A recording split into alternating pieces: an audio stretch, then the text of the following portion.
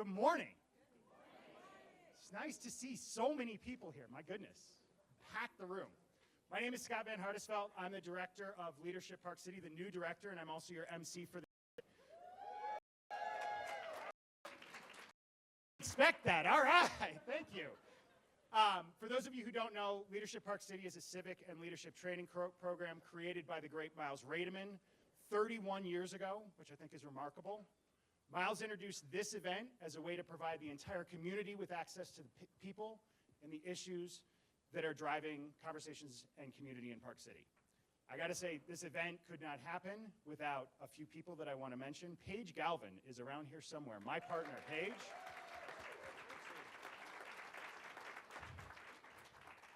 The help and support of Matt Dias and the team at Park City, our partners at Summit County, the Park City Chamber and Visitors Bureau. A lot of these people will be speaking with us today. Park City Mountain, Deer Valley, Basin Rec, they are all partners of this program. Show of hands, who's been in leadership? All right, class 31, would you stand up, the current class? 37 people in the class. Okay, you may sit. For those of you who did not stand or raise your hands, it's a sign. Class 32 applications will open this summer. I encourage you, if you are here and you have not been in leadership, please apply. I think the fact that you're here is a sign that this is a program that you might find a lot of value in. We have an exciting event today made possible by our exceptional speakers, and it is in that vein, it is my distinct honor and pleasure to welcome the mayor, Mayor Nanworl.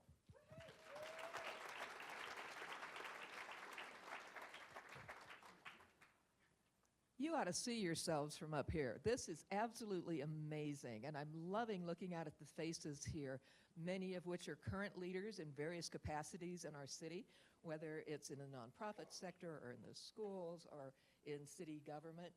And then the new faces I see, which I find really, really encouraging, because that tells me that there's so much interest. I believe we have over 140-ish people here today. Wow, yeah, give yourselves a hand. And I appreciate you coming out on this drizzly morning that reminds me of my hometown of Seattle and reminds me of why I left my hometown of Seattle. I'm especially excited to welcome today a member of our newly formed Youth Council. Mara is here. Can you stand up and give a wave? She's tiny.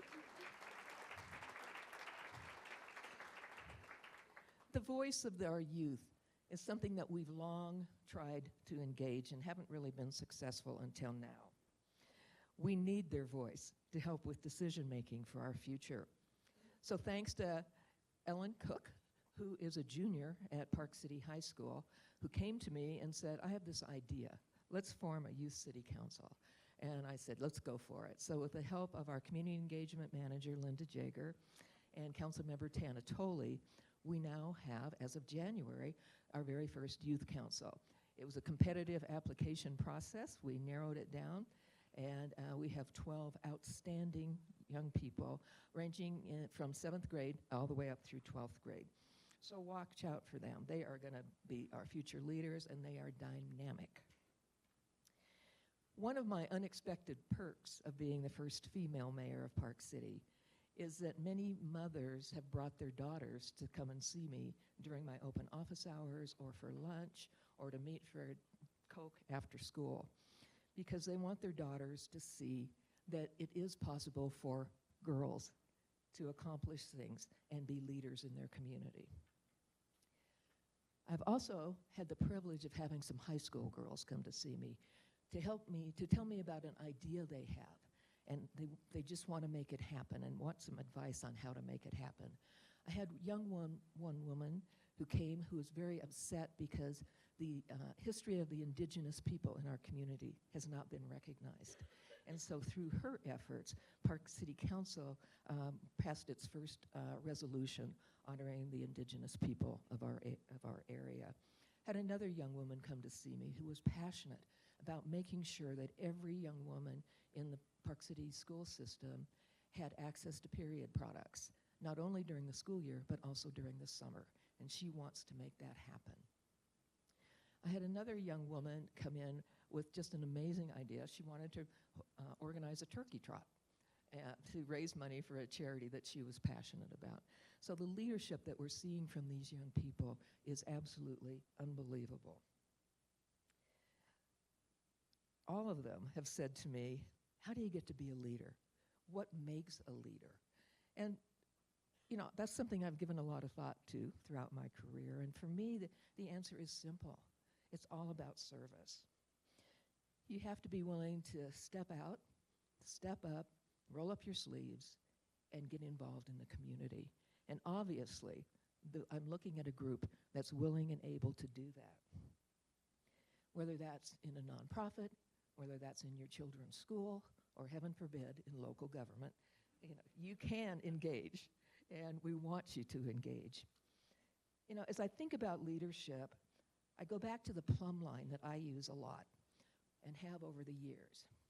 And it is a Celtic blessing by John O'Donohue. And it goes like this, and I'm only reading excerpts here. May you have the grace and wisdom to act kindly, learning to distinguish what is personal and what is not. May you be hospitable to criticism. May you never put yourself at the center of things. May you act not from arrogance, but out of service. May those who work for you know you see and respect them. When someone fails or disappoints you, may the graciousness with which you engage be their stairway to renewal and refinement.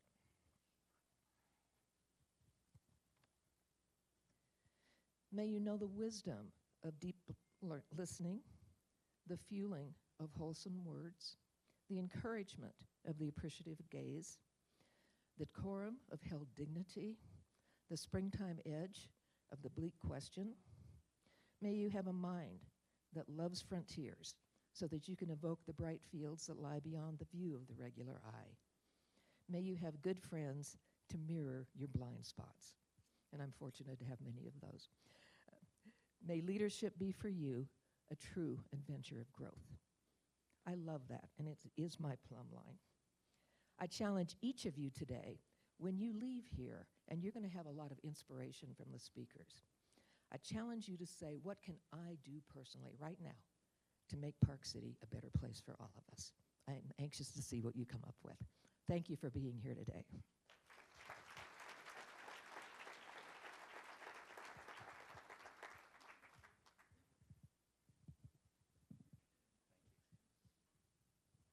Thank you, Mayor. So, Matt, do you want to make sure that our Sligo's ready to go while I gave a little bit of an update on the theme? Yeah, sound good? You got it? Okay. When I first took this job, about 2 weeks later, Miles Rademan invited me to go to the Tina Lewis Memorial. And I was thinking a lot at the time about this event and what the theme should be. And that memorial hit me like a bolt of lightning. For those of you who maybe knew Tina or were even at the memorial, you remember a force of nature. I never met her, but listening to her be eulogized that day really touched me. To hear the people who described her talk about it, she single-handedly, I know this isn't true, but she single-handedly brought us Sundance, she brought us the Arts Festival, she brought us the Olympics, she ran the book parade, the famous book parade that moved the library. She preserved the Miners Hospital, one person, an outsized impact on this community. And that became the seeds for the theme for today, because that's our heritage. As I've walked around and spoken with people over the last 6 months, I've come to understand that Tina was not alone at all. There was a number of people who helped build who we are today, and you will meet today people who are helping build the future for Park City. So that became our theme, the power of leadership in our community. So as we get started here, Matt, we good to go? Can we do this? Okay, we're gonna wake you guys up a little bit with a couple of quizzes Matt's put together, so I'm gonna hand him the mic. Can you pull that into the Maybe. presentation thing so it's up there? Maybe. Yeah, there you go. Here, I'll introduce myself when it gets there. Good morning. My name's Matt Dias. I'm the city manager, and Scott wanted me to sort of facilitate an icebreaker exercise. So with that in mind, as everyone knows, technology can smell fear. I'm not We're scared. pulling it up real quick, but if you didn't know, Somebody gave me a screaming goat this in morning. Scott's Should I day use it? job, Scott's actually works in the tech industry, so I think we're in good hands. But my name's Matt Dias. I'm the city manager. It's my 10th year here with the municipality. I spent a long time supporting Miles and the leadership program. I'd like to say from behind the scenes, trying to make sure that the program evolved each year and we continue to sort of modernize it to meet the changes in our community. And so, although it's with a heavy heart that Miles isn't with us anymore, I think you'll find that we found an incredible successor to that legacy, someone who cares about the community, comes from the private sector, has lived here for 30 years, but also has deep roots in ski communities and ski towns as someone who spent a ton of time in Breckenridge in Colorado. And so Scott brings a really unique perspective from public sector and private sector technology, love of ski towns, that I think is unparalleled. But his best quality, I would say, to lead the program, is his compassion. He's interested in people. He's interested in your stories. He's willing to sit down with you. He listens more than he speaks. And so we believe he is the next leader of the program, and he's been doing a great job so far. So congratulations, and thank you for all your efforts. So Scott has 2 jobs. This is just one of them. Yeah. Okay, so speaking of technology, we'll try to warm it up a little. If you haven't seen a Sligo poll before, pull out your phones if you can, if you will. It's working. And you're going to want to take a picture of that QR code. We'll give everyone time to pull it up. And Scott, you should be able to see a little feedback that we're getting participants. I only have 2, so we need a lot more people. We had 3 or 4 active people at one point. So people are responding. Okay. All right, so we'll go to this one right here, and we'll just... Okay, so we'll do a little bit of a quiz here. I've got some numbers. We'll just play a number game to start. And the idea is to give you maybe a little bit of just some funny numbers about the community that you may or may not expect, and then I'll share the answers with you in a second. So the first one is obviously 88%. So what do you think 88% might mean, or what is the meaning of that in our communities? Just try to answer that question sort of quickly on your phone. Scott, are answers coming in? Should you press next? 5 participants are responding right Great. now. I like these leaders, second home skiers, perfect. Chance of snow today. Daily commuters, I like it. Keep it going, keep it going. It's kind of a fill in the blank, so you can come up with it. I like it. Workers who don't live here, chance of snow today, percent of pickleball players, that's creative. All right, Scott, let's go to the next one. Okay, 700. 700 what in our community? What could this mean? 700 what in our community? What do we have 700 of? 700 ski runs, 700 trails. What do you think it could be? Fill it in. They should start coming in here. Credit score. Credit score? It's not mine. Actually, 700 is a pretty good credit score, isn't it? All right, small businesses. That's probably a pretty good guess. Keep it going. Dogs on the loose. We have way more dogs on the loose than that. Okay, first-time homeowners, that's an interesting one. Miles of tunnels, that's actually a really interesting one. Go to the next one. All right, 17,000. I'll give you a hint. 17,000 a day. A day. 17,000 a day. I'll give you a big hint. What could this community have 17,000 of? Ooh, that's a good one. In a day. But what else? Commuters, visitors, maybe? Workers, transit riders, that's an interesting one. Cars, through traffic. Nope, Kimball has way more than that. Let's see, cups of coffee, that's a good one. Let's go to the next one. We'll move through these quick. Okay, $3,200 a month. A month, what could that be in this community? $3,200 a month for what? No, we pay Scott way less than that. I assure you of that. Right, okay, rent, childcare, these are all interesting things. My water bill, ouch, okay. Lunch on Main Street, ouch. Gas bill, interesting. Rent for 1 bedroom. Okay, let's go to the next one. Okay, 2.9 million, and I'll give you a hint. Median. Not an average, median. Not the mean, the median. There we go. Okay, you guys got this one. Keep going, Scott. Okay, this is an awesome one. $1,876. for one thing. And I'll give you a guess. You can eat it. Come on. Throw it up there. You can have it for lunch, or you can have it for dinner, and probably you can have it for breakfast or in your room if you wanted. A burger, interesting. Keep it going. Ready? Next. Yep. Okay, 4,592 in a year. 4,592 in a year. In a year, 4,592. Permits, that's interesting. Accidents, maybe. Council meetings. I don't know, Mayor, that sounds like a lot. Speeding tickets, that's an interesting one. All right, we got a couple more. We'll go fast. I'll give you the answers. Okay, 14.3 minutes. I give you a hint. I won't give you a hint. No, I'll just leave it there. Ooh, interesting. Average lift time. That's cool. That's an interesting suggestion. Town lift. Nope, town lift's more than that. Let's see, this icebreaker. Almost. It's supposed to be 11 minutes, but okay. We'll keep going. 450. 450. Not giving you any hints on this one. All right, go to the next one. We'll go fast. We'll go fast. I think I have two more. Okay.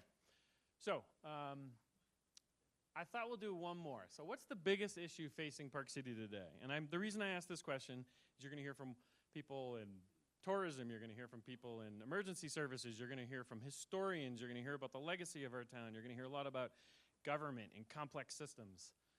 So what do you think are the biggest issues facing Park City? And at the end of the day, we'll come back to some of these. So just keep loading this survey with what you think the biggest issue. Growth, planning, affordable housing, childcare. Ooh, selfishness. There we go. All right, cost of living. All right, so keep loading that survey. We'll come back to it later today. All right, Scott, you want to go to the next one? We'll go quick. Yes, sir. All right, so now what are you going to do about it? My parents always said, I'm from a family of 6. I was the youngest. And when you had a problem, they thanked you for your input, and they said, what are you going to do about it? So what are you going to do about the issue that you just told us? So you loaded the survey with what the biggest issue was. What are you going to do about it? How are you going to help us with it? How are you going to help your colleagues? How are you going to help your organization? How are you going to help your community, your neighborhood, or your HOA, or your friends or your family members? What are you going to do about it? Okay, vote, build, converse, childcare, serve. The mayor was talking about service. Join leadership. Join leadership, that could be one. Okay, load this survey, load it, we'll come back to it. All right, Scott, we'll go to the next one. I think this might be the last one. Close. How about this? This is a quiz. We'll come back to this one. What do you think the largest expense in Park City's budget is? Right? Park City's a well-to-do town. We have an incredible tourism economy. What do you think our largest expenditure is as a city, as a town, as a community? All right, looks like we have consensus here. Load the survey, load the survey. All right, I think we're close to the end. Let's see. Ready? Yep. I couldn't help myself. All right, what should we do? Traffic, always top of mind. Congestion. What should we do? What do we do about it? Do we widen the roads? Do we build more roads? Should we build more parking in town? What do we do about it? How do we solve this problem? Because we're problem solvers. You're our future leaders. You're going to help us solve these problems. Next one. Load the survey. Okay. How about this one? A little bit of a different angle about how we're working with the community, how we're working with our residents and our businesses. It's a little bit more of a dynamic question. So if a community decision is unpopular, right? If it's unpopular, does that mean it's a bad decision? What happens when there's turmoil in the public or elected officials have to make a difficult decision? Or a school board, or your HOA board, or something like that. Load that survey. Let's see, 96, load that one. Oh, no, all right. Next one. We're close. All right, finally, if you could change one thing about Park City, what would it be? If you're like me, you likely moved here from somewhere else. You moved here for the exceptional quality of life, for the amenities. You maybe vacationed here. Someone brought you here. Keep it going. Load the survey. Load it, load it, load it. Scott, I'm almost done. way over time, I know. It's all good. Whoa, look at these. We are going to come back to these. Cool, load it. The other ones were up in the 90s, so we still have a way to go.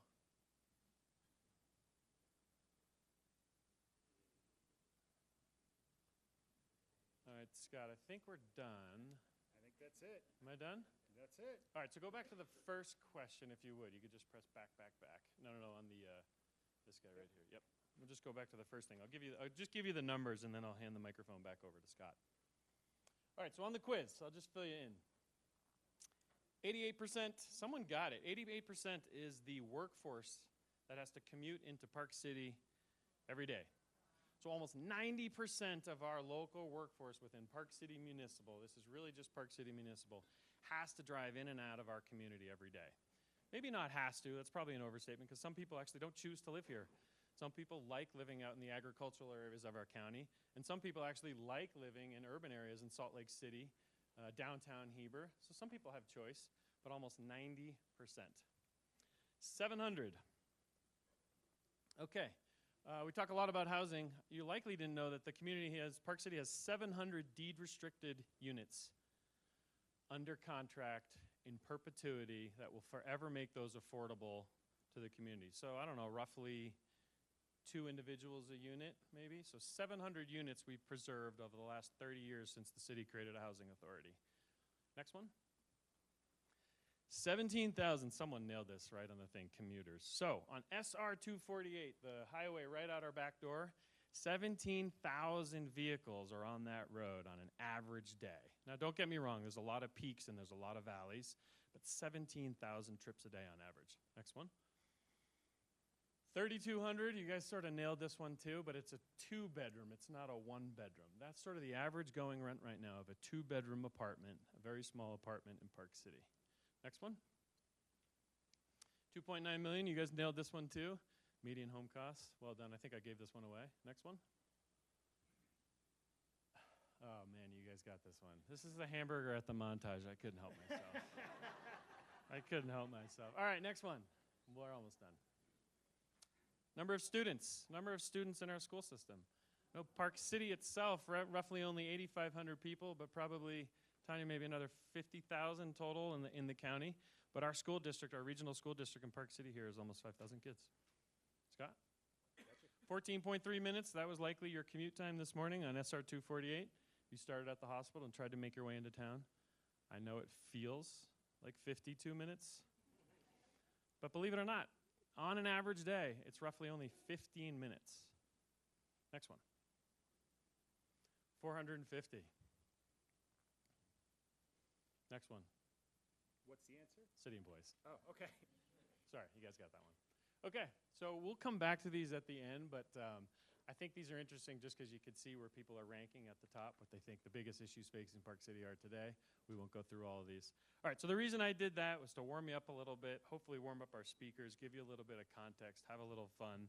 But I hope you'll find today that this town is an incredible place with all sorts of leaders, but it's a very complex web, interconnected web of public and private entities, different types of nonprofits, and individuals that are moving throughout our city and making things happen. They're pulling permits, they're participating in school board meetings, they're working with their HOAs, they're here to recreate, they're here to play, they're here to have fun, they're here to live, they're here to work.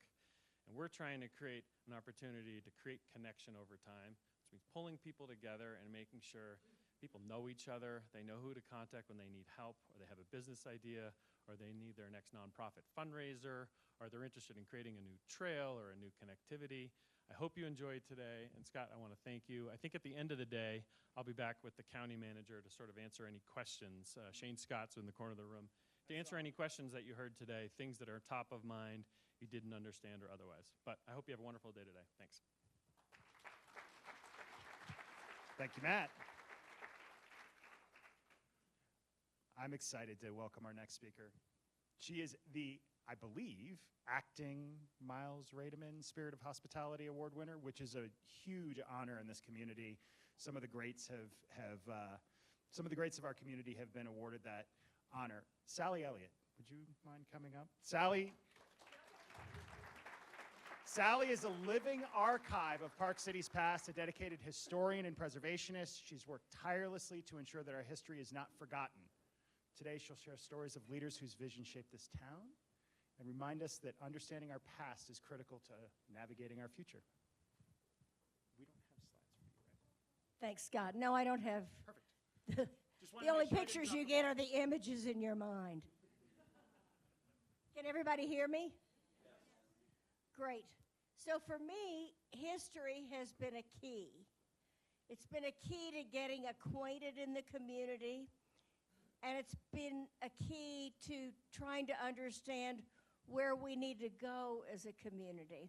One of the first things that happened to me when I came to Park City almost 40 years ago was my kid slipped and had a bike accident and cut her chin, and her big sister, knowing that mommy and daddy were out of town, took her back to the daycare, the day camp where they were enrolled, and asked Pam Bradford, who was the recreation director at the time, to take her little sister to the hospital because she needed stitches. Well, Libby turned out to be a doctor, and I wrote a thank you note to Pam Bradford for taking such good care of my child when I was absent, and she immediately put me on the Park Rec Board. So that's how I got that. I said, Pam, I'll do anything you ask me to do. And she said, great, I need you on the Park Rec Board. That's where I met Nan McPolin. And so history was a key to my getting acquainted in Park City. I used to sit by Nan at Park Rec Board meetings, and eventually she'd call and ask me to come and drive her to the meetings and drive her wherever she needed to go. But the good thing was that I would ask Nan questions, and she would spend hours giving me answers. And it brought me to an understanding of how at least one person felt about the history of Park City. I followed that up with getting acquainted with Bea Coomer.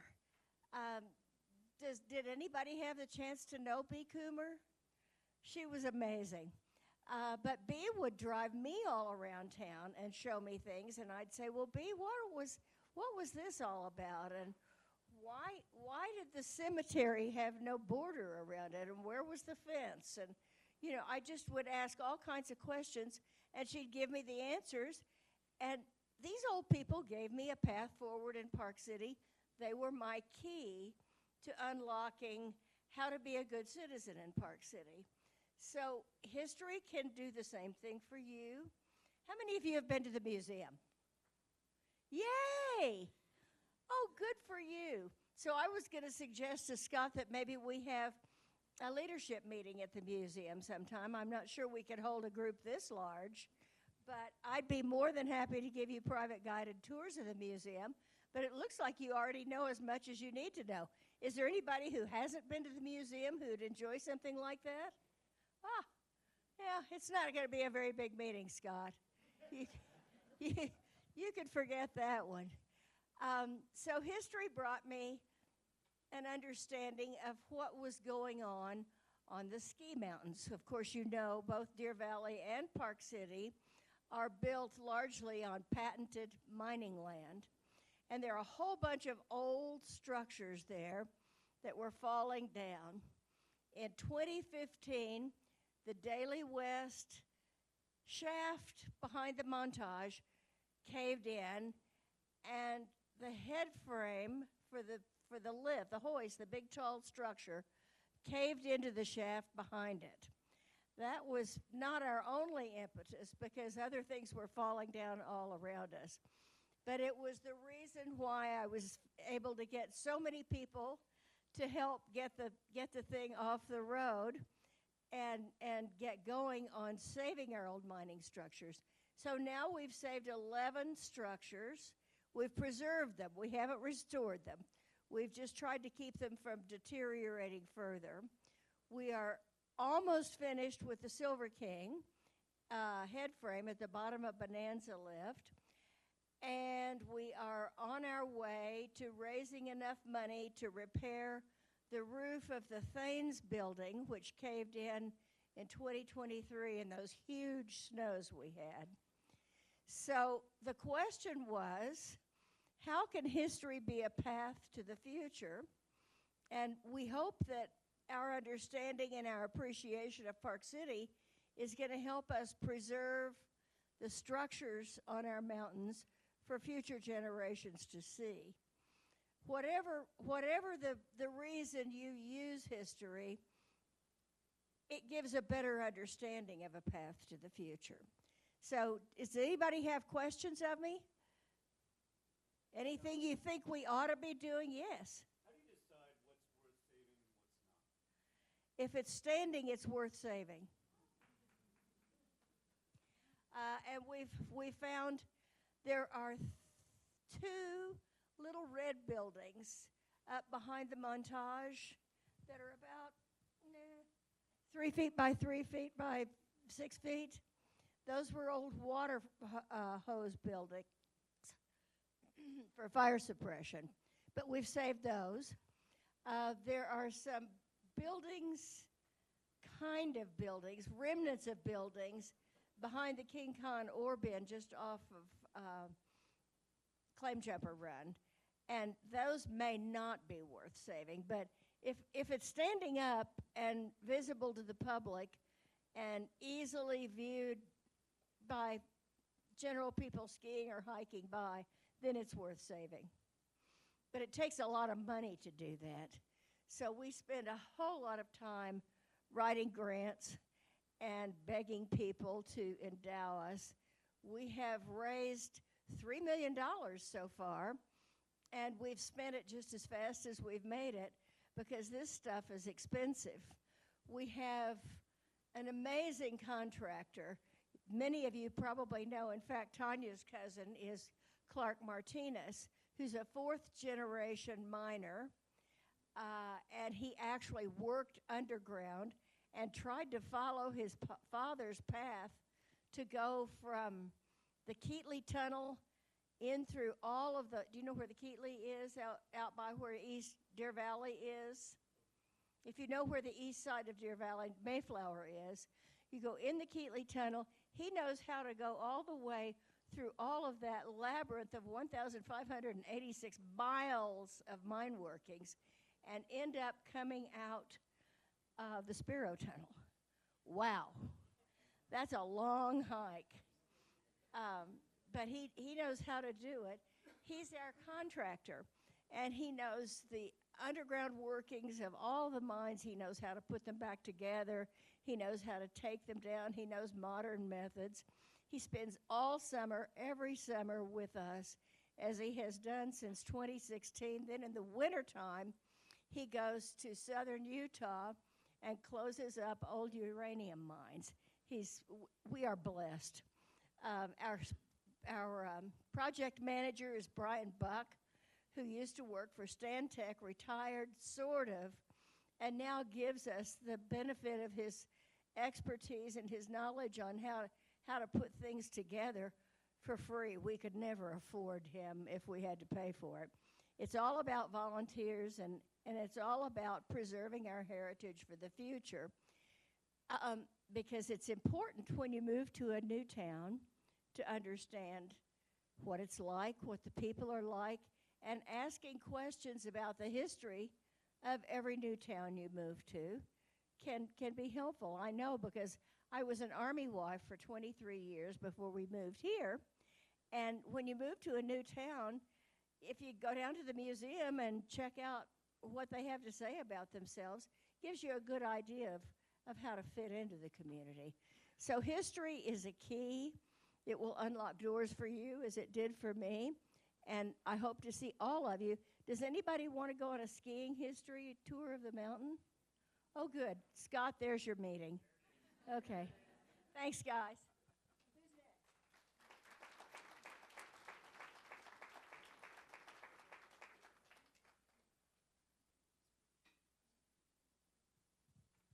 So much technology. Too much. Too much technology. We did it. Okay. Look at this. So we've had a little bit of a technology kerfuffle this morning. but we got it, and we have, I wrote a whole introduction for Terry. I don't think you need it in this room. I think everybody knows Terry Orr. I am so pleased to welcome Terry, and while I hand this mic, I'm just going to set this up real quick for you. Okay. Well, for those who don't know me, I'm the one this morning who has lost her phone already. So if you find a spare Apple phone around, we needed it. Oh, and it's back with the technology guy.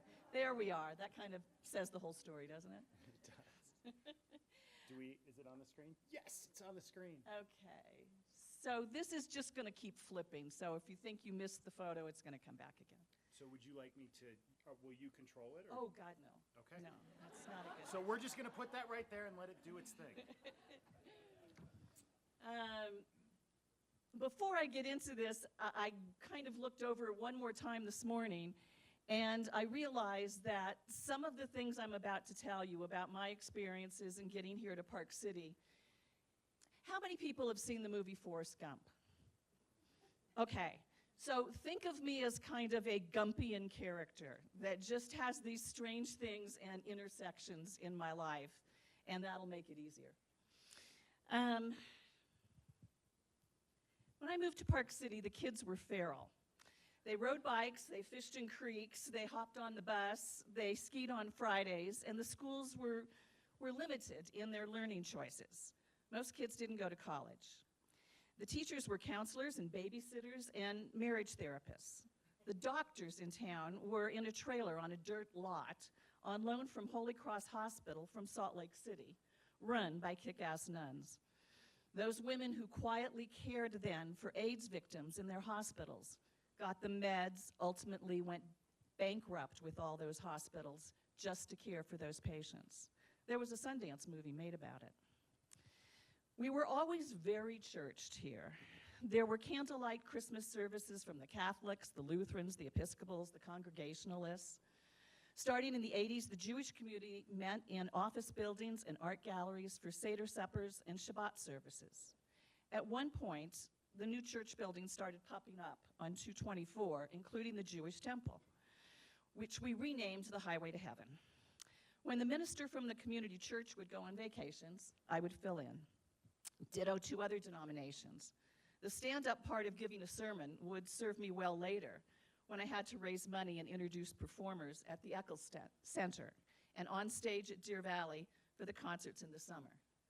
Being a journalist in a tiny town meant the people I covered were also my friends. The city manager's daughter and my son were in the same class. They became good friends with another boy, the son of the woman running the newsroom at KSL. That boy turned man now runs the Natural History Museum in Salt Lake City.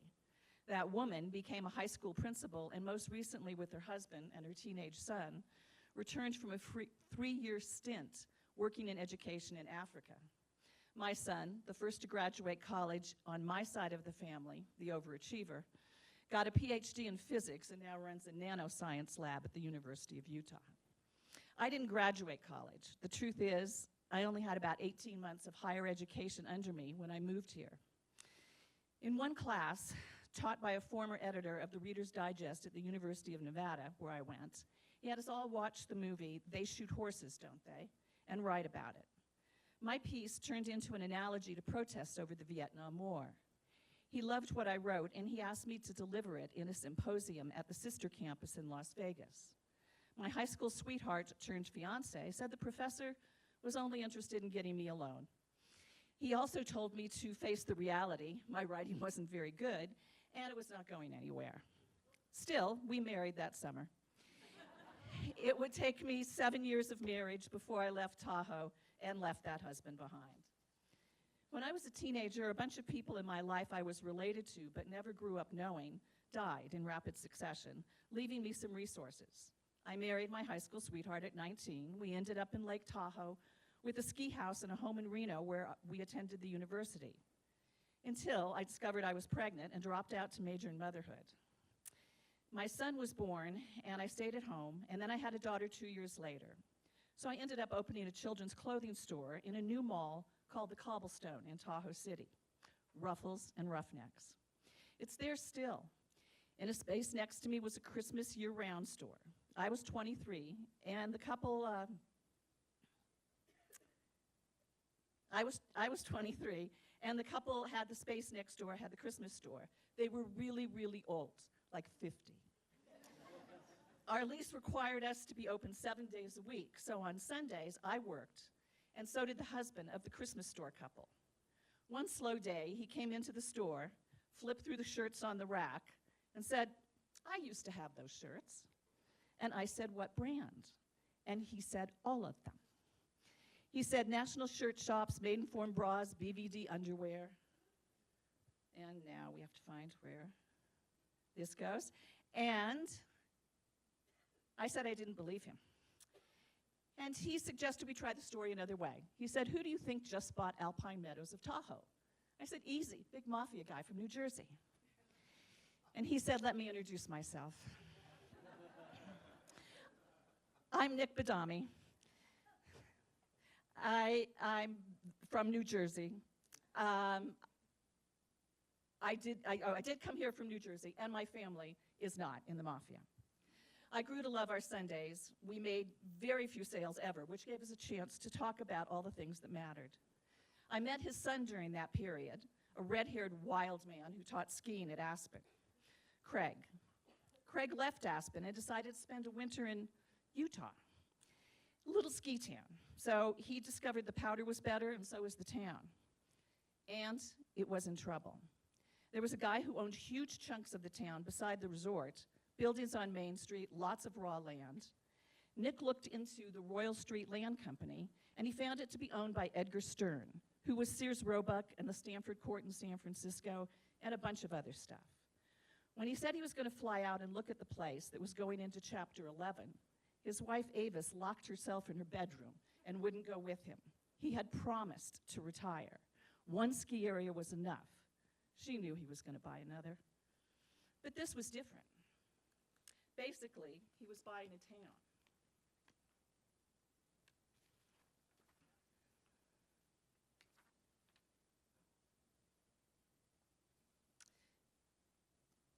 And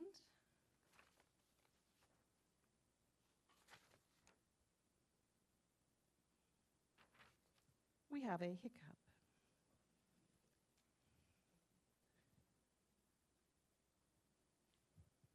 I mean, I do know what comes next, but I just wanted to do it in a better order.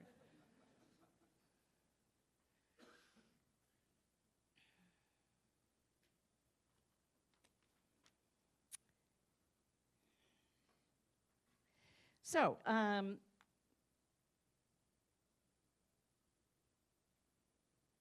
Craig said the town was in trouble.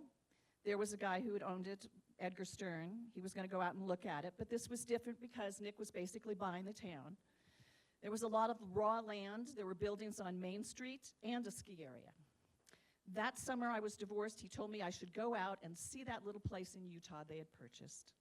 He was already using others involved in the lodging rentals for Alpine to take a look. Bob Wells from Tahoe, Mike Vance from Tahoe, people he trusted. And Craig told Nick about the people who were running the businesses, in buildings that the resort owned. So at the Solid Muldoon Saloon, you now know it as Cows, Bill Coleman was bartending there, and Nick asked him if he could find $5,000 to buy the building, and he did. Ditto that with other folks up and down the street. Someone could buy the land that could become a professional golf course in Park Meadows. And they did, and they found Jack Nicholas. He didn't want to see his buddy Edgar go away empty-handed, so he gave him all the other land on the other side of town where the dump and the Carpenter lift was. Edgar did okay making that into Deer Valley. And all the undeveloped dirt at the bottom of the Park City Mountain Resort runs, Nick helped the city write a grant for a municipal golf course and purchased the land. When that was completed, Nick planted 1,500 trees so that there would be shade on that shadeless golf course. So I went out in the fall and I fell in love with the town and the idea of a fresh start. I sold my store in March of 1979, and I moved to Park City owing $10,000 and having less than that to move on. Owing $10,000. I wrote a sample column at the urging of the librarian at Tahoe who had saved my life. Max and David were the entire staff of the Park Record. They read it and they called me the next day, and they offered me $10 to write the column. I was over the moon. I was being paid to write, was all I heard. I was still folding sweaters at the Timber House, now the White House, and I learned formally the brothel. It all just felt right. And I started to learn to shoot photos, and I became a freelance reporter for the Salt Lake Tribune and the Park Record. It was hard, but it was safe, and the kids were loving it. Early on, I got to cover the crazy ride and tie races sponsored by Levi Strauss. It was on the Deer Valley land before there were chairlifts. Redford ran it one year with the Salt Lake mayor, Ted Wilson. At the finish line, hands over his head, Redford showed up as the victor. Ted looked at him in horror. Bob had run past his horse. It was still tied up somewhere on the mountain. They were disqualified. At school, my son had two teachers in the second grade, Jana Cole and Sid Reed. Betsy Bacon taught in another grade in the Marsac, and the principal wore roller skates so he could go up and down those halls. They weren't always stairs. One of those teachers, Jana's husband, Gary, was a ski instructor. He was also selling real estate. He used those gains to create a high-end ski shop. I helped him between reporting. And when we became a sister city to Courchevel, France, I was a first-time reporter at the Record and part of a delegation that went to ski the Three Valleys and dance in the nightclubs. And I phoned in a report live to the new radio station, KPCW, where a former print journalist I had worked with, Blair Fulner, was firing up the airwaves, along with fellow writer and man about town, Jay Meehan, whose brother, O.D. McGee, ran for mayor with the slogan, "More Dogs on Main Street." Tom Clyde would later use that for the title of his column I had asked him to write for the paper. Bob Wells and Mike Vance, now in Park City, one was a council person and one was the planning director, and Main Street started to flourish. Nick had urged the city to hire Miles Rademan to be the new planning director, a job Miles did briefly, hated it, and then became a kind of economic development person to help shape the vibrancy of Main Street and infuse the spirited people to engage more in building our brand. City tours began. They were terribly irreverent, and in keeping with the times, people hopped around at night and did walks of shame in the morning. Ann McCoy and I put leftover eclairs in the tailpipes of Brad Olch and Yorm Lichtenstein's motorcycles. It was probably going a bit too far.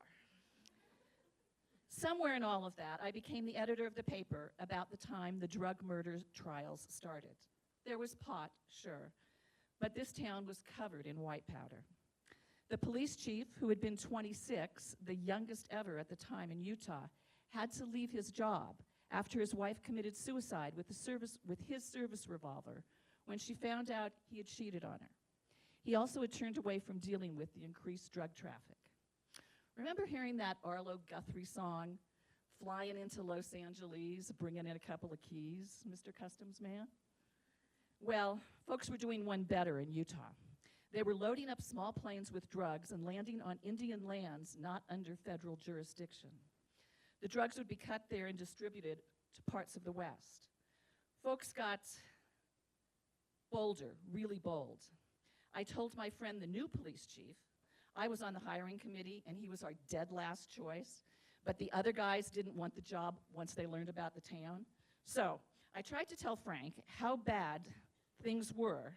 I said, if you walked into the Alamo right now and you ordered a cheeseburger and half a Coke, you would get a cheeseburger and half a gram of cocaine delivered to your table. He did not believe me. He changed his shirt. We went down. I placed my order. The order came back. He flipped out. He told me to get the hell out of there. He could lose his badge. After that, he trusted my intel. We got engaged. We broke up. Rinse and repeat several times. We never married. He was the love of my life. When I was still editor, a police radio squawked a call one day for a shooting at Albertsons, now the Fresh or the Really Fresh Market. I can't keep track. The victim's body was lying on the salt bags. Natalie Noble had been shot at point blank range. She was wearing jeans, cowboy boots, and a plaid shirt. I had to walk back to the car, and I told my rookie reporter to take the photos and get the story. I was wearing jeans and cowboy boots and a plaid shirt with a black bra. I was shaking still, and I had to confront the fact that could have been me. I told Frank for the first time the story of my first marriage and my then-husband's plan to kill me and bury me in the Nevada desert. He had picked a place out. When he left that night, I called the sheriff in Tahoe, and he said, "Sounds like he was just blowing off steam. If you aren't bleeding, there's nothing I can do about it." So I had to move. I told Nick I wanted to head to Park City, but I never told him why. "I am the tallest tree," he said, Nick said. "I catch the most winds. You can't use my name to rent a house or get a job. You'd be on your own with 2 little children." It would be decades before I told him the real reason I left. No one ever talked about violence against women then. So after the trial, I wrote a 3-part series, and it won some awards.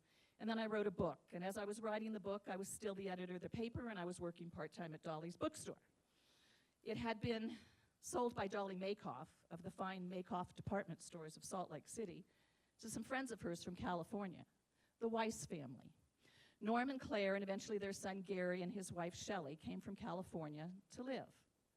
Shelley had worked with Ron Howard, the actor and movie maker, and for a while, so she decided she'd apply for a job down at Sundance when she got here. I remember she wore a stunning white sleeveless dress. She ended up interviewing with Redford himself. He hired her, and then he told her as she turned around to leave, she might want to remove the chocolate bar that was attached to her butt that she had sat in her car on the way down. Back at the bookstore, Norm would regale me with stories about being the business manager of big Hollywood talent. I was getting a nerd by such stories and wondering how real they really were. Until one day, I was working alone behind the counter, and Bette Midler walked in and asked if her old agent Norman still owned the store. Then I realized his story about helping the Beatles land on the Ed Sullivan Show was probably also true. During this time, Dory, his daughter, worked for HBO, developing a new concept of movies of the week. She was desperate for stories. Gary had me send her the first 30 pages I had written of the book about Natalie and me. I heard nothing. One day, my city reporter, Sina, who came from the Moab Times Dynasty paper, where Ed Abbey used to write letters to the editor, Sina walked into my office with a fax. She told me to close the door. I might want to read what it was. It was an offer for a movie of the week from HBO. There was a number to call the lawyer. We spent over an hour on the phone. He was explaining how once they owned the script, they could change anything, everything. When I finally said, so they could have Roseanne Barr having me grow up as, say, a coke dealer in Vegas as a single mom who was once abused, is that right? He said, yep. So I turned down the offer. I left the paper, I finished the book, but eventually pulled it from the publisher. I spent years in helping start the Peace House. Bob Wells, that former Tahoe guy, now a big deal at that point with Edgar in Deer Valley. They had land trades and strange parcels to dispose of, including a tiny house on Marsac across from the police station, which we could use as a safe house. So we did for almost 2 decades. And then we built the new shelter and had the 20th celebration. I had a chance to meet one of Natalie's daughters there. She was all grown up and happy with children of her own. After I left the paper, I freelanced for 2 years. A friend said, "You understand how bond elections work. Help us get past this joint use facility for students in the community." The bond for the facility was the only one of 4 proposed that passed that round. And I was hired by the committee to help oversee the community part of making certain the building could serve 2 masters. As it was being built, the group who wanted to see performing arts realized they needed someone to program it. They reminded me I had helped renovate and program the Egyptian theater with my then second husband, we're not going to talk about too much, and the community theater stuff. Maybe I could get this one up and running. I served in that job for 25 years, booking talent from Bill Cosby to the first time the all-black Alvin Ailey Dance Company performed west of the Mississippi in Park City, to Monica Lewinsky in the only public ticketed event she ever did, Ditto Edward Snowden via Snowbot, direct from Russia. I left that job on March 1st of 2020 so I could consult in the arts, which were one of the first casualties of COVID. I went back to the writing. You've all probably heard a piece of the story. I got fired by the new editor at the Park Record then for writing a column about homeless youth in Park City, which our Rotary Club knew to be true because we were helping them. I didn't fight the firing because I had no desire to fight with the guy. Enter Jennifer Weisselhoff. She wanted to revisit the people who made Park City in the modern times, like Ron Bukovich, Carol Fontana, Mac and Ann McCoy, Miles and Dana, and there are dozens more. Now, and so I started writing again, which is with the Chamber. So now, along with Brad Olch and Dana Williams and Jana Cole and a handful of others, I'm announcing today we are creating a new group. Folks who have invested buckets of sweat equity in the town and want to see it stay steady and inclusive as we move forward. Topics like the Arts and Culture District and the Senior Center and maybe world peace. The Elders is based on an international group of leaders I learned about at TED years ago. Leaders like Nelson Mandela and Jimmy Carter and Mary Robinson. Currently, we are lacking that level of available leaders, so I know that so many girls with grandmother faces, ditto the male leaders version of that, have invested money, sure, in Park City, but also buckets of passion and compassion for the town, the people, and the stories. And this next chapter is going to require all the energy we have stored. So the formation of the group that no one asked for is the Elders, and expect to see us show up with one voice. I know Nan will be grateful for that, with decades of service and endless love for our Treasure Mountain home. Your job, new leaders in leadership, is to learn the issues deeply, ask smart questions, even dumb ones if it moves the topic along. Look how other communities have solved for X, and remember that this town runs on people who are paid low hourly wages, who might not be here with documentation, and who work hard for their tiny piece of the American dream. They are the backbone of our town. Park City is many things now, and many of those things are shiny. But the grit that is in our DNA has always been about lifting each other up. Real leaders do that first. Communities that are diverse and bold are the communities that thrive. So be bold and lead with a great sense of humor and giant hearts. Park City needs your leadership to shape our future.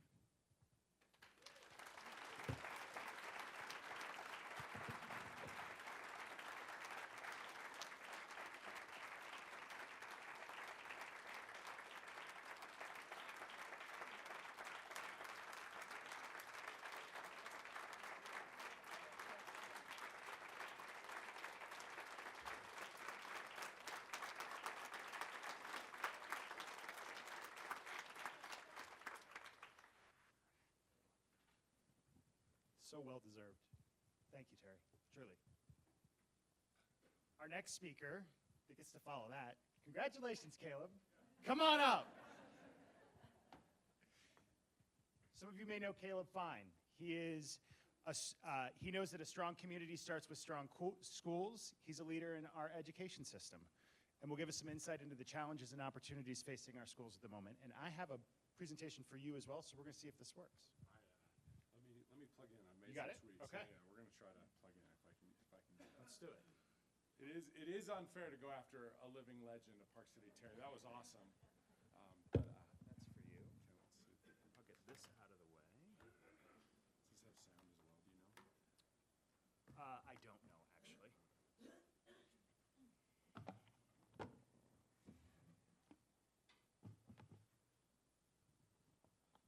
I don't know, actually. I wonder if we have sound. We'll use the mic. That was awesome, Terry. Thank you. Thank you. Excited to be here to give you a little bit of insight into the Park City School District's education. A little bit about me. I am the interim CTE director at the Park City School District. I have one gripe with our new superintendent. She's amazing, but she gave me my interim title a little too quickly. I had planned on coming and telling you I'm the interim superintendent emeritus, but she stole that from me.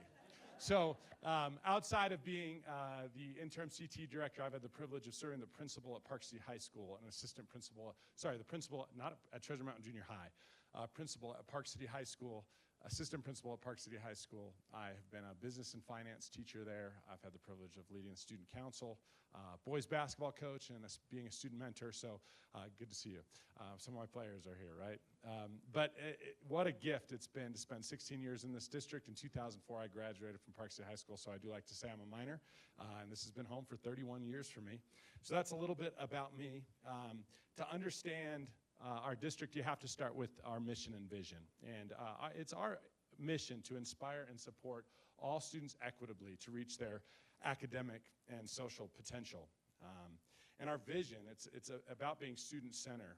We have a focus on an emphasis on the whole child. Students are safe, they're supported, engaged, challenged, and healthy.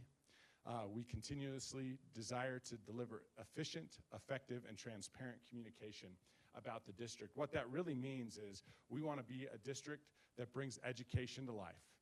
And to center us also, we can remember what that is. I've got a quick 2-minute video that I'd like to share with you. We'll see if the volume works. We might have to use this mic, but enjoy a quick 2-minute video.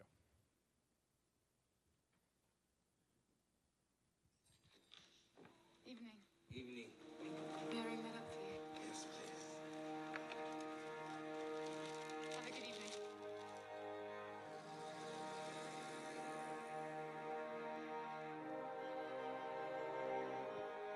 Repeat after me. A.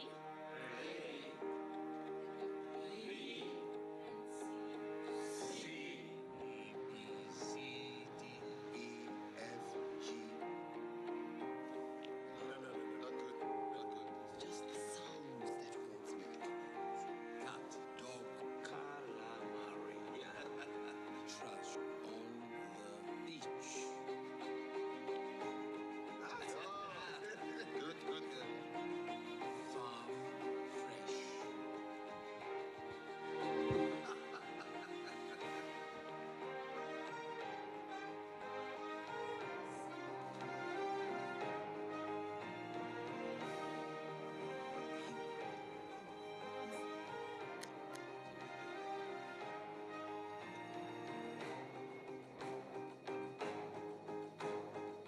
My son and I mowed the grass.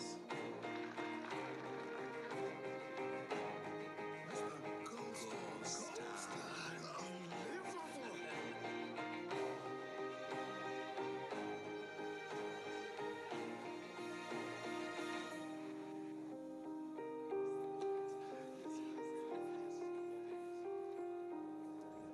Dad. Hey, Tubbs. I read your book. You read my book?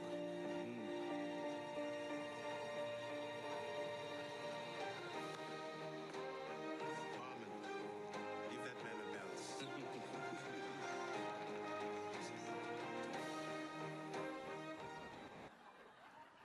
So a lot of people ask me, Caleb, why do you have the best job in the world? I said, I can get you emotional watching a Scotch commercial. Just imagine how good it is in the real thing, right? That's what I get to do every day. And it's why I'm privileged to serve in this role is we get to see education coming to life every single day in our district. And that's a gift. We have a strategic plan, but rather than going through a strategic plan, I'm going to highlight 3 slides. We're going to talk about our current state, some of our strengths. We're going to talk about the challenges we're facing and some of the solutions in play. Again, rather than going through a 25-page document with you. So some of our highlights right now, our current state and how we're successful. Right now, all of our schools are ranked in the top 16% of schools in Utah.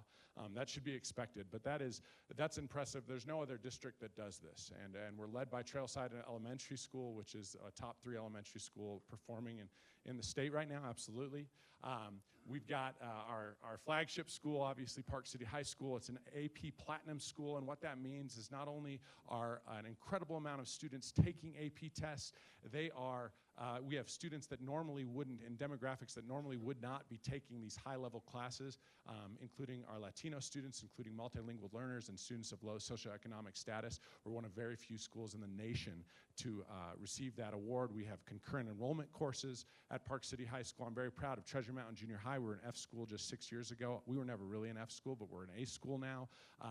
Ecker Hill Middle School is a schools to watch middle school and is about to be our comprehensive 6-8 school. Jeremy Ranch, Blue Ribbon National School. So the amount of awards that our schools are winning and the quality of education is undisputable in our district.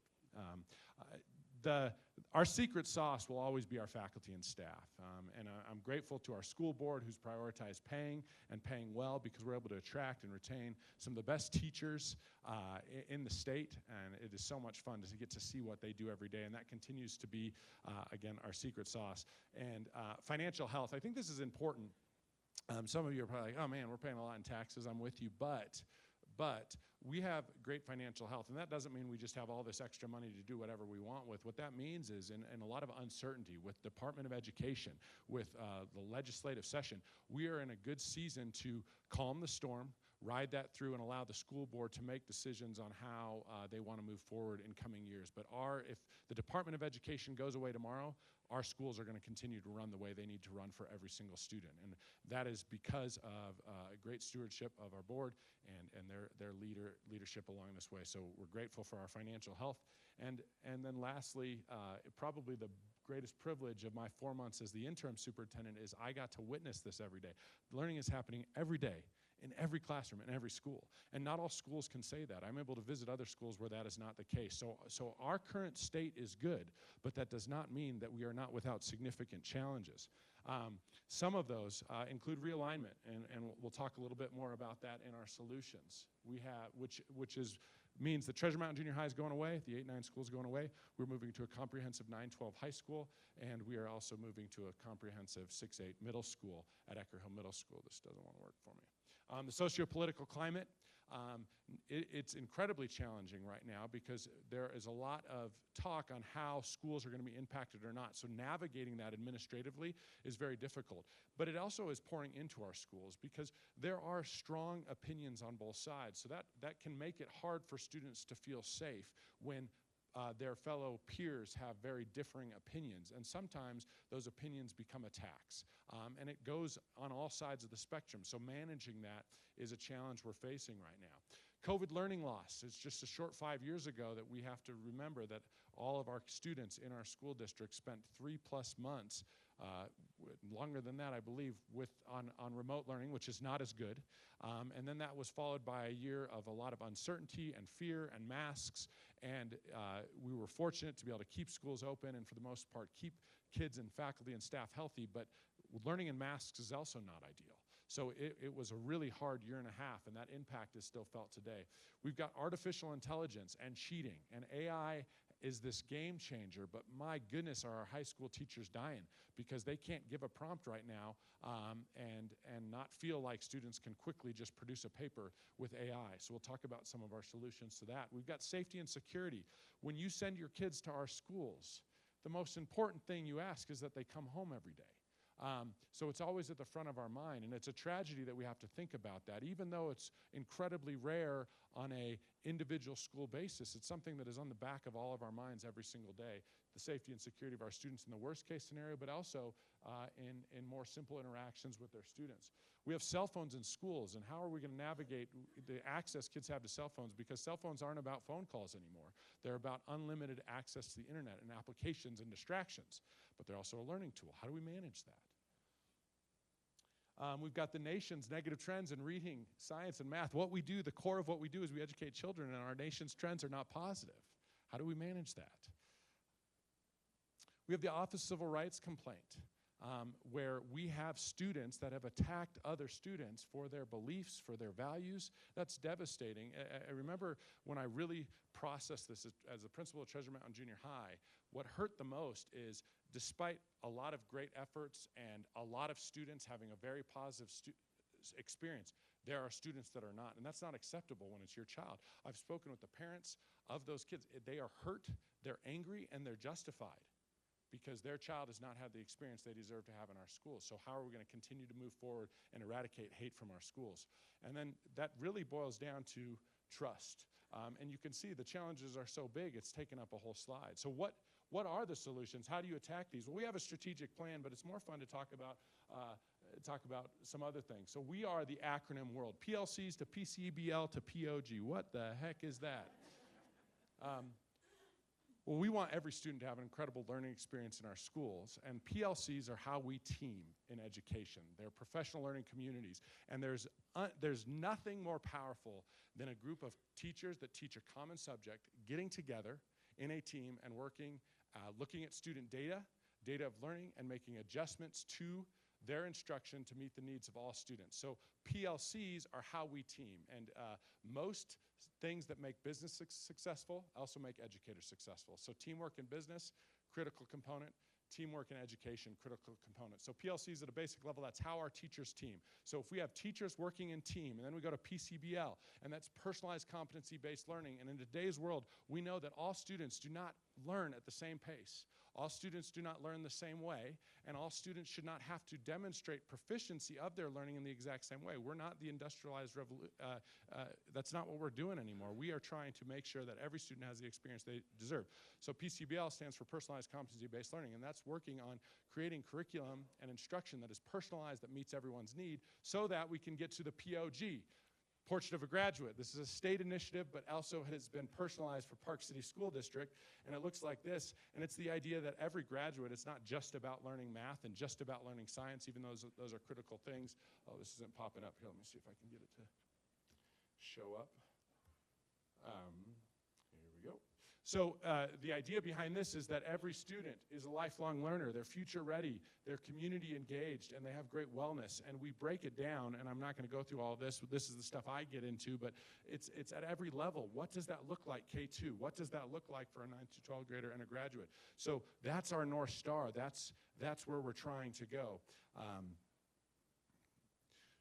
So when we say PLC to PCBL to POG, I look at this as the vehicle, the car we're taking is the PLC, and it's a nice car if we do it right. You know, it's a Tesla, it's a Rivian. We're driving down the road of PCBL towards our North Star, which is a great graduate, and every single kid deserves to be that great graduate. That's one of our approaches. When we talk about AI, we actually believe we need to use AI to defeat AI, and we're not really trying to defeat AI, but AI is part of the solution to our problem. When you talk about cheating, one of the first things I'm having teachers and recommending teachers do is have you put your prompt into AI and say, how do I AI proof this? Use AI to help defeat AI. Make sure there's clear expectations. I'm fortunate, one of my cousins is a professor at the University of Nebraska in the writing lab, and I said, hey, how are you managing this in college level writing? And she said, every single assignment has expectations on what is and is not appropriate for artificial intelligence. We want to use AI to help personalize instruction. It's the first tool we've been able to give teachers in a long time that is not more work. When you say, hey, help me break this down into 3 different learning levels, artificial intelligence will get you 80 to 90% there, and then it's a human prompt, artificial intelligence, and then the human finishes the product with that last 10% to make sure it meets the needs of their students. So we've got to use AI for personalized instruction, for teacher planning. The walled garden is a concept in artificial intelligence. Some of you might be familiar with it, but it's a way that we can ensure privacy for students, and our tech team is doing a great job investigating what that needs to look like in our schools. And like I said, it is all about the prompt. One thing we're also guiding our teachers on is if you prompt AI poorly, you're going to get a poor response. When you want students to respond to an essay, instead of giving generalized, tell us about this war, why don't you say, in class, we discuss 3 principles of war. Share your favorite principle and elaborate on it, That's the teacher prompt. But AI doesn't know the discussions that were in the classroom, and that's how we can future-proof and ensure that we have critical and deep thinking for our students, even at the high school level. It's a challenge. We're not done yet, but it's also part of the solution. 95% in wit and wisdom. This is some of the new curriculum, and it's an example of what we're doing to ensure that all students can read. We know that if students can read at the end of 3rd grade, there's not a lot we can do to screw them up. And we're really excited about our data, but we also have students that are not reading at the end of 3rd grade. So what that looks like is 2 new curriculums that we've adopted that focus on the most important elements of reading, which are both the word recognition. Let me see if I can pull up one more image for you here. the word recognition, but also the rigor involved in learning to read. You can't just recognize words. You have to become a skilled reader. There's language comprehension and word recognition. 95% focus on the phonological awareness, and Wit and Wisdom focuses on a rigorous English language art curriculum. When you combine those, that's when you get skilled reading. And we've known this. This comes from Scarborough in 2001. This is not new information, but we're leveraging it at a better level than ever in our school district through the adoption of new curriculum.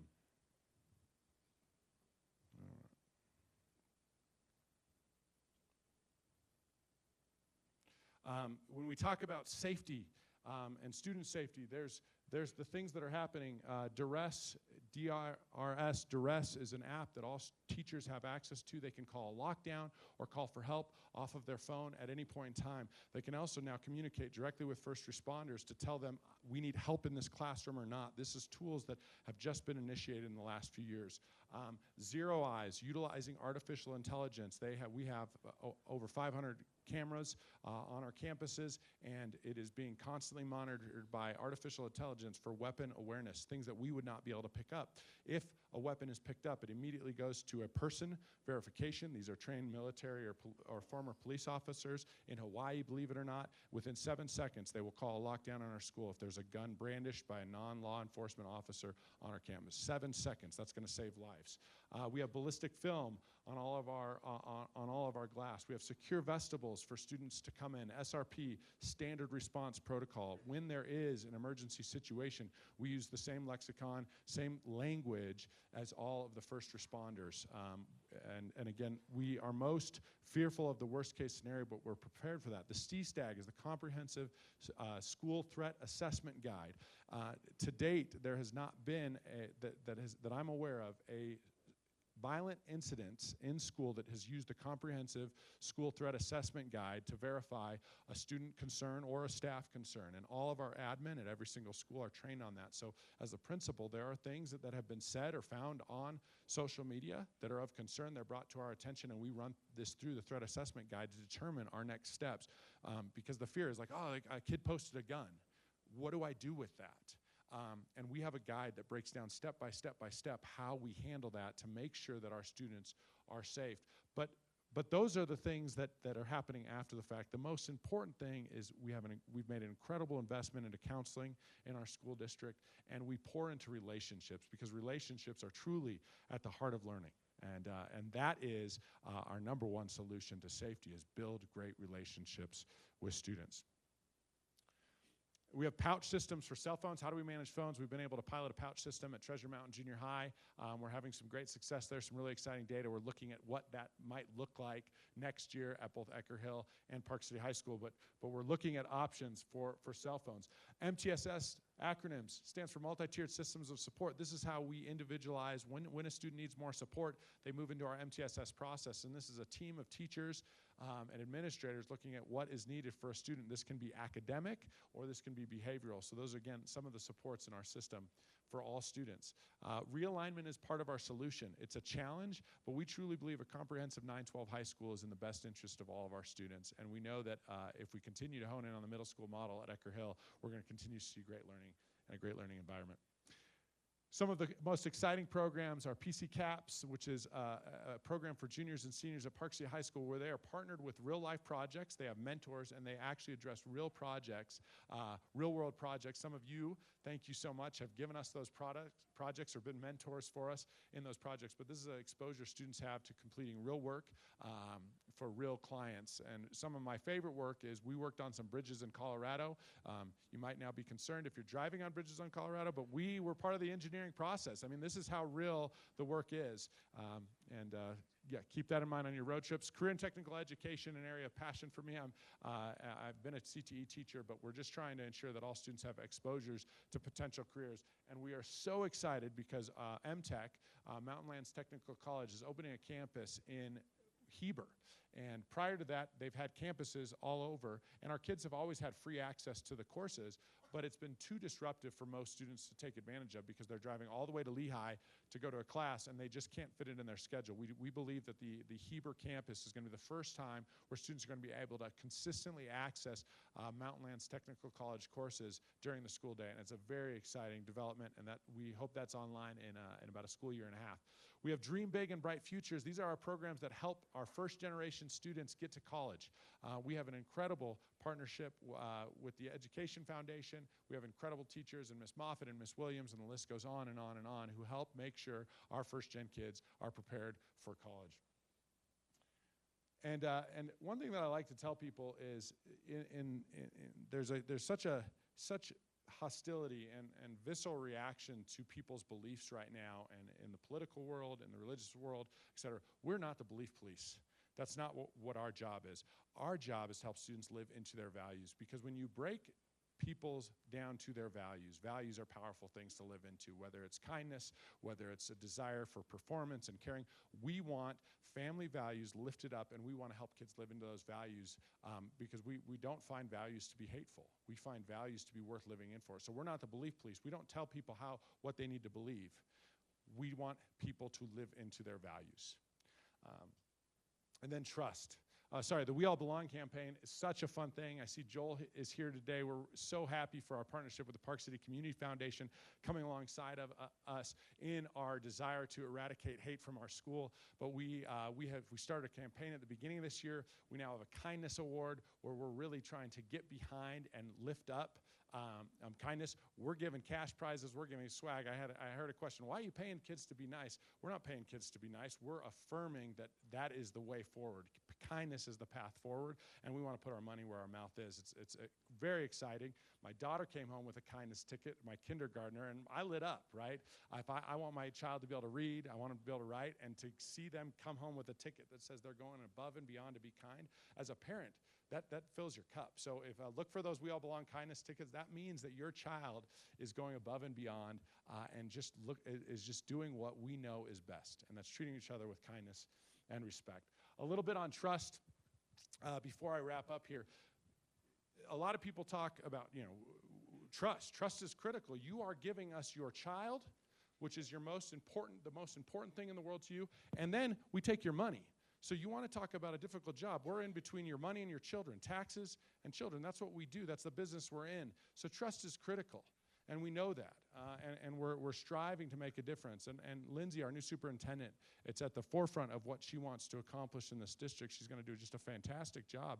A lot of people say it's transparency. A lot of people say it's communication. And I believe that trust breaks down to these three things. And if we do these in every interaction in our school, if we show that we care, you have to genuinely care.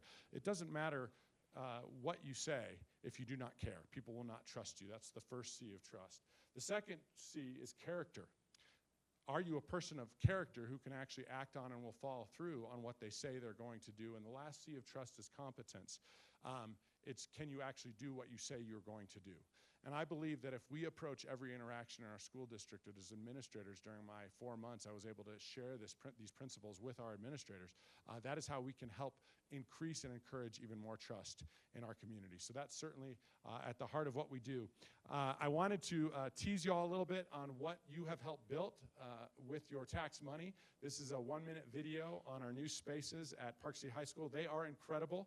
So enjoy getting to see a little bit about Park City High School and what's been built.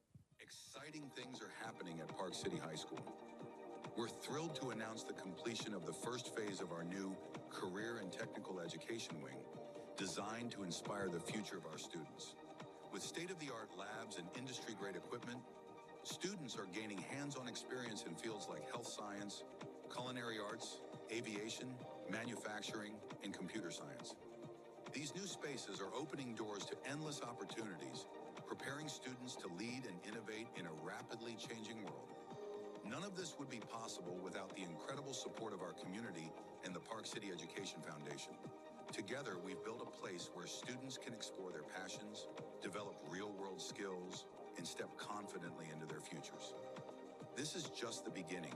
With your continued support, Park City High School will keep creating spaces where we all belong and empowering students to become the leaders of tomorrow.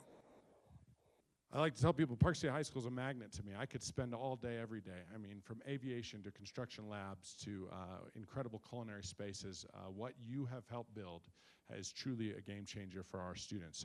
So I am grateful. See if we can get to the last thing. I truly believe the best education we've ever offered is on the other side of these challenges. I'm a believer in working through adversity and difficult times to get to the best that has ever existed, and that's what's to come. So many of you have children in our district. Thank you for trusting us with your kids. It's a big deal.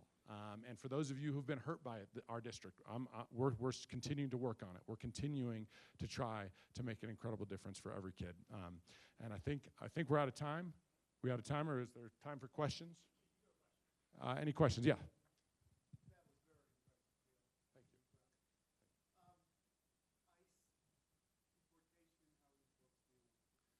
Yeah, so that's right. We have students who what our president has said has created great fear in them. We were able to release a statement.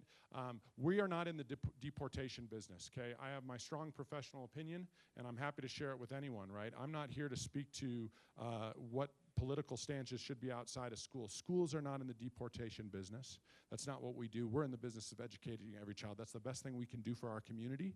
So when a student is in our school, we don't collect information on documentation status. And federal law says that every student gets an education. So that's our stance. We don't collect information. We've got nothing to share. And every student, it's a federal law, gets to be educated by us. So our best is when we give our best. That's what we can do. We do have a process if ICE agents were to come into schools. Currently, we're not seeing that as a trend, but we do have a process. They would have to have a warrant, which has always been the case.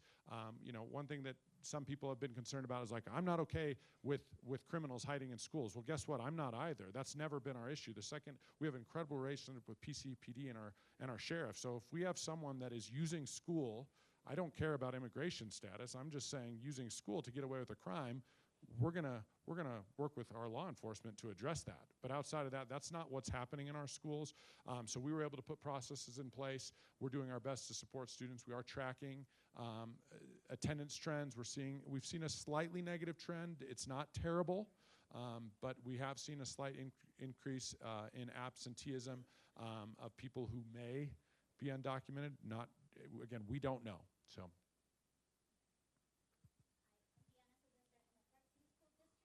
Yeah.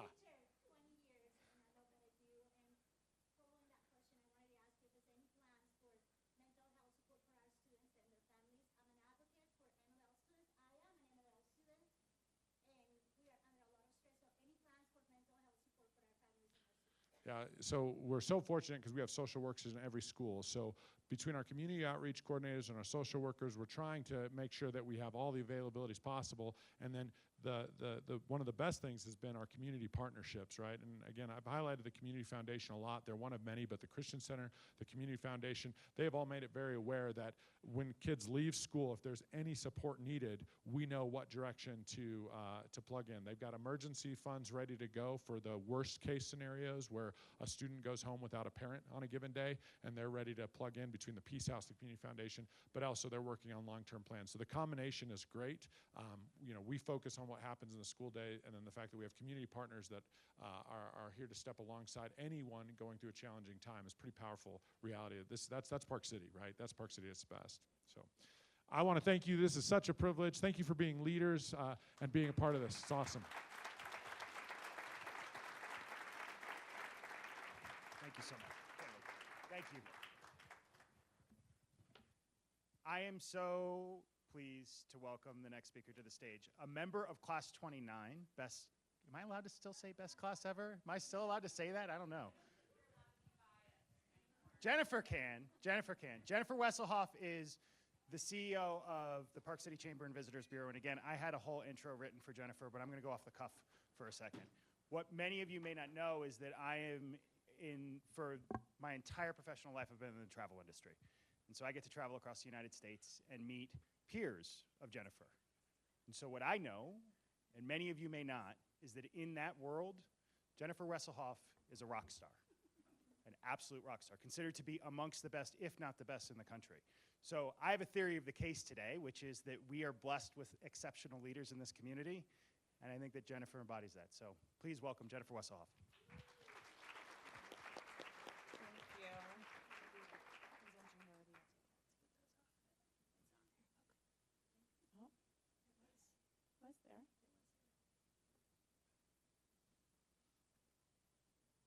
That's not Park City. For those of you who may not know.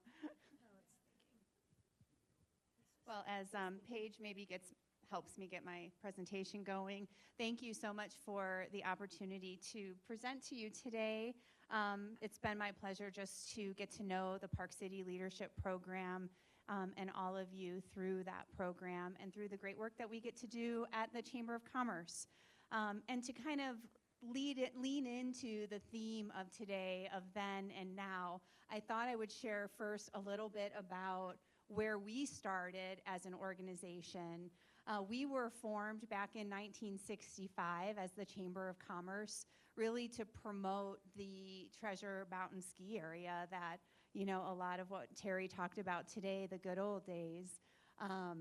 There wasn't really much to really promote about Park City back then, and our organization had a big role in the development that happened during that time to make Park City what it was. In the 70s, along with Tina Lewis and some of the leaders that Terry talked about today, they then formed the Convention and Visitors Bureau, which was really focused on bringing guests and visitors to Park City. And in 1981, those two organizations merged and created what we have today with our Chamber of Commerce and Visitors Bureau. In 1981, the Chamber supported the development of the new Deer Valley Ski Resort. And in 1984, as you heard a little bit today about Tina Lewis, who was at the time running the Visitors Bureau side of our work, was really responsible, along with our board of directors, to bring the Sundance Film Festival here to Park City. I remember having the honor to meet with several times Tina Lewis and to hear her stories about creating all of the fun things that we get to take advantage of today, like Autumn Aloft and Savor the Summit and Sundance. And she would tell me that the chamber staff were really the first volunteers for Sundance, that we sold all of the film tickets out of a rented red double-decker London bus in front of what was maybe Albertsons at the time. And she and the chamber staff and volunteers hand-painted the first Sundance banners that went in the streets. So we're really proud of that legacy and the role that the chamber has had in creating and really cultivating and elevating a lot of the culture that we have here in Park City. Let's see, what else do we have here? In the 90s, through the 2000s, obviously we were really involved in supporting our businesses during the 2002, during the bid for the 2002 games, and then also supporting the 2002 games, making sure our businesses really benefited from that and that the legacy of the games lived on. And for a long time, we focused on really marketing Park City to create the visitor economy that we have today and to create a thriving, robust economy for Park City. In the early 2000s, I think all the way through 2015, we were focused along with the city to bring events to Park City. Some of the great events that we had were Triple Crown, the Tour of Utah, some of the Ragnar races, some of the great events that we have. We really worked closely with the city to bring those events that were in alignment with our culture and the values of our community. But I think during those, 2015 to 2022, we were really maybe a little too successful in some of that work. And when I first came to Park City in 2020, the community was talking a lot about events fatigue. how much is too much? Are we loving Park City to death?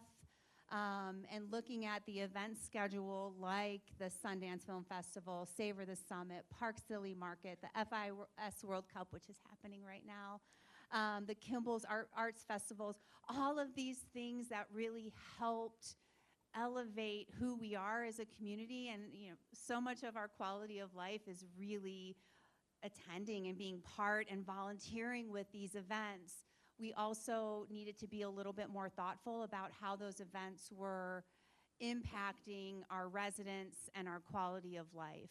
And starting in 2020 during COVID, we started thinking more deeply about that and thinking about our role in not just destination and tourism marketing, but also destination and tourism management. How can we do a better job of managing the millions of visitors that come to Park City each year? And along with those conversations around COVID and cost of living and event fatigue came conversations around affordability, accessibility, housing, employees, and we started really diving deeper into our role in that. In 2022, we re-looked at our mission. Prior to 2022, our main core mission was really about positioning Park City as a premier destination, particularly in the winter season. And we didn't really give much thought to our role in managing those visitors. So our board at that time realized that we needed to take a more holistic view of tourism and that we do have some responsibility in managing the guests and the impacts of our guests when they're here in Park City. So we revised our mission. And it's all, Mayor, to your point, about service, about serving our entire community, inspiring sustainable travel, driving equitable economic impact to all of those that benefit from our tourism industry, and really being a catalyst for positive change. And our vision is to welcome the world, acting as a global model for community stewardship and authentic experiences. As I said, we merged our two organizations back in 1981, but we really have two major functions, and I think they work really well together. In a lot of communities where tourism is your major economic source of revenue and jobs, you usually see these organizations combined. But in bigger cities, like Salt Lake, for example, you have a separate Chamber of Commerce with a separate board of directors, and you have a separate Visit Salt Lake City or DMO. In Park City, we're merged. And it really gives us a great opportunity to leverage those relationships with our business community and also provide education for them on how to better interact and manage the visitor experience. So on the Chamber of Commerce side, we do all of the functions that a regular Chamber of Commerce would do in any town USA. We act as a catalyst for business. We convene leaders and influencers on important community issues. We're a champion for a thriving community, and we act as community connectors. We'll talk a little bit more about what we do on the Chamber of Commerce side, but on the Visitor Bureau side, you really don't see a lot of what we do on the visitor side, on the attraction side, because we're not marketing to you. You're already here. We're spending dollars focusing on the visitors who are in alignment with our values, who will come to Park City, spend more, stay longer. But you will see some of our destination management messages, because we're not only trying to educate visitors once they're here in Park City, but we're also in some cases trying to educate our residents and also our employees who are here in Park City. So on the Convention and Visitors Bureau side, we focus on marketing, visitor attractions, communications. We dabble in the international market because we know those visitors stay longer, spend more, and come midweek when we really need midweek business, along with our group sales and corporate incentive marketing, where we try to bring groups to Park City who generally come during Sunday through Thursday, when we also need business during that time. And then we focus on visitor management education. I'd like to think that these two entities work really well together, because one, the Visitor Bureau side is really focused on bringing new money into the community, where the chamber function side is really focused on sort of stirring up that local money pot to spread those visitor dollars around the community as much as possible. And it's really important that we continue to focus on our tourism economy, because the numbers speak for themselves. When you look at the overall economic impact of our tourism industry, it's over $2 billion annually. It generates $1.6 billion just from visitor spending. And it results in almost $250 million in state and local taxes. And those taxes that are generated by our visitors pay for a lot of the quality of life amenities that we get to enjoy as locals. The city will tell you that tourism generates 75 cents on every dollar that the city generates for their source of revenue. So we want to protect that, but it doesn't mean we can't do it better. And we can't think about the trade-offs that tourism brings and be honest about the impacts and try to work towards solutions to mitigate the impacts to our environment, to our quality of life, and to our residents. Tourism generates over $800 million in wages alone that then circulate through our entire county, our entire city, and the entire state. So we know this. We know that tourism is important, and we also know that we can do it better. We know from our businesses, we have over 1,000 members of our chamber, representing over 14,000 employees. And every year we ask them, what are their important issues facing their business or facing their community, our community? And this actually surprised me when we first fielded this survey back in 2021. We asked them, how important are the following issues to your community, to our community? And we gave them, well, first we asked them, without any prompting, what are the issues facing your community? And then we gave them a drop down and said, rank these. The number one issue our business community is concerned about right now is maintaining our sense of character and small town character and small town sense of place. That surprised me. I would think as a business community, they would be concerned with labor supply, costs of doing business, regulation, employee labor supply, affordable housing. And they are, those lists high as well. Transportation, number 2, labor supply, state, local regulations, and affordable employee housing were all in the top 5. But the number one issue for them is keeping true to who we are and who we were as a community and elevating that. And I think that just says a lot about who we are as a business community. Armed with this information and a resident sentiment survey that we did back in 2021, which we had about 3,000 participants in our resident sentiment survey during that time, we created Utah's first sustainable tourism plan. We took all of the information that we got from our resident sentiment survey, from our focus groups, from our business community, and created a plan that really puts sustainable tourism at the core of everything we do. Sustainable tourism really focuses on improving our quality of life through tourism, protecting our natural and cultural assets, of course, raising the destination profile, right? We all want to be proud of the community that we live in, that we get to live in. But it also looks at visitor management, sustaining and developing signature events that are in alignment with our core values, and creating tourism product that is also in alignment.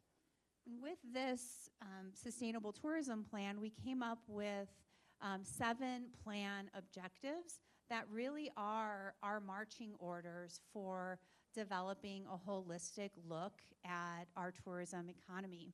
And I would like to highlight just a few of these because first and foremost, we're using tourism to create local pride and respect for our community and for our city. Looking at implementing sustainable infrastructure, management policies, and initiatives. Of course, protecting our natural environment and our sustainable outdoor recreation, which is so important to why we're all here. Ensuring the long-term resilience of our local economy, incredibly important. It's what really funds all of the things that we get to do here in Park City. Equalizing those economic benefits, but recognizing the impacts of the visitor economy in a more meaningful way than we had ever done in the 40 years prior to our work with the Sustainable Tourism Plan. Leveraging messaging, education, and programming related to sustainable tourism. What does it mean to be the world's most sustainable destination, which is ultimately our goal here in Park City. And fostering the development and management of our arts and culture. So you'll see with all of the programs that we create are really around these 7 main objectives. In fact, we have 83 projects and initiatives right now in support of this community-wide sustainable tourism plan.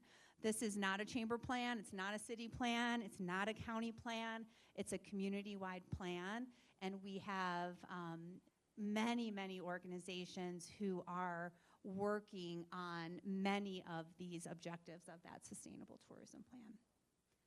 At the core of that, we were really proud to launch our new Mountain Kind brand for Park City and Summit County. We launched this in summer last year to really illustrate who we are as a community, and the brand is called Mountain Kind. It's a new word that we created that you can actually find in Wikipedia now. And what we love about this word is that it's a noun, a verb, and an adjective to describe who we are as a people, as a community, what we love about our community, the love of our mountains, and the care that we take to connect to each other, connect to our natural environment, and to protect what makes Park City and Summit County so special. It's also an adjective to describe the type of action or the type of action that we want our visitors and our locals to be thinking about when they're in our community. I have a quick video to share with you. Hopefully this will run just fine. Oh, where's the sound?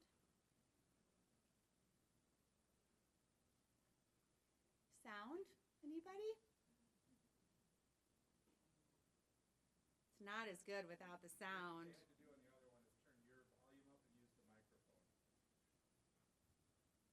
Breeze. We take care of nature. Are the mountain kind, which means we're just a little bit, well, different. We love the slow change of mountain sunsets and fast wagging tails when hiking gear appears. We love clear blue skies and the scent of white pine drifting with the breeze. We take care of nature and our neighbors. We ski, we hike, we cycle and recycle. We shop local, eat local, and keep local traditions alive. Because mountainkind isn't just a type of person, it's a way to be. It's living among people who feel it, just like we do, and welcoming visitors with similarly mountain-friendly points of view. We're a big part of what makes Park City a magical place. We are the mountain kind. What do you think?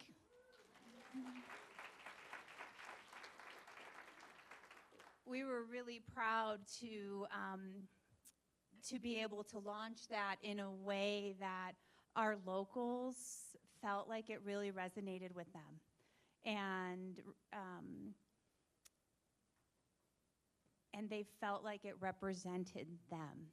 Like they always had a feeling of saying hi to people on the trail and the special Utah hospitality that we have here in all of Utah, and especially Park City.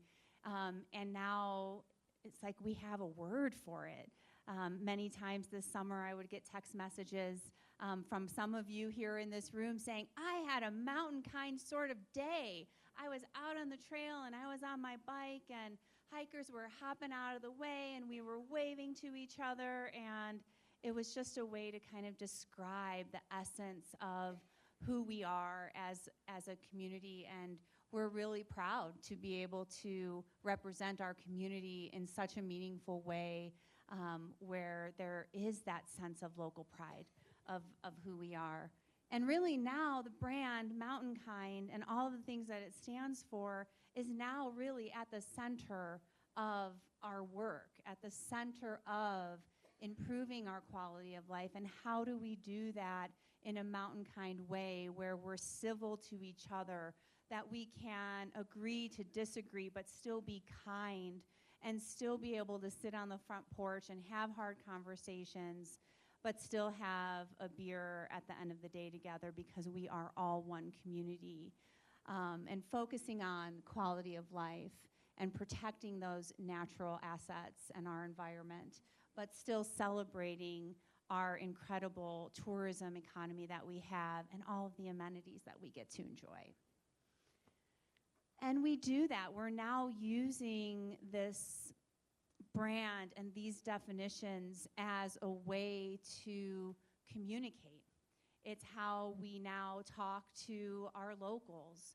It's how we talk about our people and our locals. It's how we're talking to our business community and their employees.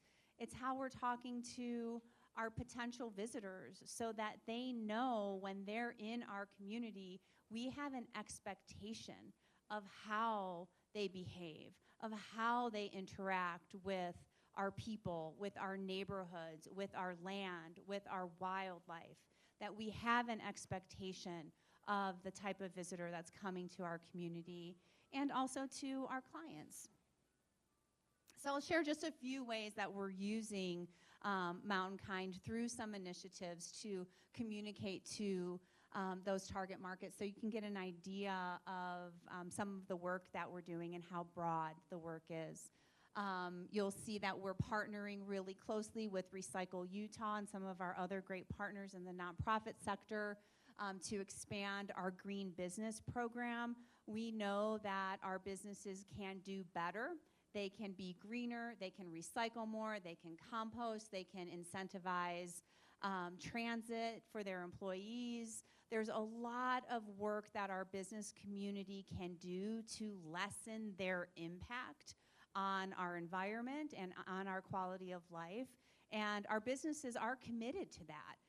They just need to know how to do it better. So working closely with partners like Recycle Utah and other partners in the state along with the county, giving them the tools to do just that through our green business program. We're also designing programs and toolkits for our lodging industry so that they know how they can lessen their impact. We're working on a restaurants toolkit, working closely with the Community Foundation on their zero waste to the food waste to the landfill. So a lot of opportunities to really focus on helping our businesses do better. Our Sustainable Tourism Grant is really an incredible way to reinvest some of the transient room tax dollars that were funded through to help our community nonprofits and for-profits get engaged in sustainable tourism efforts. I've learned from developing the first sustainable tourism plan in Arizona when I was with Sedona that if our businesses and if our community isn't engaged in executing and implementing sustainable tourism initiatives, it falls apart. And the Sustainable Tourism Grant is really a way to help our businesses, our nonprofits, to elevate the work that they're doing to support those 7 objectives of the Sustainable Tourism Plan. We're not experts in recycling or a lot of the other work that's listed in the Sustainable Tourism Plan. So we want to support and elevate the work of the nonprofits who are doing great work to support the objectives of the plan. So our Sustainable Tourism Grant, which is going to be opening soon, if you're interested in applying for that grant, you can check out our newsletter. But it focuses on projects related to supporting the visitor economy, visitor education, trying to disperse visitors to less areas where there's capacity. We know our visitors go to a lot of the same places where there's already congestion.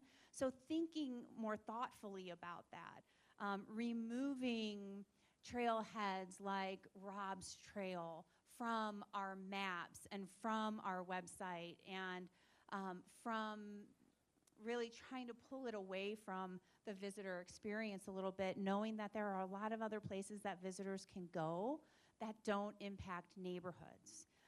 Parking at the trailhead near Rob's Trailhead area, we knew that was a problem. So what role do we have in helping mitigate that for our neighbors in that neighborhood? So we're really proud of our Sustainable Tourism Grant as a way to really elevate the great work that supports the Sustainable Tourism Plan. In thinking about how we support our businesses and how we communicate this mountain kind message to our businesses, we're doing things like a sustainability guide for our lodging partners. What can they do to become more sustainable? What can they do related to programs and benefits for their employees, like a program that we launched just last year, which is a healthcare insurance program for businesses of just 2 employees can now get access to group healthcare insurance, because we need to care more deeply about our workers who really are the beating heart of our tourism economy. And doing some local business development, really thinking about events, training, skill building, talking about the issues that are important to our business community, helping them, give them the skills that they need to grow their business. A lot of education. In fact, we're partnering with the Community Foundation on an event next week around immigration law and protecting your business, your employees, and your clients. So really thinking about what are the issues that are important to our business community and helping grow their tools and their skills in each of those areas. And advocacy is a really important part of what we do for our business community. We have a legislative policy agenda that tackles issues like economic prosperity, regulation, business climate, transportation, housing, healthcare, education. Having a legislative policy agenda is something that most chambers do. And this year, again, we're really proud that our Historic Park City Alliance, our Restaurant Association, and our Lodging Association all signed on to support those policy statements that are important to our community. There's a QR code there if you'd like to check it out. You can also go to parkcitychamber.com and find our legislative policy agenda. We also send out a newsletter every Monday Do any of you get our legislative policy newsletter? Yes, some of you, of all of the bills that we're tracking and any bills that might be interesting to our business community. Right now, we're following House Bill 214, which is a change to the E-Verify system, which would require all employers of 5 employees or more to E-Verify.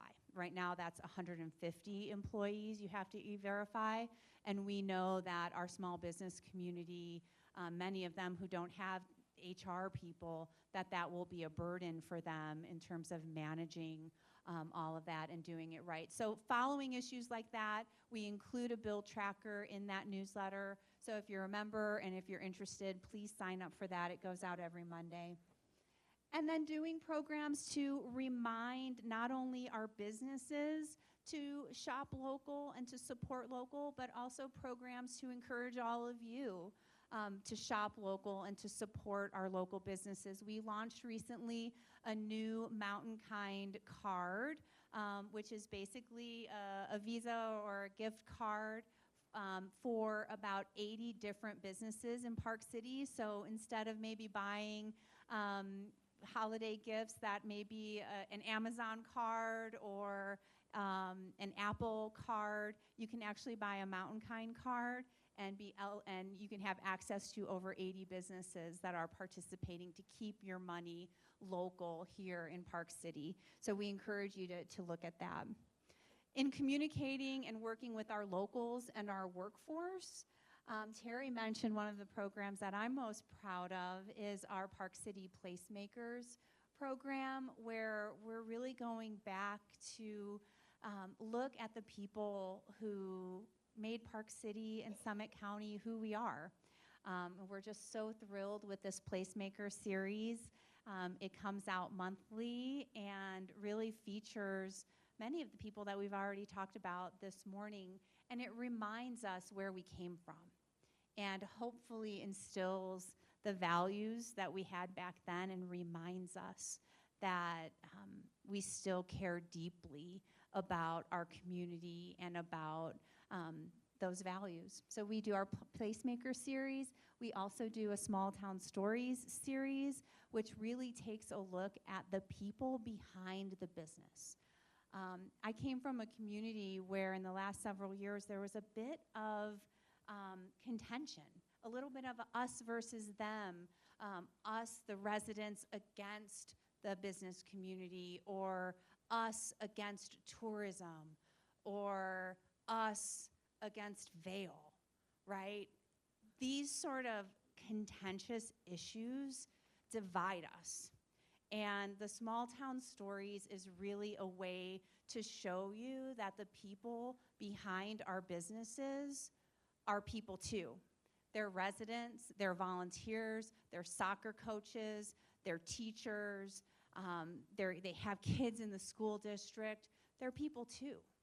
And the Small Town Stories is really a lot less about their business and a lot more about who we are as a community, because we don't want that divisiveness in our community. If we have this divisiveness, it's only going to collapse and really not make our forefathers proud, right, of how closely they all work together. You know, it was really, wherever you stood on the Park City patroller strike issue, the divisiveness of that in our community and the target that we put on our employees and our leadership really only divides our community. Bashing Vail or bashing the corporate side of Vail, or wanting to get rid of Vail, doesn't do anything to support our overall community and our tourism economy. It hurts us when we're out there bashing Vail, who is our number 1, number 2 tourism amenity, where people come and spend millions and millions of dollars to ski there a year. That hurts us. It hurts our tourism economy. It hurts our 14,000 employees who are making the economy work. And I think we can do better as a community. I think we can remember our roots of who we are and who we want to be. And these are ways that we're trying to do that. We're trying to remember who we are and who we were. Programs like our seasonal workforce resource guide, we have sometimes Jeff Jones would say up to 5,000 seasonal employees that are coming into Park City, providing them the resources they need related to housing and healthcare and mental health. This community does so much. Our nonprofits are so incredible. We just need to help get the word out about the great work that they're doing. Our resource guide is in partnership with the task force that the mayor set up many years ago to really support our workforce. We have resources there in Spanish and Portuguese and partnership with Mountain Lands. A lot of great resources available for our employees and working better to really help give them the tools that they need. Like our Ride On program, this is a program that actually started with Deer Valley and Vail and has now grown to a citywide program. Grateful for the city and county for their role in incentivizing employees to take transit, which ultimately our goal is to get more cars off the road. And if we can get more cars off the road, it will enhance our quality of life, and it will actually, in the end, be able to grow our tourism industry. Our goal as the Chamber of Commerce is to be able to promote Park City as a car-free destination so that those millions of visitors that come to Park City each year don't even need a car when they're here, right? And we can do that. We have the infrastructure to do that, and that will ultimately improve our quality of life. So partnering on the Ride On program and doing programs that really celebrate our employees and our residents, like the Mountain Kind Morning. How many of you were able to have coffee on us at Mountain Kind Morning? Yeah, it was awesome, wasn't it? To really feel the sense of community that we have here in the area is really just really powerful. Obviously, visitors play a really important role in our quality of life. We spend a lot of time, a lot of money making sure that we maintain the robust volume of visitors that we need here in Park City to make sure that our businesses and employees in our community is successful. So you can see some of the advertising that we do for the winter season. The only impact you leave should be first tracks, far from everyday life and closer to what matters. Mountain Kind is a state of mind, but really using now our branding and our marketing to reinforce our expectations, our values, and who we are as a community. And a lot of our content is around good visitor behavior and responsible behavior. So we do a lot of blogs, a lot of content in all of our socials and on our website about tips to avoid spring trail damage and preservation for future generations and the Summit Land Conservancy, and 4 ways to plan a sustainable trip to Park City. So we're really taking aim at our visitors and their behavior, and even created a Mountain Kind pledge that visitors can take to showcase that they are committing to the values of our Mountain Kind brand. It takes a weekend to recharge and a generation to preserve, and then when in the mountains, do as the Mountain Kind do. So I wanted to share with you just a few of what those ads look like.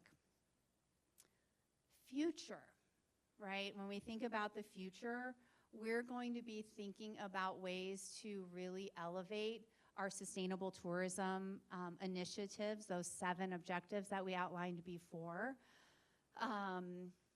We have really, really big goals related to balancing our economy and our quality of life. We want to elevate the arts and our culture and our heritage. We want to celebrate our people, elevate the Mountain Kind. Visitor education and visitor management will continue to be a top priority for the work that we do. I think that before really the last 4 years, years before, I think our organization had a little bit of a attitude that our job was to get people here. And then once we got them here, we sort of like said, okay, we did our job. Now city, county, nonprofits, you guys manage them all, and businesses, you fight over them, right? We've really shifted that mentality over the last 4 years to focus on what is our role now in better managing those visitors and making sure those visitors are responsible when they're in our area. We're really taking more of a regional mindset. We know that a lot of our issues that we're facing now, Park City and Summit County won't be able to solve alone. We know that there's development happening all around us that we have no control over, but will impact us, and being really thoughtful about our role in that and how we can mitigate. How can we celebrate the positive impacts of the change that's coming, and also be thoughtful about mitigating what might be perceived as some of the negative impacts. We're thinking about accessibility for people of all abilities. That's part of our sustainable tourism plan. And then also thinking about the 2034 games and what legacy do we want to leave behind. I know we don't want to do anything for just those 17 days of the games, and we really want to use that as a deadline, as a catalyst for change to really create a legacy that we will all be proud of, after March 2034, when we all will retire, I think. So to help us do that, we are doing another resident sentiment survey. Like I said, the last one we did was in 2021, and all of the input that we received from that guided the plan development, the sustainable tourism plan development, and we're doing it again. We want to see how are we doing, what are we doing well, where do we really need to focus some of our energies. And like I said, in 2021, we had 3,000 residents and businesses and employees take that survey, which obviously made me very nervous as those numbers were coming in, because usually, when someone has something, when that many people have something to say, it's usually not very positive. But we want to hear the good, the bad, the ugly of what you think about the tourism economy. So please take that survey. It's open for a few more weeks. And I think I have maybe time for a few questions. Yeah, Cami, hi. Thanks. Curious about if there's any thought to try and combat the patrol strike impact it's had on not just the mountain itself, but the city. Yeah, Cami asked about the impacts of the patrol strike, and I've been waiting for the economic numbers to come out, and they're always sort of behind. We do have some forecasting that just came out actually this morning, and economically, it doesn't look like the strike had an impact on future bookings or this year. It doesn't look like we're seeing any real economic impact to it. In fact, during the strike, we've heard that a lot of the folks who may have been skiing maybe spent more time in the spa or spent more time at restaurants or spent more time on Main Street. Of course, we won't know that until maybe 2 more months when we get the sales tax data. So I'm less concerned about the economic impacts of that, and really a lot more concerned about the divisiveness that's happening in our community, because I think in the long run, that will hurt us collectively way more than a potential downturn in the economy, to be quite honest. And I just think that we're better than that. We can disagree, but we can do it in a way that we still can talk to each other in the end and have respect for each other in the end. I think I have time for one more question. Colby.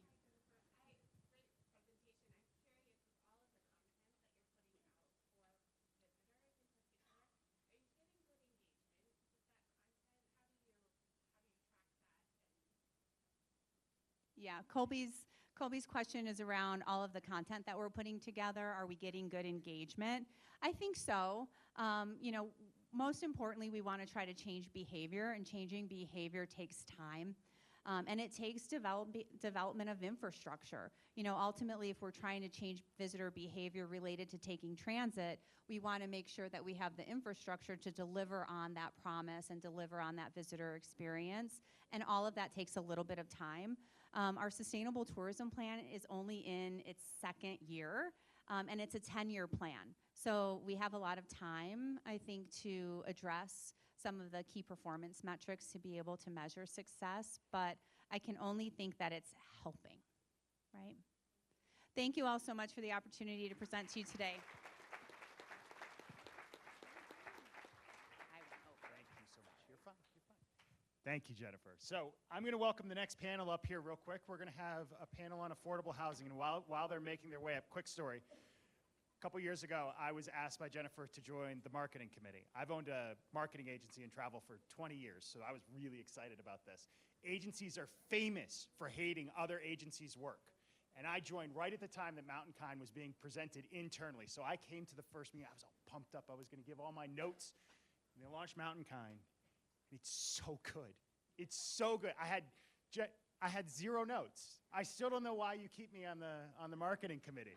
Feel like everything's going swimmingly without me. So anyway, thank you, and please support Mountain Kind. So this is going to be our affordable housing panel. It's moderated by one of my good friends and a Sunrise Rotarian. I'm also a Sunrise Rotarian.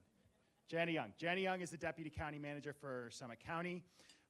She's been at the forefront of tackling some of the county's most pressing issues. She brings a deep understanding of policy and commitment to finding real solutions. We're also joined, this is just a rock star panel, Jason Glidden, who is now the Executive Director of Mountainlands Community Housing, Jamie Johnson, the CEO of Park City Board of Realtors, Rhoda Stauffer, the Affordable Housing Project Manager at Park City Municipal, and another good friend of mine, Jeff Jones, the Economic Development and Housing Director for Summit County. Please welcome our panel, and I am going to bring over some microphones for you guys to share. Yeah, so let me just turn these on. That one. Put one down here for Jeff. You guys are all set? Good morning. Is this on? Hello. All right. Hope you're all enjoying this event so far. Thanks so much, Scott. As he mentioned, I'm Jana Young. I'm the Deputy County Manager, and I'm thrilled to be moderating this panel today on one of the most pressing issues facing our community, affordable housing. We even saw that this morning with Matt's quiz, right? It was the number one concern you all indicated. Housing affordability is something that touches all of us, whether directly or indirectly, through workforce shortages, transportation challenges, or simply the growing difficulty of keeping communities economically viable, livable, and inclusive.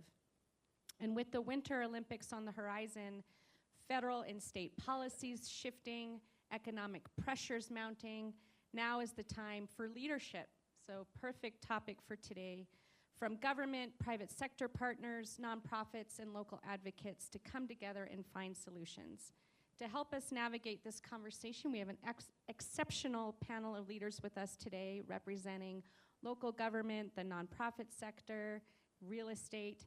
And so let's hop into what our themes will be. We'll be covering in this discussion the leadership needed to tackle affordable housing challenges, key barriers and potential solutions, including public-private partnerships, the role of local and state policies, employers, and community engagement. We'll also hopefully have time at the end for some Q&A, so please start thinking of your questions now. So to kick us off, let's talk about vision and leadership, and I'm actually going to start with Jeff Jones. Since this is the Leadership Symposium, I wanted to ask Jeff, you've said before that visionary leadership is essential for any successful housing initiative. Can you describe what a strong vision for affordable housing looks like in our community today, and how do we move from vision to action? Wow, there's a lot in that question. I can't even remember all of the questions that you asked. It's a pleasure to be with everyone today. And the topic of housing is always one of those ones where there's a lot of push-pull factors in play. Creates a lot of anxiety in our community and other communities as well. But I think when it comes down to ultimately the issue relating to leadership is what kind of community do we want to be going forward. And we also have to recognize that where we are today is not where we were 20 years ago. Things have changed. Conditions have changed. Economics have changed. And where will we be going into the future? When I first started my career, I spent some time with a gentleman who was one of the founders of the Lincoln, Massachusetts Land Trust. And he used to always say, let's build what needs to be built and save what needs to be saved. And I think that that still holds true today. But I think understanding the underlying pressures that we're all faced with and where things are heading is also very important. I thought Terry Orr this morning when she said, dig in and grab that knowledge base, educate yourselves on where things really are is super critical. And so just to kind of give you a little bit of background on some of the numbers that we're seeing within our office is that if I do a 10-year projection from 2025 to 2035 on population, Summit County is now projected to lose 256 persons. It will actually have a 1% loss of population during that span. And I know that when I say that, people go, that can't be true. Look at how we've been growing.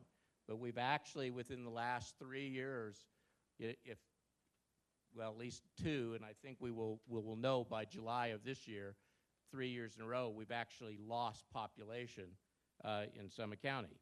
Conversely, when it comes to jobs, we're projected to add 6,636 jobs, or an 18.5% increase over that same 10-year span. So how do we come to terms with that? Are we going to import all 6,000 plus jobs? What's our community going to look like? What's going to be the demographic mix if we decide to do that? When I look at our age cohort groups, because that's also a very important part about how we grow, what cohorts are growing. So I'll just give you a quick rundown of that. So the 0 to 4 is growing about at 8%. So people are still falling in love and having some children. That's great. That's inspiring. It means that there'll still be some romantic comedies at the movie theater that people can share. But the 5 through 24 age cohorts in our market will decline significantly.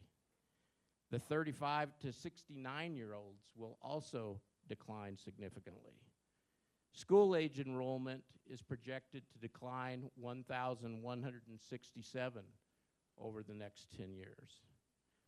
The greatest increase will occur in that cohort group that's 70 years of age and older.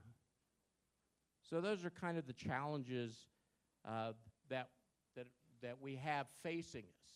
And you know, if we look back, this isn't something that just happened overnight. This is a trend that's been developing, and maybe we haven't really been as aware or on top of that trend, because when I went back and looked, it's like the gap between native-born individuals, the 20-year-olds, those that are entering the workforce, and those 65 years of age or older, which are moving towards retirement, that gap between those two groups has declined 80% since 2000. So you start to ask yourself, we've got these 6,600 new jobs, who's going to do that work? Is it old man Jeffers? Is he going to be out there? I'm one of the few people probably actually worked in a mine when we were looking at the history on the mines. I did that in college. Spent about 4 years doing that. But it's going to be hard to find employees for these industries going forward. And if you look particularly, you'll see some stories in the news media about the 16 to 19-year-old age cohort group. And that group, if you just look between 2022 and 2024, that group increased 1.2 million across the whole spectrum in the United States. But of that 1.2 million, about 605,000 were only native-born individuals. So the rest of that group were immigrants. And so if we start to say, okay, with new policies and changes that are happening, we're not going to have that workforce group. We're also not going to have those folks entering into colleges and schools. And so enrollments will probably plummet within those industries, which makes it particularly challenging. Anyway, that's my time on that issue. So as you can see, Jeff is our data guy. We always say when you want to go into a somber mood, invite Jeff over to talk about how bad things are. Maybe to shift a little bit now over to you, Jason, can you put maybe a positive slant on this? What examples have you seen where leadership truly has made a difference in housing policy or project successes? Thank you. I'll continue a little bit. I wish I could have a lot of positive news, but one more stat that I think is just amazing is if you look from 2010 to now, who lives here and look at their incomes, incomes of 75,000 or less has dropped by almost 20%, where incomes of over 200,000 has risen over 300%. So it's pretty amazing, and I don't know of a lot of industry jobs that are paying over $200,000 here in Park City. So anyways, so I'll try to put some more positive spin on this now. Leadership. I think that the positive spin to it is that things are becoming so dire that actually people are noticing, right? For years we've had this problem, and it's been getting worse and worse and worse, and now that it's getting to a point that it's really bad, people are actually starting to take actions. And as far as, I would say some great examples of leadership, I'll go nationally, maybe start with like Minneapolis, who, recently prohibited single-family homes. You cannot build a single-family home now in Minneapolis. It has to be multifamily, meaning it has to be more than one unit. And that's to help to create affordability. Los Angeles, I think, is doing some stuff as well, as being aggressive of cutting down approval times. If it's an affordable multifamily development, you can get that approved within, I think, less than 6 months. They're prioritizing the development of affordable housing over any other development. So those are, I think nationally, that's some stuff. I think locally, you look at Park City, who created an ambitious goal in 2016. That was something that at the time was, creating 800 units was a huge goal. And then behind it, dedicating and putting money behind that through a bond. So I think those are some local examples of some leadership of moving forward with affordable housing. Great, thank you.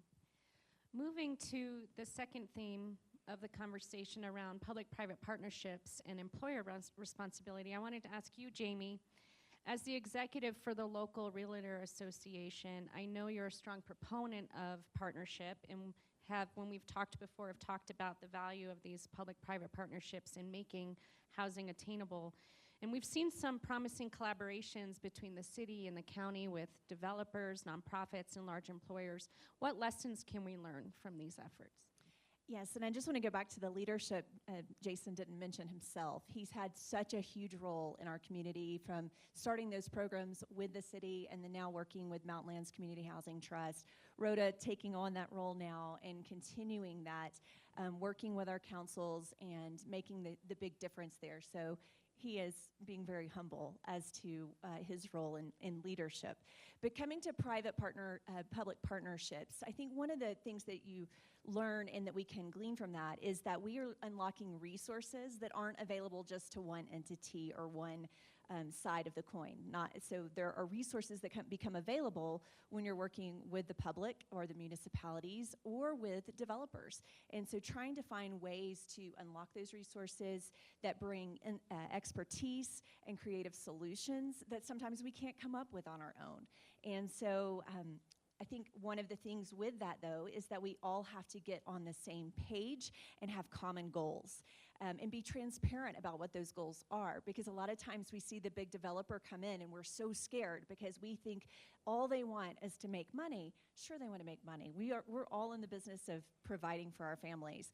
But it also is a component that we as a community can set forth expectations from them and accountability to them that can help us. And if we can come up with incentives to give them to develop affordable units, we're going to move that needle on where we are with that crisis. I think we have to look at those clear objectives of that the communities, the city and the county are there to preserve our character. And like we talked about, or Jennifer talked about earlier, who we are as a community and making sure that we're all on the same page with that. Obviously, we aren't who we were in the 70s. We have moved forward, and we have to accommodate and mitigate that change. And then just looking at the developers and encouraging them to come up with, I guess, cost-effective solutions that obviously can help us to build, but be cost effective. And then the nonprofits that are in town that are bringing awareness and resources to those who are most vulnerable in our communities. Thank you. Rhoda, with your experience with the city, what should governments and even businesses do more of? My experience is that we all need to look at our strengths. Every partner has a niche and a strength, and be creative about using each other's strengths.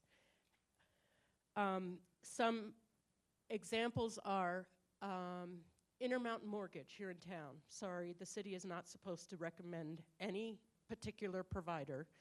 However, Rich Miller at Intermountain Mortgage many years ago found a Fannie Mae product to lend 100% loan to value on affordable units. He did the work, he figured it out, he found his investors to work with it. That was exceptional. But he needed the city to also partner by putting the right language in our deed restrictions. So we had many meetings about what's going to work and what's not going to work. But what came out of that was an incredible partnership where we have a loan product for people who really don't have a lot of cash, and that's critical. The other thing I want to thank Jamie, Board of Realtors. I could get myself fired. Yeah, where's the boss? Anyway, I have done affordable housing development. I've been with the city for 16 years, and through those years of selling and reselling units, I've learned a lot about what the realtor's role is, even though I do not have a license. So I always caveat, I always say, I am not a realtor, I am not a licensed realtor, but this is what you should look for. I got to be a lot safer in that role when Jamie offered to pull up, to create a list of pro bono realtors. Realtors willing to work with on affordable housing sales at no charge. And that's what we do now. I feel so much more relieved because no one has sued me yet. And that's another partnership. And one last thing is employee housing. I can sing the praises of Deer Valley Resort and Stein Erickson Lodge. They put so much money into affordable housing. They actually rent whole buildings in town or buy properties for their employees to live in. That kind of partnership is critical, and leadership is critical to the nature of this issue. Excellent, thank you. Let's move on to talk about affordable housing, public policies, and regional collaboration. And I think I'll ask both Jason, Rhoda, and Jeff to speak to this. We've talked before that housing solutions require a balance between government incentives, the so-called carrot, and regulation, the stick. What policy levers do we have at our disposal in Park City and Summit County and beyond? And what's at stake if we don't expand housing options? I don't know who wants to go first. I guess I'll go first, and I'll take the positive side, the carrots, right? At the end of the day, it's kind of like Jamie said, development, there has to be a profit, and that's just how it is. Even with mountain lands, when we develop, we have to take on debt. We have to be able to pay that debt. The financiers that provide that debt to us need to see that we can actually make money. So in affordable housing or any construction around here, especially in Summit and Wasatch counties, it's getting more expensive. So we need to find ways that we can go ahead and lower costs for construction. And the way that government can help to do that is really through code changes, in my opinion. Looking to provide more density, and I know that's a really bad word, but there's ways of doing it so that it protects the look and feel of the community. But reducing parking requirements. Parking is extremely expensive to construct, right? So finding ways that we can reduce costs for the developers so that we can, it's a very simple equation, right? How much does it cost? You need to make at least that much money and pay for it, right? If you reduce the cost, then a developer can charge less money for rent or for how much they charge for the unit. So by lowering the cost of construction, you're going to make it more affordable. So I think, zoning changes, other changes to, setbacks, those things. Impact fees. Impact fees are extremely expensive. Are there ways that we can find that local governments can start to waive more of that? So I think Park City's got a great program that they use for affordable housing that they can waive these impact fees. We need to see more of that.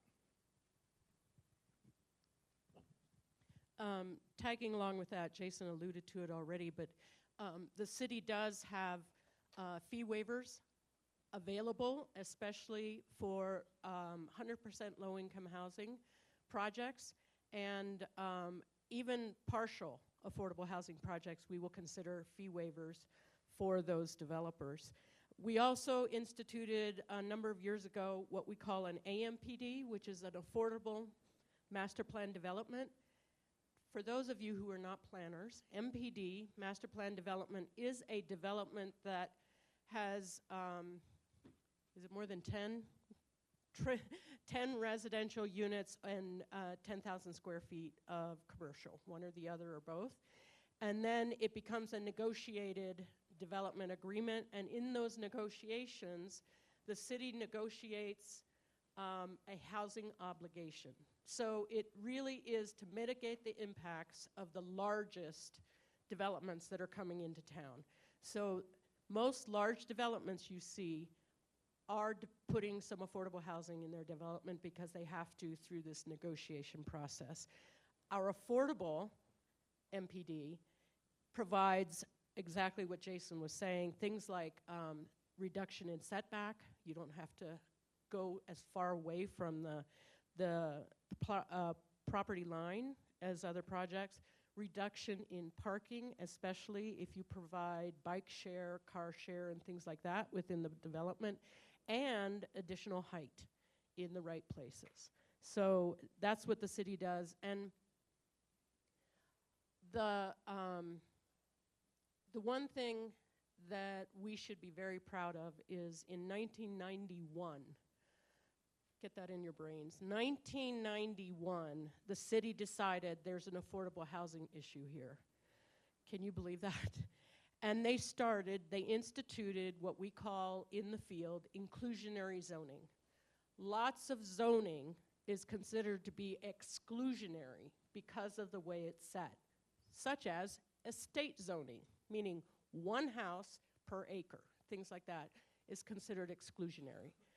Inclusionary zoning says things like, which is exactly what we were talking about, 20%, if you're building more than 10 residential units or more than 10,000 square feet in commercial, we want you to help mitigate that by providing some affordable housing.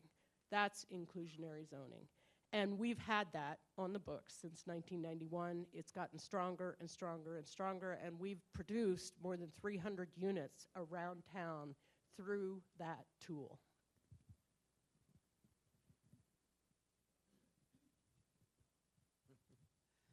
I would second what most of my colleagues have said with regards to the regulatory challenges that exist and trying to improve upon those. The biggest need in a market like ours and other tourism markets is to deliver more product in a timely fashion that's deed restricted to the income of workers. And so whatever helps us to get there to do that, whether it's through accessory dwelling units or through these master plan communities or whatever mechanism helps us to get there, then deed restricted units are really the critical part. I also think that there's a lot of competition out there with regards to things like short-term rentals and others that challenge that, the ability to do that. And when it comes to like building overall community and all of these great nonprofits that we've had in the area, I wonder if the same challenges that exist today would all of these great people and leaders be able to emerge that we've benefited from over the last 20 to 40 years, that could that have even happened with all of the constraints and challenges that we have today? So I guess in a nutshell is, move faster and bring predictability to the process. And going back to what I said earlier, build what needs to be built and save what needs to be saved. Can I add just two more things really quick? You just made me think of them, but we talked a little bit about public-private partnerships. I think that's both something that I applaud the city that they got into, and because land is probably worth 20% of a development. So if you have an ability to take that cost of the land out of the project, it helps tremendously. So I know the city's well on its way with Engine House that should be delivered, I think, this coming year. I'm going to mention Klein Dolly. And then the county's got an RFP out right now for a piece of property they have that they're looking for a private partner on. So, well, and Slopeside Village is a great example of a public-private partnership where the county provided land. And there's plenty going around in this region of public-private partnerships. So, but to Jeff, you also reminded me, time is of the essence, right? So, for us, the faster you can get through approval processes, entitlement processes, building permits, that kind of stuff will help out immensely as well. You understand when we're building something, we're carrying debt on it already, so we have to pay interest on it. So the sooner that we can pay it, the less money we have to pay in that debt, and we can move forward. Thanks, Jason. You guys alluded to some financial barriers and other things too. I was just thinking and reacting to your comments that the state also plays a role in this, and inclusionary housing is actually not allowed anymore.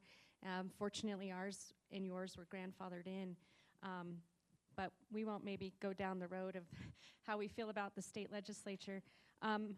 Continuing the theme around financial barriers and home ownership, we know that cost and financial constraints are big barriers to housing in our community. And when we were preparing for today, Rhoda, you had mentioned in some comments to me an important point, that increasing costs with HOA dues and financing can make homeownership more difficult for lower income residents. How do we address these financial barriers?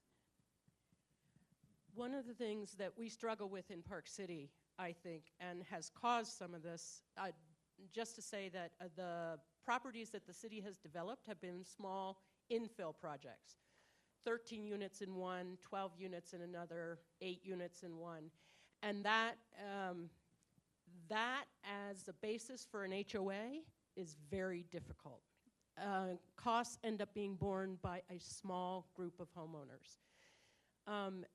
So the best thing to do is if we could have larger, if we want to continue to do home ownership, we have to find different ways of maintaining the HOA assessments and dues, so that they, because frankly, we have control over the sales price. We do not have control over goods and services and how much they start costing. And so sort of changing our thinking about how much you're putting in as replacement reserve or maybe savings for the future, things like that. We are struggling with that right now in looking at ways to help HOAs stay solvent in these affordable housing developments. And Jamie, to follow up on that, what is your association doing to bring awareness to this issue? Yes, thank you for asking. We have, in the last 4 years, committed to support our nonprofits in town. So we started 4 years ago with what we called our Hats Off to Housing event, and we hosted many from the community. And that first year, I believe, raised around $70,000 to give to Mountain Lands Community Housing Trust to support the HOPA project. And in partnership with the Park City Community Foundation and the Solomon Fund, we're able to give even more than that to that project. So one of the things that we talked about is, from the realtor perspective, what are the things that we do and we can do well? And that's raise funds, we can bring money and awareness to the issues, and then we advocate. So advocacy is a key component to what trade associations do across the country. And so we can advocate for, or actively engage our local and state policy makers, having those discussions to advocate for zoning reforms and incentives for developers. I'll say what she didn't. I mean, we don't always agree with what goes on down at the legislature, and we don't always agree here as a local trade association with what our state association is doing, because we understand here that if we build more housing without the deed restriction, we're just going to have more million-dollar homes. We're not going to impact that need here. So even though down in the valley they talk about, oh, build more, build more, build more, it's a supply chain issue. We know that that's not what's going to impact us here. So us advocating for who we are as a community and getting our realtor members, our 1,300 members behind that, and if we need to call for action to our representatives, that we can do that and that our voice would be heard. And so we also, the first 2 years, with our Hats Off to Housing program, we sponsored Mountain Lands Community Housing Trust. This last year and this coming year, we're supporting Habitat for Humanity and with their overall ball. So we've combined our efforts and been able to raise, again, right around $80,000 the last 2 years to go towards their projects and making our members aware of those needs and the community at large as well. Thanks. So before we move into questions from all of you in the audience, I would like to ask each panelist to share one final thought.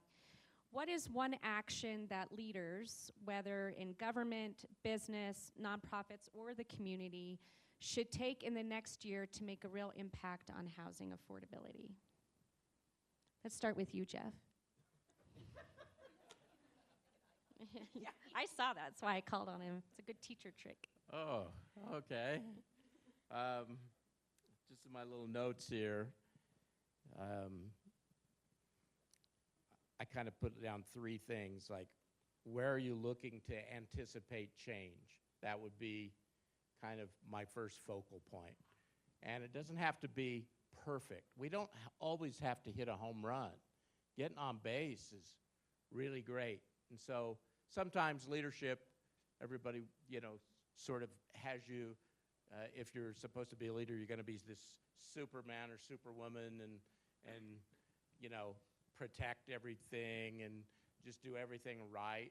And I don't believe that's real life. I think sometimes, when it comes to being a leader, that, you may stumble a little bit, but, don't let perfection become the enemy of good. So that would be my first thing. And then the second area that I think we should focus on is what is the diversity measure of your network? And I think this goes to the heart of community. And a lot of times we have a tendency to associate with those we feel the most comfortable with. We, Jason and I and Rhoda and everybody and Jamie, we're all kind of in the housing market, so we see each other and we're pleasant, we understand each other. And that, it's easy to just default to that rather than say, well, maybe I need to really understand the lives of people who commute in every day to go to work. What's that like? Ask them, what's that like? If and then when it comes to minority populations, what's that like? I think it's also interesting when it comes to us because we see such changes in our age cohorts. Talk to seniors. Ask seniors what they need. Ask younger people what they need, what their dreams are. And then look at it from a housing standpoint of what can I impact out of these things? Where's the low-hanging fruit that I can try to get started on? And then the last thing, which will probably be somewhat unpopular if I say it this way, is that are you courageous enough to abandon a practice that has made you successful in the past? And boy, is that hard, because there's certain things that have worked out great that may not be the way forward any longer. And that's a lonely place for somebody to be in. And you'll find that there are others that think like you, but they're probably not going to come from the same network that you're comfortable with.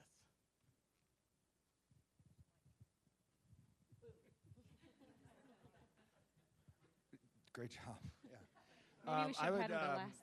I kind of echo what Terry mentioned in her presentation. Really, that looking out here, we're all leaders, and that we all have to step up. If affordable housing is really something that's very important to this community, we all need to start speaking about it. You need to start attending public meetings. You need to let our elected officials and our appointed officials know that this is important to you.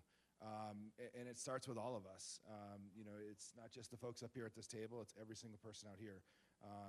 Or just reach out to, our organizations and ask how you can help. There's lots of ways. So I would just encourage everyone to participate.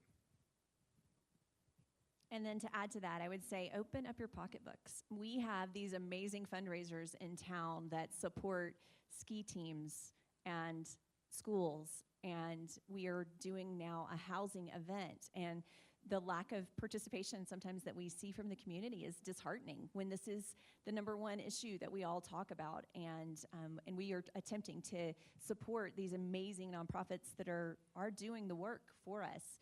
And so open up your pocketbooks and come out and enjoy a fun event, either for us or for the Habitat or for Mountain Lands. And then support, like he said, what the municipalities are doing, because they have hard decisions to make. And they are hearing from those that are the loudest, that are typically the ones that don't want it in our community. And so I know, like Diego, he calls it, we need more YIMBYs, not NIMBYs, not in our backyard, but yes, in our backyard. We want these people to live and work in our community. Okay, repeat, rinse, repeat, rinse. I'm going to say exactly the same thing.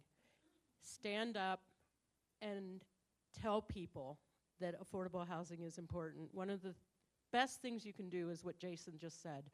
Come to a public meeting where people are out there saying why a project won't work. We need people there to say, I need this project for my employees. I need this project for my daughter. I need this project for my classroom.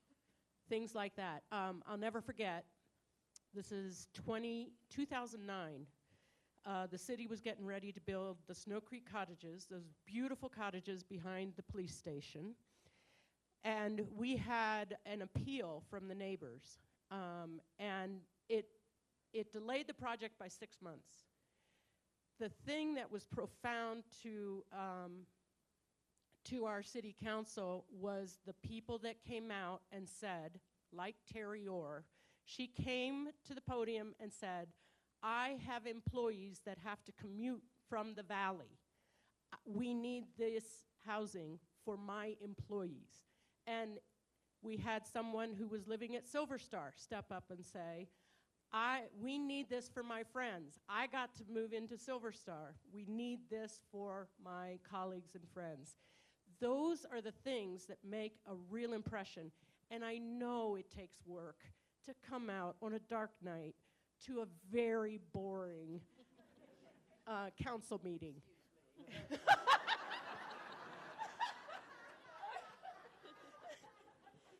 You know I'm right. She's speaking in general, not the city's meeting.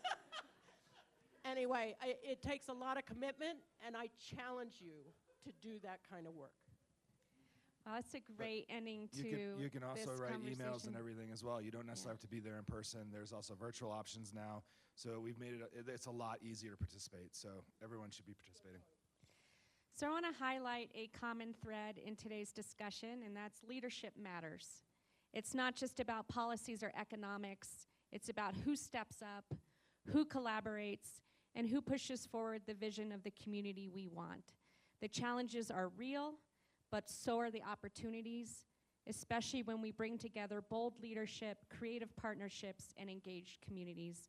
I want to thank our incredible panelists for sharing their perspectives and expertise today, and thanks to all of you for being part of the conversation. Let's keep it going beyond today. Thank you.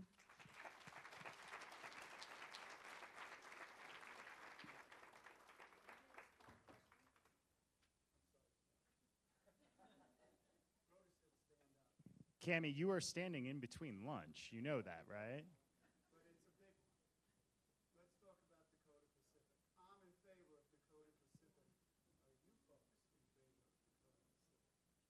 you folks in favor of Dakota Pacific? Should we take this to lunch, or should we? Yes! Okay. It's up to you guys. So, we are behind, and I know that there are a lot of hungry people here. So here's what I would encourage, because I think that this is a discussion that's going to continue, not just on this panel, but throughout this community today and into the future. Are you all staying for lunch? Okay. They're going to spread out over lunch. Can we have conversations with this crew? A minute and a half. Oh, go for it.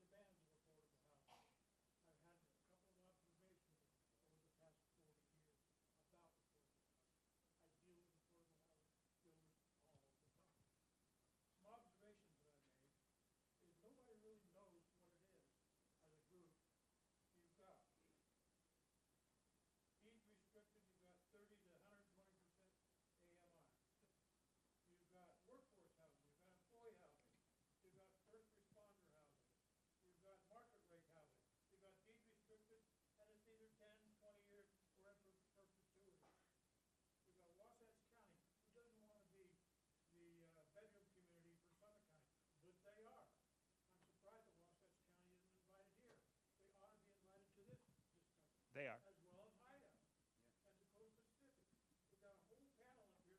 Yay, affordable housing. What do you think the Dakota Pacific is doing? What do you think the legislature is doing? They're trying to help with affordable housing. Panelists are affordable housing advocates, but the referendum people are not at Dakota Pacific. Those are some observations, and they're very difficult, and they ought to be discussed in-depth, not only in town, but you ought to take them back to your constituencies and really discuss them, because that's what I've seen in my vast experience dealing with it. No, I think that those are all good points. And yeah, absolutely. And thank you for speaking up. And I can tell you that discussion, at least in the circles that I am, is in the community and is challenging. So I would encourage our panelists to continue providing their expertise as they talk about this. Dustin Graybout from Wasatch County, the Wasatch County manager, will be here this afternoon to be able to talk more about kind of the broader bedroom community that supports housing in our community in general. So I cannot stand in between this crew and lunch. So we've got one last group that we're gonna get to.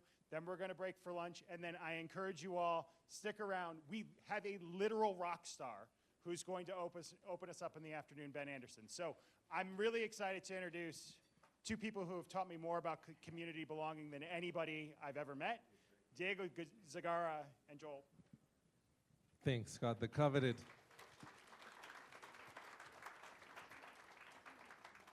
Thank you, Scott. The coveted right before lunch spot. Right before lunch. So grateful. You're gonna get us moving, right? Speaking of, thank you for having us. Thank you to Park City Municipal, Scott, Matt, Mayor Nan. My name is Diego Zagara. I'm the Vice President of Equity and Impact at Park City Community Foundation, and I promise we'll get you to lunch in about 15 minutes or so. Spoiler alert, I'm an immigrant. Thank you for the laughs. Originally from Peru, born and raised, and I moved here in 2005 to go to the University of Utah. Go Utes. Also, I was chasing a girl, which is part of the story, right? And it's what got me here to Park City. In 2009 is when I started working in nonprofits, particularly with immigrant communities.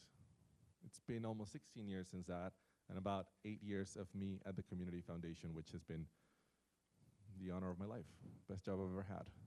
And about a little over 2.5 years ago, this gentleman to my right came and joined us. Joel? Good morning, everybody. Good afternoon. I'm not sure which. My name is Joel Zero. I'm the CEO of Park City Community Foundation. I'm also an immigrant. It happens to be 2 generations back, but my grandparents came over, my wife's grandparents came over about 2 generations ago. If you look 3 generations back, raise your hand if your family immigrated to the United States. It's a lot of us. It's a lot of us. All right, I'm going to turn it back over to Diego. And then I'll kick it back to you. Okay, because we've been sitting most of the morning, I thought, not yet, but I'm going to invite you to stand and entertain an exercise with us. As we're talking about, thank you for the support. As we're talking about community belonging and inclusion, we're going to invite you to reflect on something. We're going to invite you to think about a time in your lives when you were truly, fully included, where you felt welcomed, where you felt belonging. And it could be a workspace, it could be family time, it could be an event, it could be a sports club you were a part of. It could have been last week, it could have been 30 years ago. I want you to all think about that for a moment, and then consider what parameters were present, what were the variables that existed at the time that made you feel like, yeah, I belong in this room, in this space, in this place, and like you belonged. We're gonna ask you to find a partner, someone you haven't connected with perhaps, stand up and share for about 1.5 minutes, and then we're gonna flip. And the other person's gonna talk a little bit about that time and place. So with that, we can all stand for a moment and find a partner. We'll call you back into the room. But yeah, start sharing your story. Thank you all for participating. That is an exercise that we often engage folks in. We don't often slow down and reflect on what is present that makes a space welcoming. And we'd like to engage with you now and would love some folks to shout out what came up for you all. What were the parameters and variables present in the creation of a space that is welcoming and inclusive? We're not looking for perfection, we're looking for participation. I see Molly over there. A group of people with common goals. Yes, A+. Kim? Acceptance. Say more. Open acceptance. Okay, thank you. Bruce, I see your hand. Julieta? Caring. Julieta? Diversity, thank you. Matt? Recognition and respect. Did I see a hand over here, Peter? Investing in your people. I like it. You hear that? Sydney, Marielle, and Flint.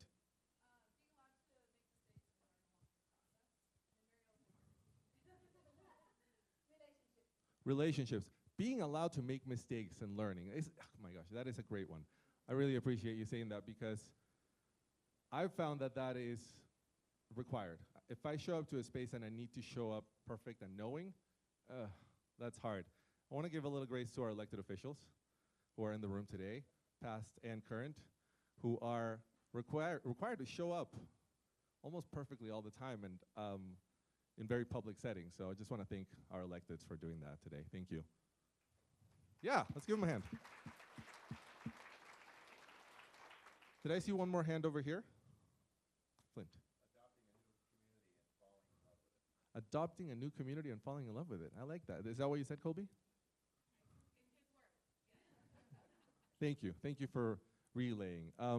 We just wanted to take a moment today and really think about what is it that we mean when we think about community belonging, and what are the spaces that we're trying to create here in Park City, in Summit County, in the Wasatch Back, that allow us to do that. So with that, I'm gonna kick it over to Joel to talk a little bit about the work of the Community Foundation. Thank you, Diego. I'm going to take a step back. The Community Foundation has been around for just about, we're coming on 20 years now.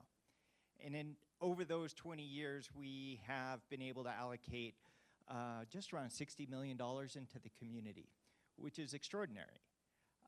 We recently completed a strategic planning process, and like any good strategic planning process, we have 3 overarching priorities. It's community belonging, building a sustainable future, and supporting a thriving workforce. I'm going to talk and focus mostly on the community belonging aspect of it because that is really, truly the overarching priority of the Community Foundation, and we've heard a lot about it today from different organizations. You know, when I think about community belonging and I think about a kid in a classroom who knows that her colleagues are going to go skiing, but she can't afford to get the pass or the skis, it's hard to believe that that child feels a sense of community belonging. So at the Community Foundation, we've got a fund called Youth United, and we support access to all things that Park City has to offer for kids. So they can go to Ballet West, they can go skiing, they can go biking, and they don't have to worry about the financial aspect. They can belong just like any other kid who happens to be born in a more affluent family. When I think about a family who is starting a young family, right, and have kids and need to go to work, but they can't afford early child care, that family doesn't feel necessarily like they belong in the community, right? I can't belong here. I can't. It's more expensive to send my kid to PC Tots than the U. That's just the economics of it. So we are very much involved in early child care, and we're so grateful to the city and the county for being the first municipality and county to step up and fund support for early child care. That deserves another round of applause. It's amazing. Now, our community is facing another real threat to the fabric of community. And it's not just people, it's not people who've committed crimes. There are so many other members of our community that are feeling threatened right now. We're seeing a decline in people showing up to healthcare appointments. We're seeing a decline in kids showing up to school. And we're not just talking about people who clean our hotel rooms and staff our restaurants. We're talking about senior executives in our nonprofits. We're talking about people who work in our school districts. We're talking about a full range of community members who, whether or not they have documentation status here, they know people who do. And they're going to work or they're going to school, and they're not sure if they're going to return to a family member who's been picked up. And that pulls at the fabric of our community. And so what we've done at the Community Foundation is we just launched our Community Belonging Fund. And we're focused on 3 main areas with that Community Belonging Fund. The first is legal assistance. There are people here who need attorneys to file the right papers, to follow the process. It's extraordinarily complex. And I just learned that people who have legal representation are 5 times more likely to get approved whatever it is that they're seeking. So legal assistance really does matter. The second is education, and we're educating not only the members of our community who have immigrated here, but also everybody. I'm doing it right now. So what are your rights as an employer? What are your rights as a citizen? What do you do if ICE shows up? What are you legally required to do? But what don't you have to do?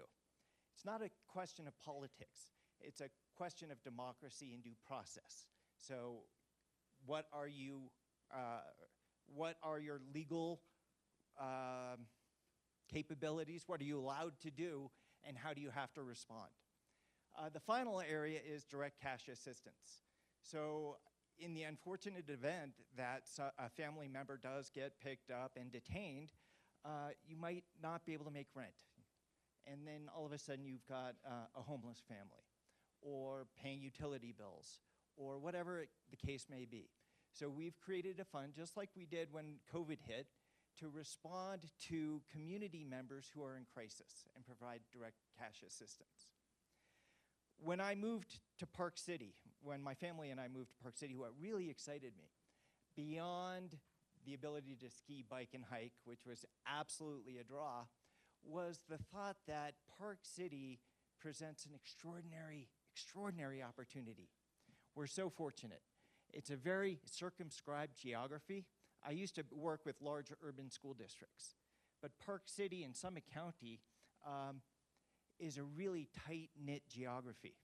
And we've got a lot of resources here. We have an affluent community. We've got an incredibly strong nonprofit sector. And what our friends talking about affordable housing said was absolutely right. If you show up, we can make a difference. This town isn't so big that our voices don't matter. So that opportunity to come to the Community Foundation in Park City presents an incredible professional opportunity to shape the culture and systems and processes of our community. And we all have that power, which is extraordinary. It's amazing to me. So what do we do and how do we do it to protect and create community belonging? I think it was Jimmy Buffett. It could have been Winston Churchill, I'm not sure which, that said, and this was applied to organizations, culture eats strategy for breakfast, right? That's at an organizational level. We're talking about a community level, but we are talking about community culture. And if we don't stand up and shape the culture in ways that we think are appropriate, the fabric will tear.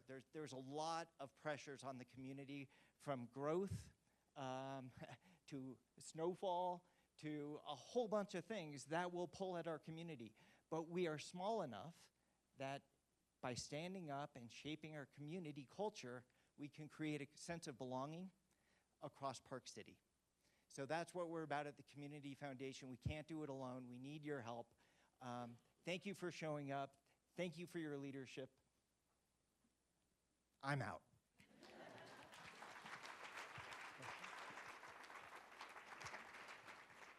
We do have time, yes, for 4 questions. Half a question. We do have time for 2 questions.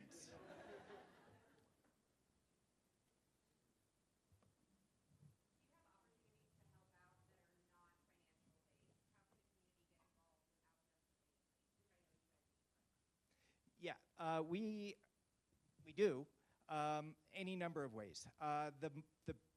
You should go on our website. We don't make unilateral funding decisions, which is really interesting. Instead, our funding decisions are made by committees, and there are always opportunities to be a part of a committee and make grant-making decisions. It's really based on a model called something-based philanthropy, trust-based philanthropy. There we go. I knew I would get it. I mean, could you imagine being an affluent donor? I've got $50,000. I want to give it to this cause, and allowing a group of community members to make decisions on where those funds are allocated. It's an extraordinary model. And if I may add, Molly, we would love to talk with the current leadership class. In fact, I know that there's a conversation happening, and yes. The short answer is, I think, yes. One more question. Louis? Yes. How do you measure success? Haha. Yeah, Kim was on that committee. So when I showed up to the Community Foundation about 2.5 years ago, I learned about the incredible reputation of the Community Foundation, and done a lot of phenomenal work getting $60 million out into the community. But one thing I learned, and we talked a lot about, is money out the door is a really important metric, but it's not the only metric. It's what does that money get you? How does it move the needle on critical issues that you're trying to address? And so that's why we engaged in this strategic planning process. So we have our different areas. Each area has pathways. Each area has metrics. So it depends on what the initiative is. So for zero food waste, that's an easy one. By 2030, we're going to divert all food waste from our landfill. for early child care. We're going to create a system that, a viable system for anyone who is seeking high quality early child care can get it in Summit County. So we have very specific metrics for what counts as success. Nice to meet you.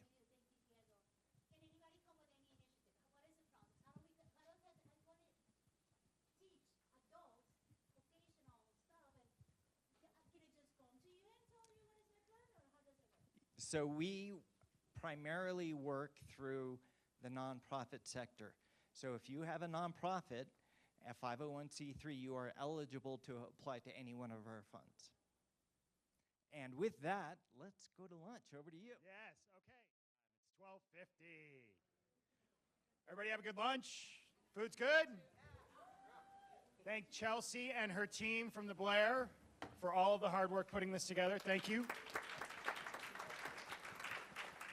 So, as I was thinking about today's event, I thought it would be really important for us to have somebody who started a business here and what it meant to build something from scratch in Park City.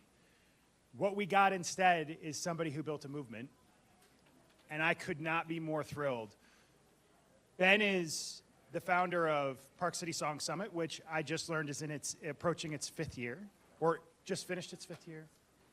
4 with an asterisk. 4 with an asterisk, which means that he's just about over the hump of getting this thing off the ground and stable and ready to go. It's an inspirational story. I'm really excited for him to be here, for you all to hear it. I do have to share, his unofficial publicist, Frank Lynch, shared an article with me the other day. You're going to have to expand on this, that this man is one of the 50 most influential people in the music industry. Is that true? All right. So with that, Ben Anderson. I'm still convinced that. I'm still convinced. Hello? Check. I got you. Hello? I'm still convinced somebody's going to lose their job over that.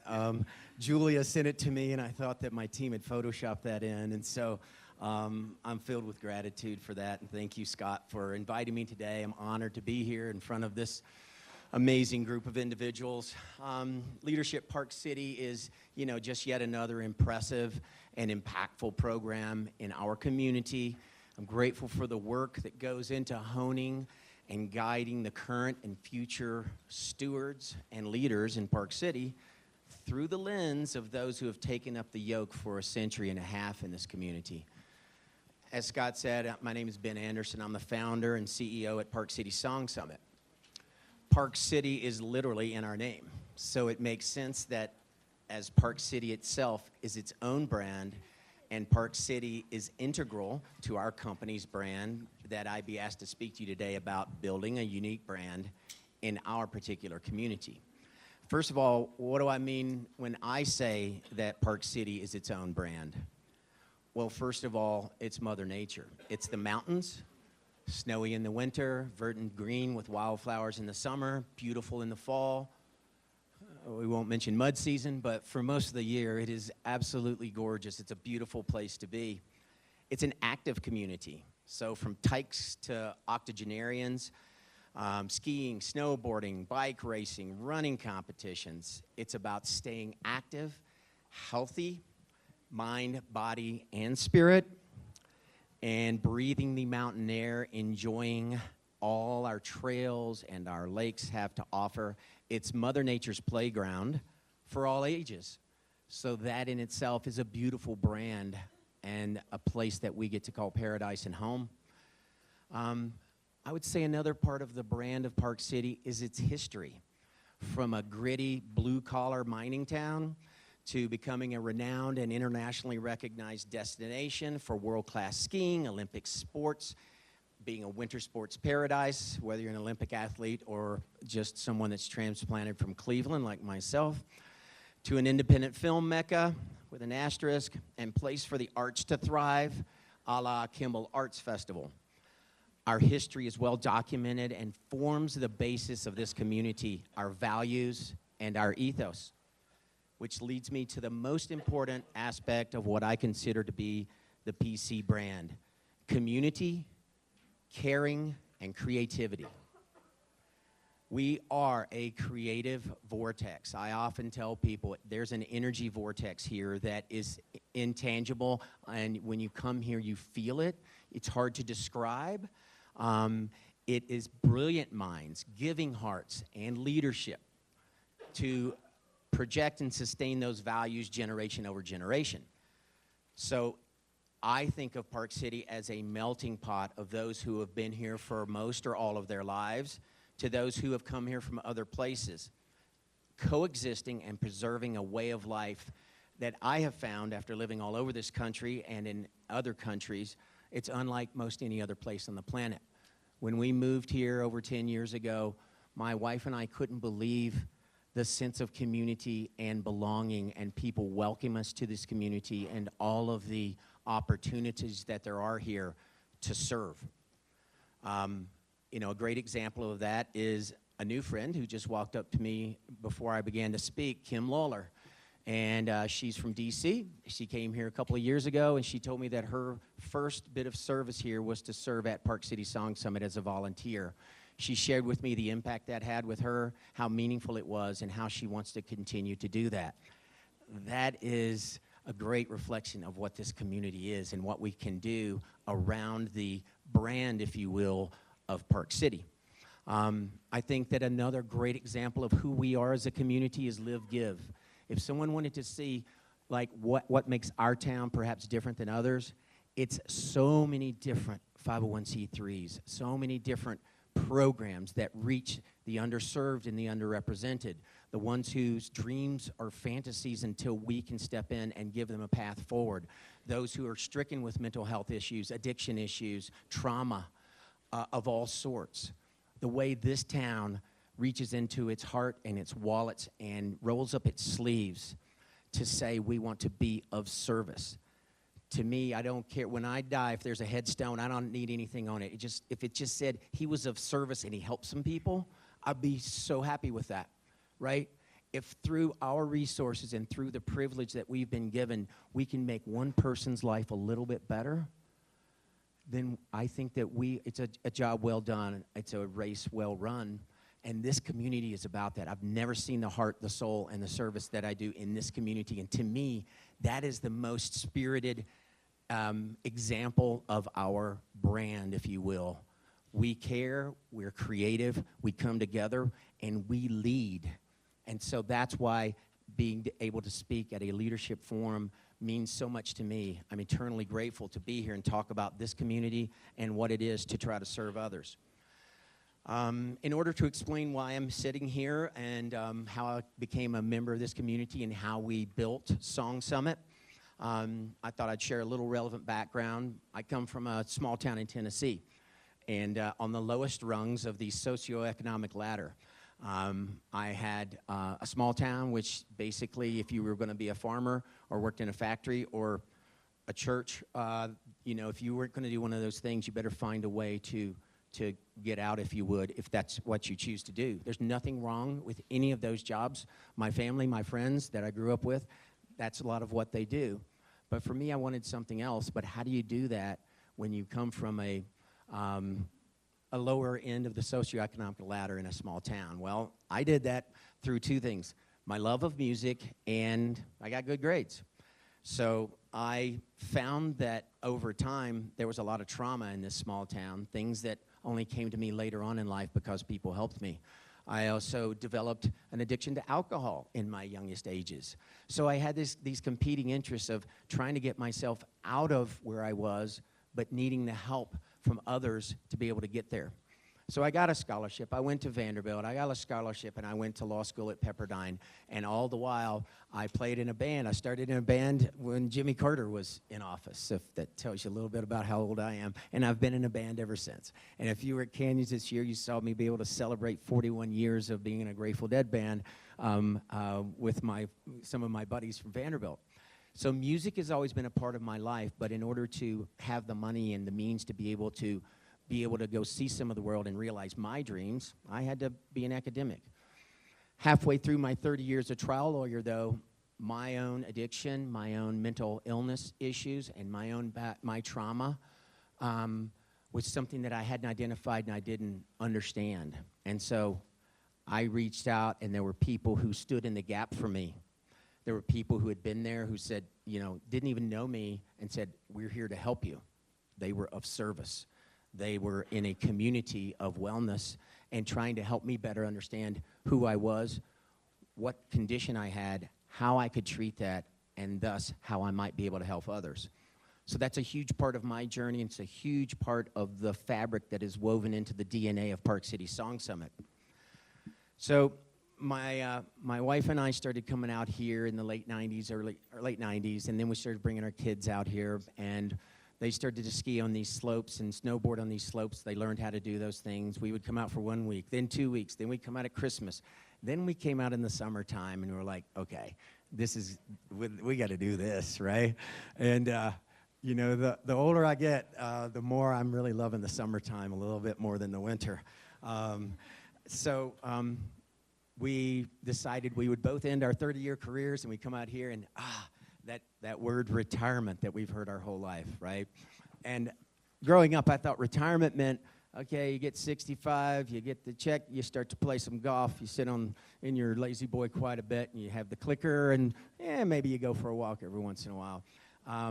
But for me, retirement was just a transition from what I'd been doing and how I might be able to use the things that I'd learned, the arc of my life, and how I was able to get the help that I needed and to live a better life and to lead what I would consider a fairly successful legal practice, and then say, what can I do with all of that in this beautiful town to be of service? And there was an enormous array of opportunities because of the leadership in this community. And so I served on a couple of boards. I was trying to figure out what, for me, would make sense. And then my dear friend Anders Osborne was playing down in Salt Lake in 2018. And he's actually at my house. He played at the Egyptian last night. So hopefully you guys will go see him tonight and tomorrow night. We sat backstage after a show that he played, and we were talking about how many friends we'd lost in the music community and continue to lose due to untreated mental health and this epidemic of isolation, and how we might be able to use the healing and powerful platform of music to try to lead with love and to find a way that we could be more inclusive in the most broad definition of that word, and to hold an event where we didn't have to have only water and Coke and Diet Coke for a non-alcoholic beverage when there's 40 kinds of wine. No offense to anybody that loves wine. I used to myself, way too much. Or 20 kinds of beer, 20 kinds of alcohol, etc. What I found is this community, there's a lot of people who either because they had to make a change in their life or because they want to live a healthier life, just choose not to drink alcohol anymore. So we wanted an event that was inclusive for both those that drink and don't drink. We wanted an event that had a green room and a clean room, so that if artists reached out and they said, hey, I don't want to be around that, okay, provide that. We said, okay, let's have artist wellness lounges where they can come and, especially here, get IVs and oxygen, but also vitamin B shots, or if they need to get their hair or their nails done, or they need a massage, or they want to do Reiki, or they just need a place to zen out. Let's create that for them.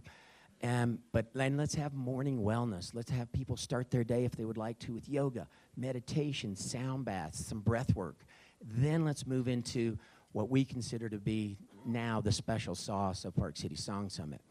Let's bring in thought leaders and podcasters and artists and have next level discussions that we call labs.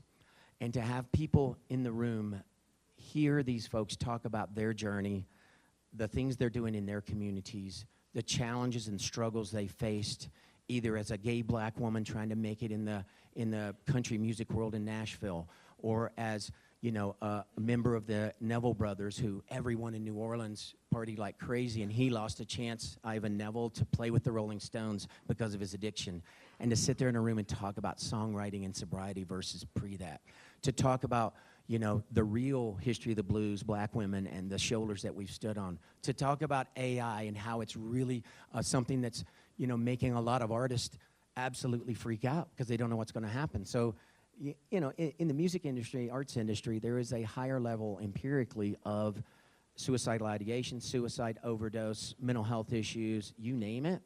because a lot of them are touring artists. So what we found is we could bring people together on that stage and talk about their journey, talk about the things they're doing in their communities to address some of these, quite frankly, epidemics sweeping our country and things that we haven't talked about. And we could use our labs to do that. And then after all of that pouring out of emotion and tears of joy, tears of connection, of course we want to have some great music at night. And so, as I like to say, so at night we dance, right? That was our dream in 2018. And Anders is at my house, and he was telling a friend of mine last night, he's like, you know, you don't ever start dreaming with Ben, because the next thing you know, it'll happen, and he'll be asking you to join in and help lead the thing. And he's like, that's exactly what happened. I thought it was just this great idea, and all of a sudden, you know, in 2019, we held our first event. So, you know, 6 years ago, I stood in front of the city council and I said, I got this idea. We would love to, and I explained the whole thing, and, you know, I remember walking out there, and they said, we love this. We'd love to have it in our town. Just don't get as big as Sundance. It sounds like the Sundance for music, and we can't have 2 of those per year. And I said, I get you, right? So we held it that year, and through a pandemic, 6 years on, we're still here as Park City Song Summit, and we are growing.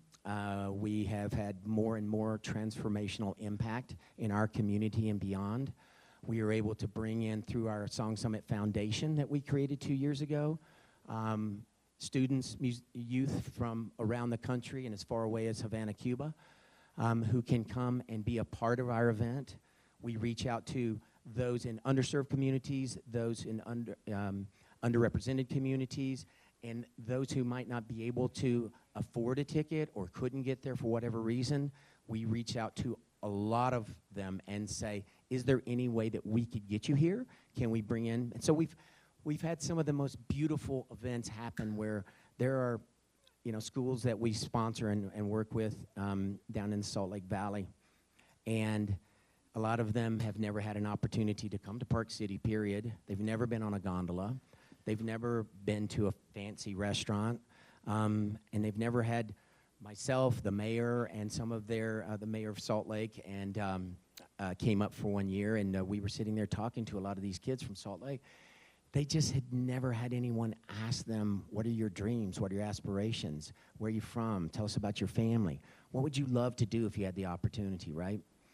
And I love educators. My mom was an educator. My sister was an educator. I think they're some of the greatest unsung heroes in our community, and God love them for what they do, because, you know, of all the toughest jobs out there, other than perhaps being a parent, is being an educator. And this educator said, she reached back and she said, you know, my kids felt seen. They felt heard. They felt special. Some of them, they said, it's the first time I've ever felt that special in my life. And, you know, I could get emotional talking about it, but that's what this community has afforded me, is to have it as Park City Song Summit, to use the beautiful power of storytelling and song, the healing platform of music, to have a summit, to have a meeting of minds, of thoughts and ideas, of how we can, in this divided and ever more divided world, try to bring people together. What better place to do that than Park City? So that is why it's in our name, and, you know, we have grown, and we have gotten a lot of eyeballs in the industry. If I go to New Orleans Jazz Fest, Newport Folk Fest, where people used to not know who in the world I was, so I'd wear my merch and go, hey, I'm Ben Anderson from Park City. I've got this thing called Park City Song Summit. Like, tell me about that, right? Now, I'm very blessed and grateful for the fact that I show up and people are like, hey, my artist really wants to play there. Or, I was there last year with a group of people, and we were at the talk with Matisyahu and Eric Krasno. Or we saw the kids from Havana, Cuba, and New Orleans play together in a line. It was the best thing we'd ever seen. Like, those types of things mean the world to me. And, you know, if we did this in Nashville or LA or New York or some other large city or medium-sized city, we could get lost in the shuffle. But here, I think we can be, alongside all of the other great work that's being done, we can bring music to the fold. When my wife and I used to come here year over year, I remember when we started coming in the summer, we'd go to Silly Sunday, and we'd see the bands playing at the end of the street there by my dear friend Brian Richards and the Mountain Town folks. And she was like, why isn't there like a multi-day music event that, you know, really enjoys the mountains? And if we move here one of these days, we should start one. Now, she and I go back to that moment in time sometimes and laugh and cry, going, God, we had no idea what we were going to be getting into when we started this thing.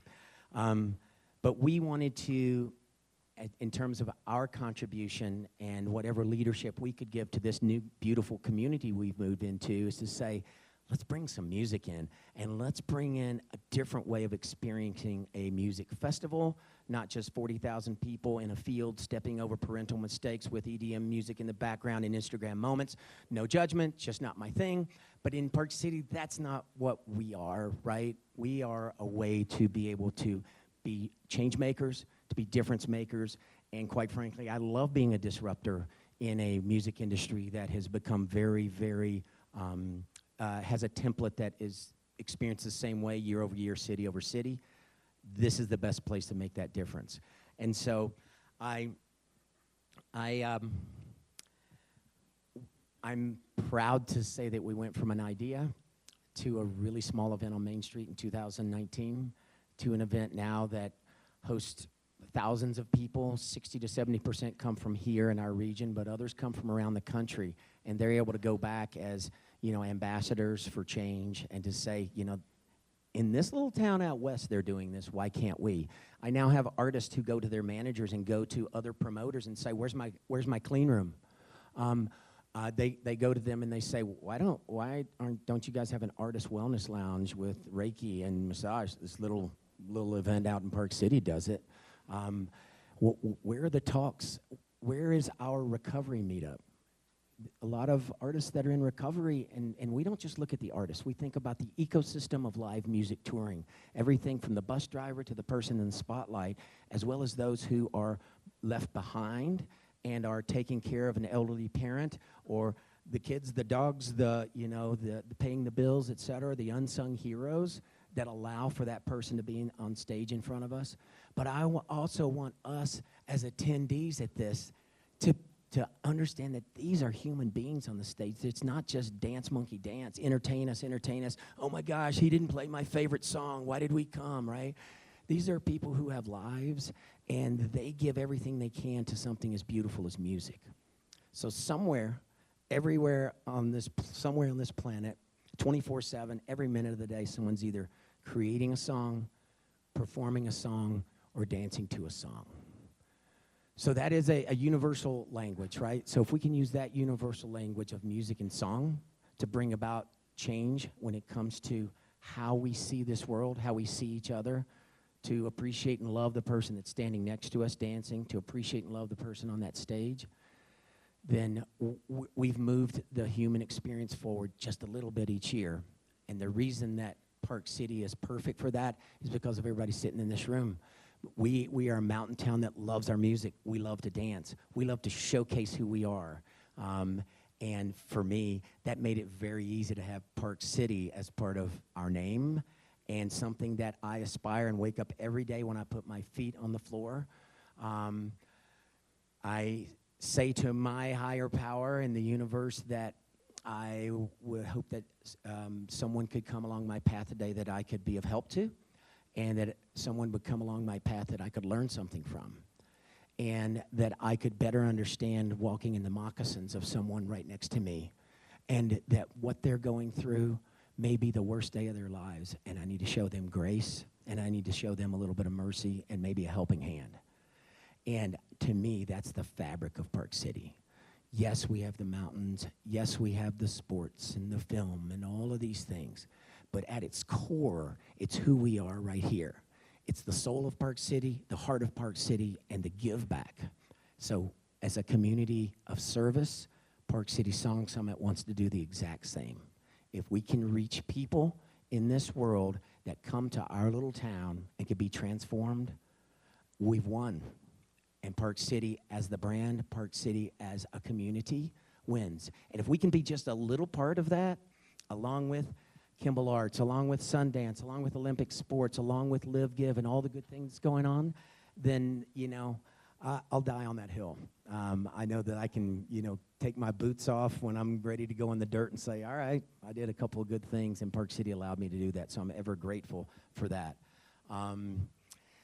Well, we feel strongly, obviously, that our brand and our values align perfectly with those of the brand of this community, and hopefully with a lot of you in this room. If you haven't been to Park City Song Summit, I sure hope you can be there.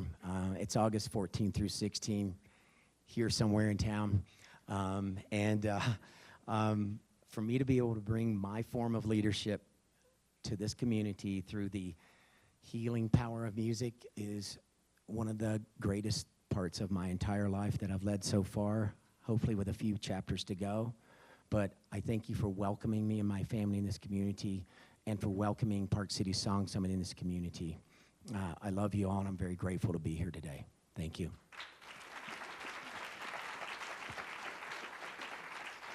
Yes.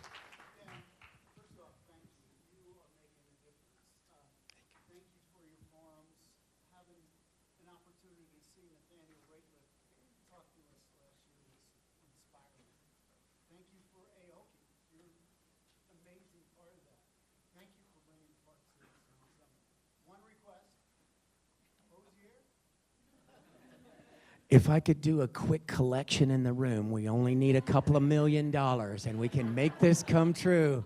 Oh, how I would love it. I would love that. I met him at Mavis Staples' 85th birthday party in Los Angeles about a year ago, and he's such a good human, and he's doing so many great things. But as of 2025 Park City Song Summit, we can't quite afford him, but I'm an eternal optimist. So let's make it happen. Thank you. Thank you very much. Thank you. Yes.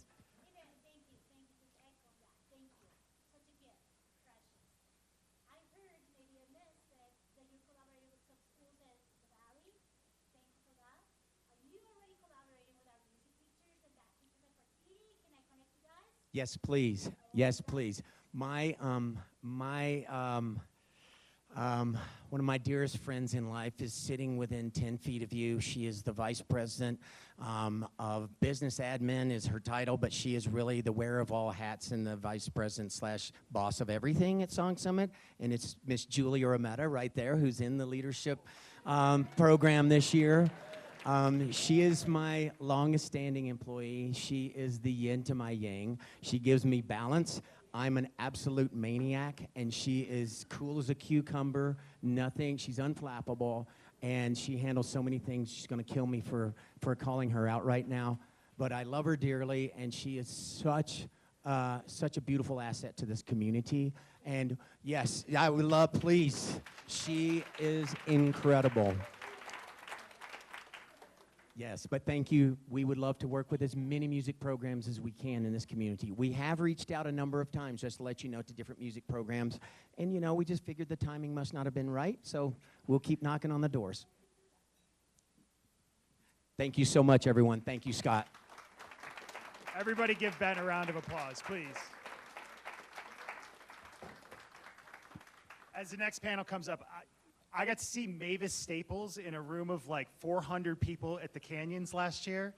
Like, the experiences that you're delivering in this community are really, really remarkable, and to have it be so purpose-driven is it's a gift. I think that's the right word. So thank you. Next up, we have our transportation panel. Come on down. So if you've ever sat in traffic on Kearns, you know why this conversation is important. We're getting ready for 2034, and we have an all-star panel to help kind of talk through where we are today and what we're getting prepared for in the future. So I'm going to introduce the moderator today, and we're going to pass out some microphones here in just a second. I'll introduce the moderator, and then Sarah can introduce the rest of the panel. For those of you who don't know, Caroline Rodriguez and I go back further. I've known her longer than any of you all have known her. So if you want stories, just come ask me. Sarah Pierce is the Deputy City Manager for Park City Municipal. She's been instrumental in leading key initiatives to improve mobility, public transit, and long-term transportation planning for our region. Please welcome Sarah Pierce. Thanks, Scott. Is it on? Class 10, too, by the way. Okay, we have an illustrious group of transportation professionals here, which I am not one. I'm a leader, but I'm not a transportation professional, so I'm going to leave it to them to fill you in on all the great things that are going on in our community. First, I'm going to have them introduce themselves, tell you a little bit about their background, how long they've been working in transportation, and why you do it. My name's Adam Hertmorse. I am with Snow Country Limousine. I think I'm the only for-profit person on the table here.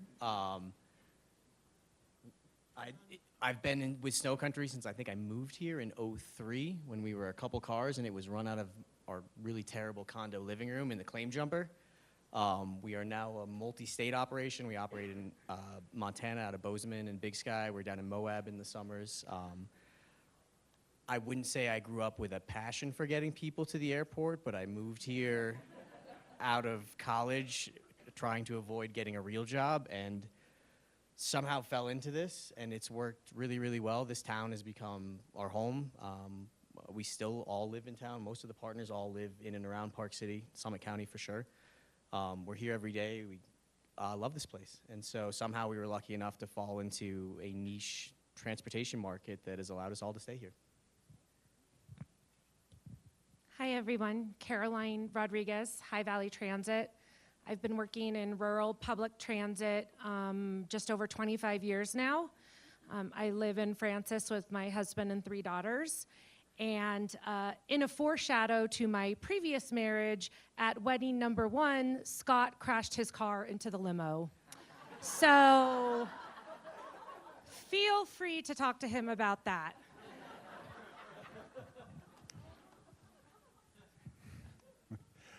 My name is Robert Stewart.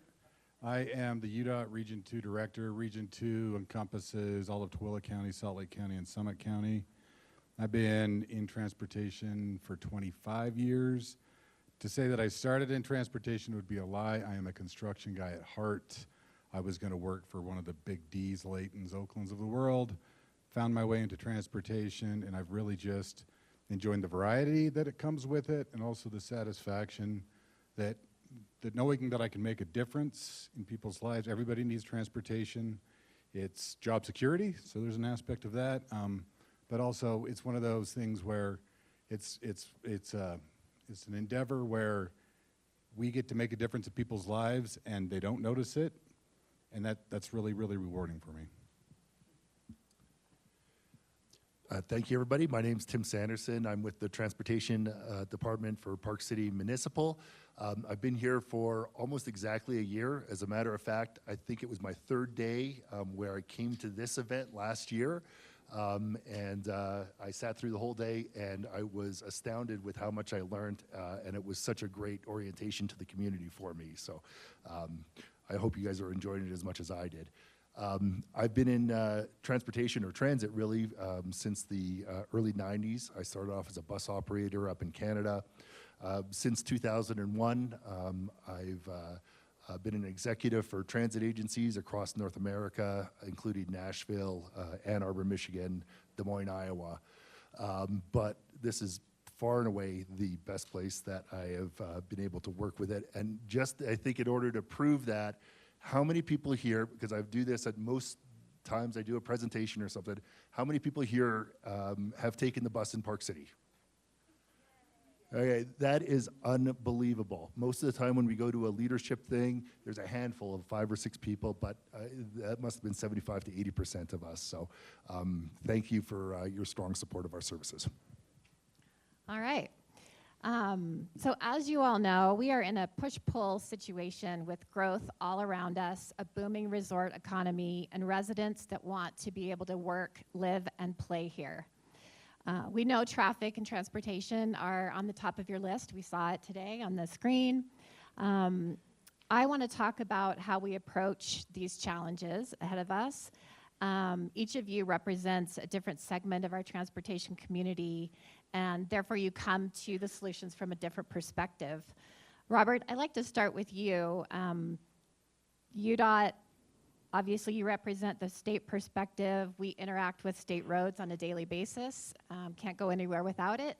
How does UDOT approach challenges, and when and how do you decide on projects?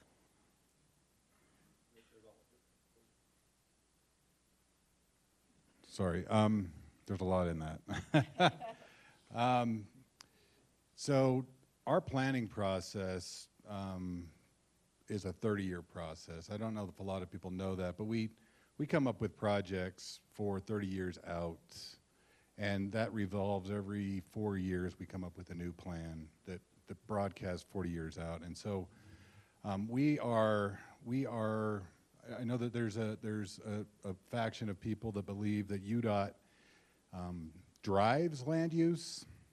We respond to land use. So when we take those projections into account, we're not ourselves projecting where people are going to be, where jobs are going to be, where people are going to need to get to. We respond to the local communities, and that's when Sarah talks about the relationships, that's where we find where projects are going to be needed. And we plan those things out, like I say, 30 years in advance, and then the projects march through that process. Now, I think we can all agree that 30 years is not reactive enough to the current environment, right? And so we try to respond as quickly as we can to growing needs as we see them. And it's a great problem that we have here in Utah. We're growing everywhere by leaps and bounds. Whenever I go somewhere, the number one thing that I hear is growth, and Park City is no different than that. It's a great challenge to have, but the funding for transportation lags growth, and so we're trying to get in front of that as much as possible. But yeah, we do our best to work with communities. We have great relationships with a lot of the different communities. We are trying to move into an area where we are focused on all users of the transportation system, not just cars, not just vehicles. We are trying to create a system that works for all users. That's been a recent change in the last maybe 4 to 5 years. But we do start at the grassroots, working with communities to help foster that transportation system. And just a follow-up question, are there solutions that municipalities can employ to help kind of build upon the solutions that you're providing? Parking, I'm thinking of. We talked about that earlier. Yeah. So there's a couple of things. If cars don't have anywhere to be, then there is no demand for them, right? And so when we've been working with Park City, that's been some of the things that I think has been encouraging. Because if we enact things like limited parking or permit parking or things like that, that reduces the demand for a vehicle. Vehicles won't go where there's not a place to be. So that's one mechanism. The other thing is, like I said before, land use and land use decisions drive transportation as well. If we have communities that are built around a perspective of live, work, play in the same area, then also that helps the transportation network globally. So land use decisions, thinking about the demand, where cars want to go, and controlling traffic based on that. Thank you. Caroline, High Valley has implemented several routes to provide regional connections. Can you just tell us a little bit about how they're working, who's riding them, how's it going? Sure, yeah. So our regional routes, we've had the route to Francis and Camas dating back to our partnership with Park City Transit. That has maintained its productivity, almost exclusively workers that use that route. In the last 2 years, we implemented a route to Wasatch County, and then in December of this year, we started it as a commuter-only route, so 3 runs in the morning, 3 runs in the evening, and then in December of this year, we implemented full-day service, and we also took over the commuter route between Salt Lake City and Park City, and that also runs full day now. And the bottom line is that the buses are full all day, every day. We need more service. There are huge demand. I know people hate standing on a bus when they're riding, up I-80, but we need more service. They're full all the time. And because you followed Robert, can you talk a little bit about your work with UDOT and with Park City on the BRT on 224? Yeah, I think, Sarah, as you mentioned, 224 is a state route, so we are really dependent on a strong partnership with UDOT to get the bus rapid transit built. We're also dependent on a strong partnership with Park City to get the bus rapid transit constructed, because for the most part, we are bringing workers into Park City. I'm sure everyone is wondering where we are on that project, and we have just passed 30% design.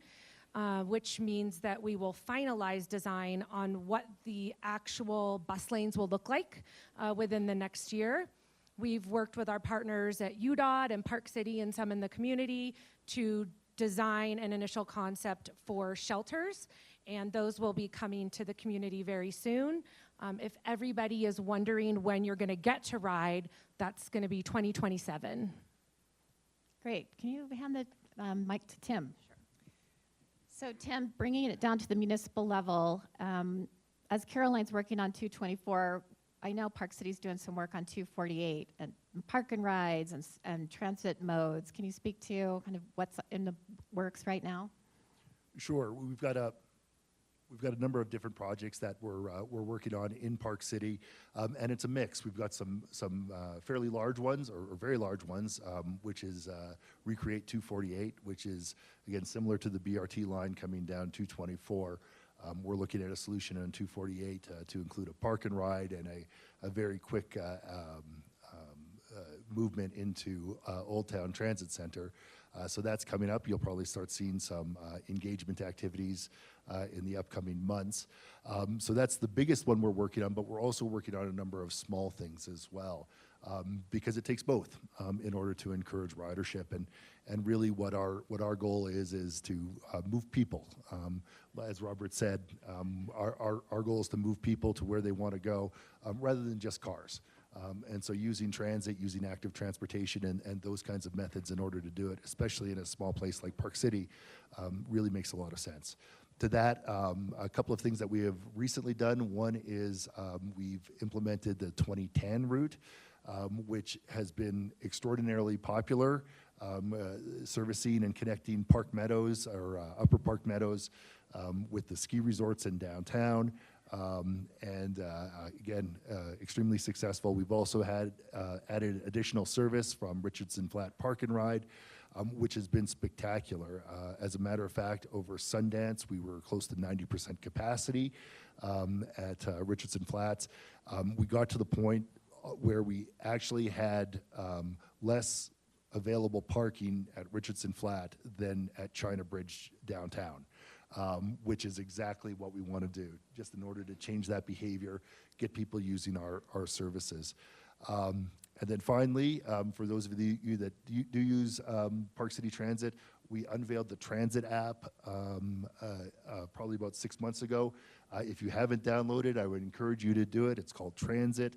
And it's just a very user-friendly way of planning your trip or navigating your trip. The good thing is the analytics from it also come back to us, and this is why we're pushing it, so that we can take a look and see what kind of trips you're taking and how that usage is happening, so that we can be much more responsive to our customers. So, thanks. And Adam, there's a role for the private sector to play here. Your business provides significant transportation for our visitors. Can you speak to that and how you intersect with the public sector? Certainly. To start, I'd say that we already have partnered pretty significantly with both Park City and Salt Lake County. We stepped in after COVID and actually helped with High Valley Transit operate the Salt Lake route for a year. We operated the Cottonwood Connect in what was a 2-year attempt to try to alleviate some traffic up Little Cottonwood Canyon and Big Cottonwood Canyon. There's certainly worlds where we intersect. YSA, for example, we work a lot with the Park City School District and YSA, so if any of you have kids who do the Get Out and Play programs, the after-school programs, a lot of them are in our vehicles at cost.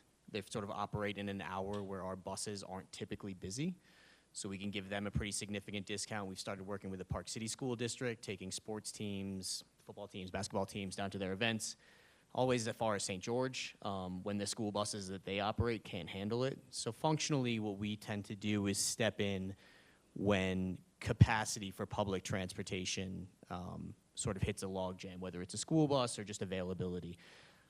And if you ask me honestly, I think there's more of a role to play. There are weeks, Sundance notwithstanding, that town is very, very busy, like Christmas, where we're busy as a company, but some of our larger vehicles aren't. Our buses, our mini coaches, anything above a 28 passenger tends to be pretty idle during the big holiday weeks here. It's not a big time for corporate travel, which is mostly what they're used for. We take 200 people to a buyout of the River Horse, or we take people out to a buyout of High West at Blue Sky. But during Christmas, they sort of sit idle. We don't do a ton with them. So if you know, the city is in need of extra transportation or flex buses to help out, you know, take more people into the ski resorts, we're happy to step in and help out. And I think there's a lot more we could do. You know, could we link Park City to the airport somehow? Does everything have to be free? Could we step in as a company that actually is set up to take payments and flex out? So on a day like December 26th, if we have hundreds of people coming into Park City, we can flex out. If there are days when there's nobody in April, we don't actually have to send anybody, and I'm not beholden to run a single set schedule every day. So I think there's a lot we can do. And it's hard for us to allocate funds. I mean, obviously, if I could run a bus to the airport and make money, I think we would have already done it. And so some of it depends on the public sector stepping in and playing sort of a backstop for a lot of this stuff. The Cottonwood Connect, you know, obviously we can't run for free, but it was successful. It was $20 round trip is what we charged, and we had a lot of riders. We had thousands of people ride it. And so, but the county stepped in and helped make us whole at the end of it, so. Great. So you've heard about the level of expertise and the projects, kind of the main projects that are in the works. We wanted to leave a lot of room for questions because transportation's on everyone's mind. So now's your chance. How about you in the back?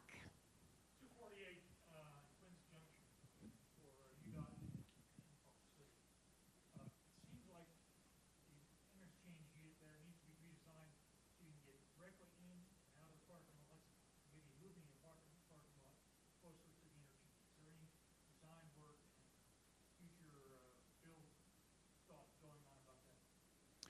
Yeah, so just for the interchange specifically, right now we have projects that are really dedicated to widening ramps, but we also have been working with Park City on a park and ride lot at that area with transit in mind. There's a realignment of the old US 40, right, as it ties into 248 right now. That's helping relieve some of that congestion. Most of the long-term plans, though, or the short-term plans are related to just storing people on the ramps, not necessarily towards reconfiguring that interchange just yet. So I just want to say, as somebody who lives in Park Meadows, thank you for the 1020, I can't remember what it's called, but that has been an incredible connector for those of us who live there to the rest of the city, because that's been quite a difficult task. To UDOT, I want to say thank you to the humor that you present on the overhead passes. It's really, for those of us who drive down to Salt Lake regularly, it's always a pleasure to see the humor there. And I know that for all of you, this is a really difficult task for our small community, but we thank you for everything you do. And if there is a way we could get some kind of, you know, the track system, I don't know how you would do something like that, but to what you were talking about, even just being able to get to the airport when you live up here, the only choice we have is to park and drive, which most of us don't want to do, especially if you're going for long periods, or take, you know, like an Uber. And that can be expensive for a lot of people. So some kind of a bus system that went directly to the airport and back would be so appreciated. Just to repeat really quick, a lot of thank yous for the town route in Park Meadows and UDOT's humor on the VMS boards above the freeway. And then a question about airport transportation from Park City. So you actually can get to the airport fully on public transit. You can take the 107 fare-free down to Salt Lake. You have to transfer to a UTA service. You probably have to transfer twice. Neither of us are allowed to operate in Salt Lake County in more than a very limited basis, but there is a public transit connection all the way to the airport that exists. Not an easy one.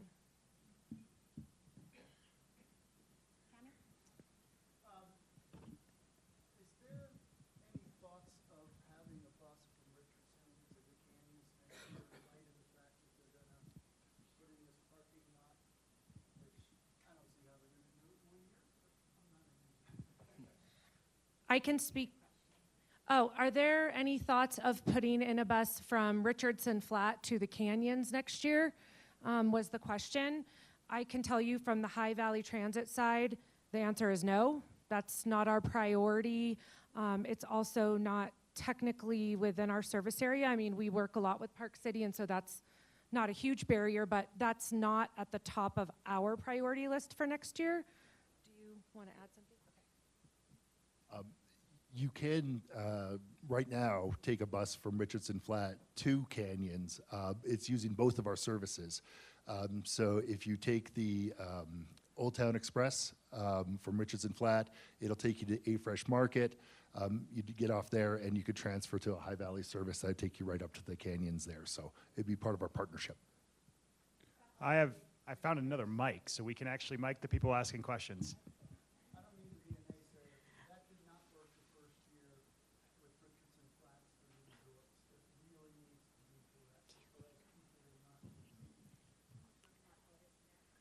Sure. We do have direct service to Deer Valley without going through downtown, and we have direct service to Park City Mountain through downtown. Our challenge with Park City Transit is Canyons is not in our service area, so we wouldn't be so we don't run out into that area. So. Thank you, Tim. And let's be honest, you got to transfer people. Sorry. Like, this is public transit. There's no other place in the country where people say, oh, that's not true. We are very lucky, you are very lucky that we have two very robust public transit systems, both of which are fare free. You have to transfer. You're not gonna get a one-seat ride everywhere you wanna go. I have 3 kids with ski boots and skis, so I know it's hard, but you gotta transfer. So, Adam, thank you for your comments about the work that you do in with YSA and with some of the schools and things like that. As a parent in the school district and a parent who had kids in YSA, it was exceedingly helpful to have those times when you have stepped in. And I'm curious about whether there's ever been a holistic approach taken to looking at there's a whole network of, or a whole category of transportation that is run by parents in carpools. And increasingly, both parents in this community are working during the day, many of them down in the valley, and it becomes very, very tricky to get kids to be able to participate in the things they want to do. Has there been some thought given to, in planning for the future and the fact that we have a lot of traffic at the high school and a lot of traffic at the Kearns campus in general, a lot of traffic around Ecker, are there ways that we could look at the whole ball game and see how we could make all of Park City and all of Park City families a little less dependent on cars? I mean, I'm probably not the one to answer this question. I know you'd like to be part of that conversation. I'm happy to be part of the conversation, for sure. I think a lot of it comes down to where the open spaces and the geography that make this place awesome make it a nightmare for transportation.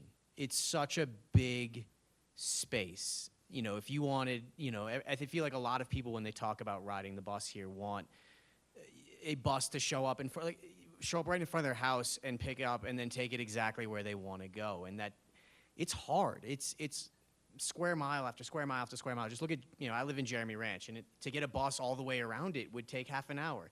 And then you start running into the cost of actually operating a bus. You run into the cost of operating a car. So yes, we can do anything. Right. I was thinking more in terms of like collecting, okay, you have 86 kids from this school that need to get to Utah Olympic Park and 66 kids who need to get to some other, like you're talking about moving kids from school to the activity is not necessarily being the round trip provider. Right. But the idea that we know that we have too much traffic on Kearns. I have a kid at the high school when there was a question about there being enough parking, it undid a lot of families because they count on their teenagers to be able to transport younger siblings. They count on their teenagers to be able to get themselves to their own jobs. So it was more a question of seeing if there's like I know that like Park City Ski and Snowboard, there are families that pay into something. And I'm just curious if we put a little bit more thought into that as a community, if we could figure out where those pain points are and if there are more efficient ways to do it. That's all.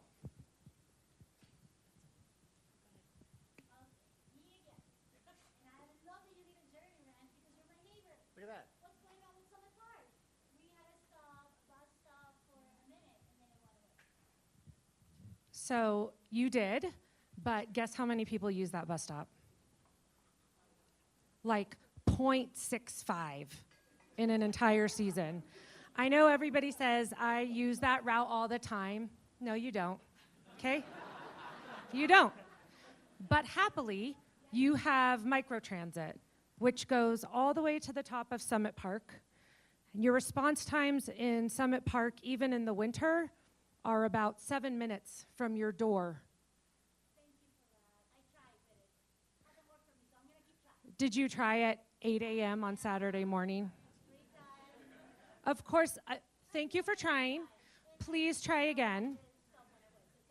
Thank you. And let me just tell you that the great part about micro is that on your return trip, you will likely get a fixed route as the first part of your leg, and then we will automatically book the second part of your leg on micro, so you're on your app once, and we will say, Caroline is waiting for you in Sum 4 at the Kimball Junction Transit Center. Get off the 10X, get on Sum 4, and Caroline will take you to your destination. Please try it again. Thank you. One more? One more. It seems like the community's expectations are a little bit high. This is primarily a question for UDOT. There's never a fix for your transportation or transit needs. What is the expected level of service, C being average, A being no cars on the road except for you? It seems like UDOT is always playing catch-up and always will be. As you said, you follow land development as opposed to lead it. What should the community really expect the level of service to be as we progress? Is it always level of C on the verge of level D? Or can you expect B for a considerable amount of time? Can you get real with the public and give us some expectations to rely upon? Yeah, generally what I would say is UDOT does not plan for a level of service. We have a level of service categorization. Level of service A during peak times. We actually expect the system to fail during peak times. And so that's what people should come to expect is when you see congestion on the freeway down in the valley during peak periods, that's about what we would expect. But what that means is other times, not during non-peak periods, the traffic's able to flow. Does that make sense? I'm talking about 248 and 224. What do you expect the level of service to be there for maximum mitigation? Yeah, so we're undergoing an environmental process on Kimball's Junction. That's what I would say is that it's not planned to, the solutions to there are not planned to be level of service A at all times. It is planned around a typical day and for during those peak periods for there to be congestion. We just don't have the resources to expand road networks to have it free flow all the time. So that's our planning process, is that's what we're targeting.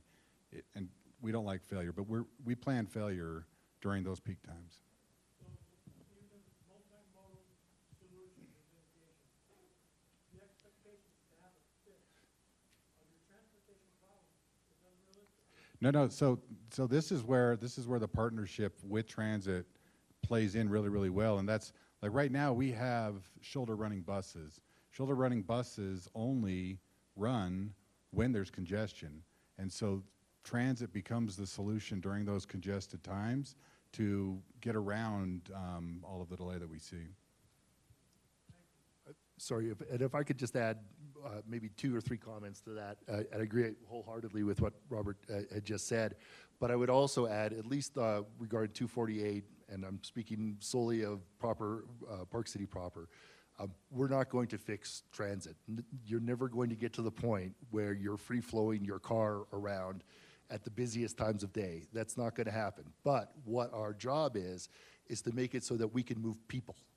We can move people through transit. We can move people through cycling. We can move people through walking.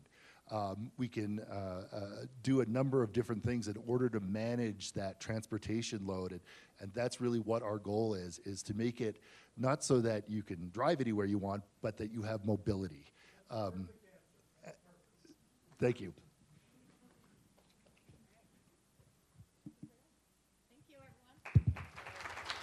Thank you to the transportation panel. Thank you all. Thanks. Caroline, yes, does have stories about me as well. But come talk to me. I'll tell you the stories about her. It's easier. So our next panel is on Eastern Summit County issues and impact. Park City does not exist in a bubble, as much as we would like to believe that we do. Our issues impact the eastern part of the county and vice versa. I am so pleased that today we have some Eastern Summit County royalty with us. Royalty. Wow. I think it's deserved, too. Okay. First, Summit County Council Chairwoman Tanya Hansen. Please welcome Tanya. Thank you. And Mayor, you and I have only spoken over the phone. We haven't actually met in person, but it's really nice to meet you. Mayor Zane, I'm going to do my best on this. Wolstenhume, Mayor of Oakley. Please welcome Mayor Zane.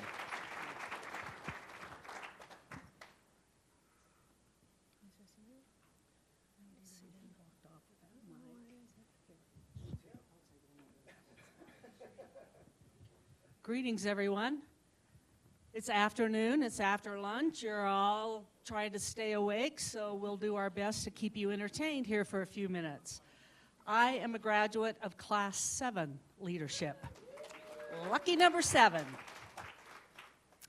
So Mayor Wolstenhume and myself are both fifth-generation Summit County residents.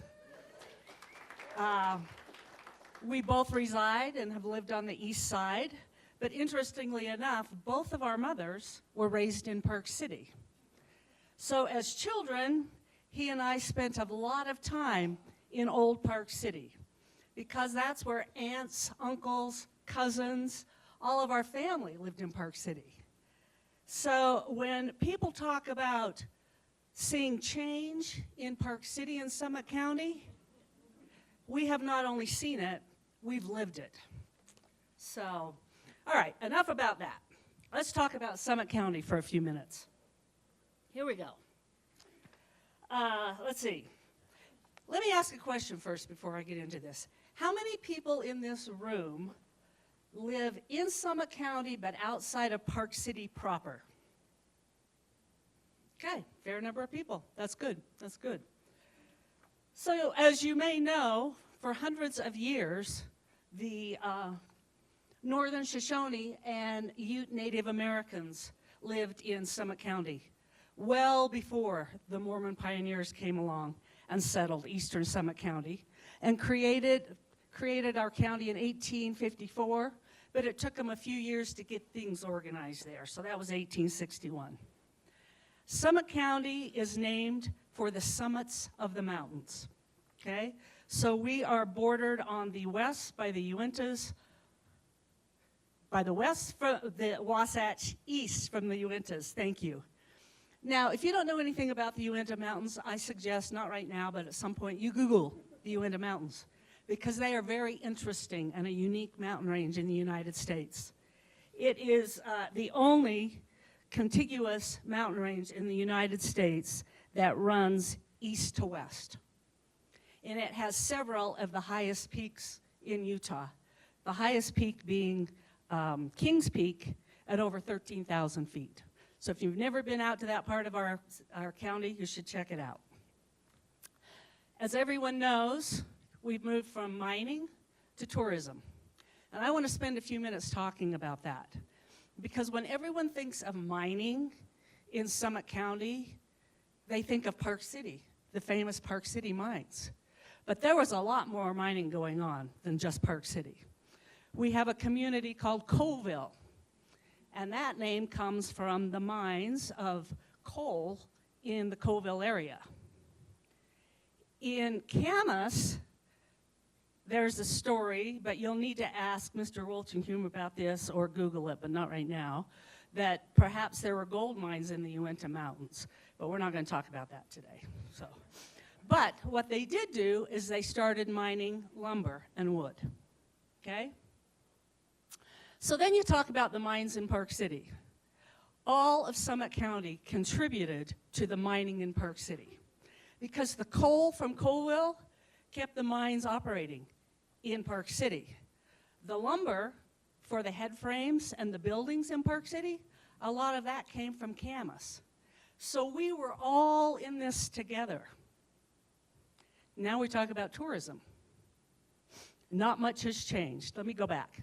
I remember as a little girl sitting at the dinner table, and this is vivid in my mind. I don't know why I remember this, but my folks were talking about the mines shutting down in Park City and how devastating that would be to Summit County, not just Park City.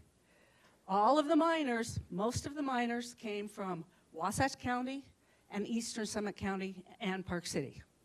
But all of the commodities to support the mines were coming from Eastern Summit County.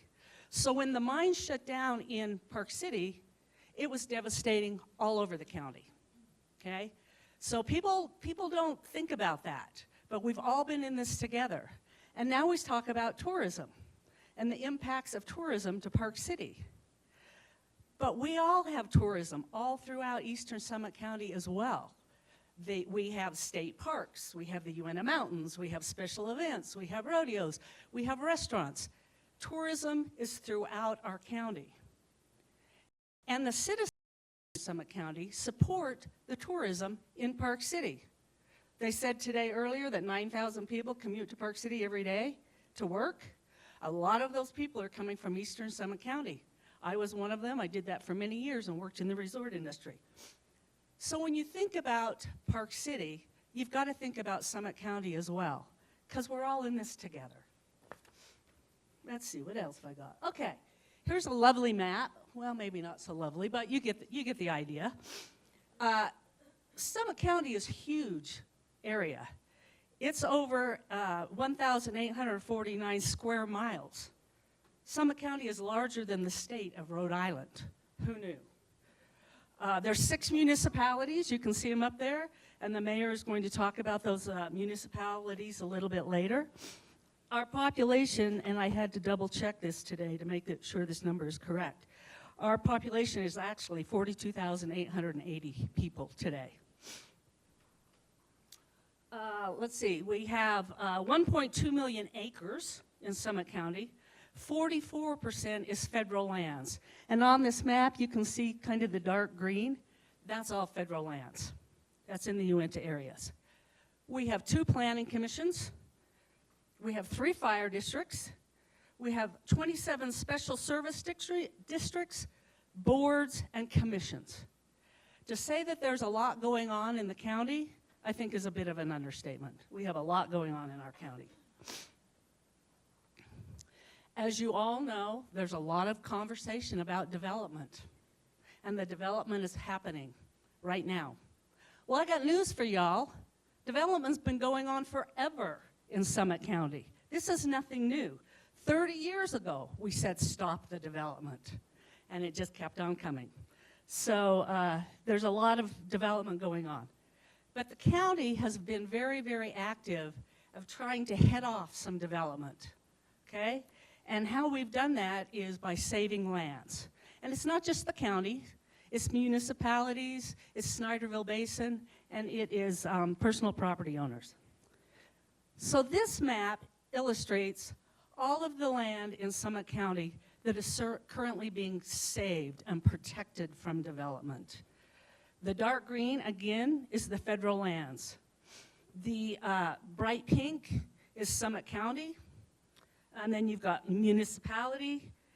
The dark gray is private landowners who have decided to conserve their property and put it into conservation easements.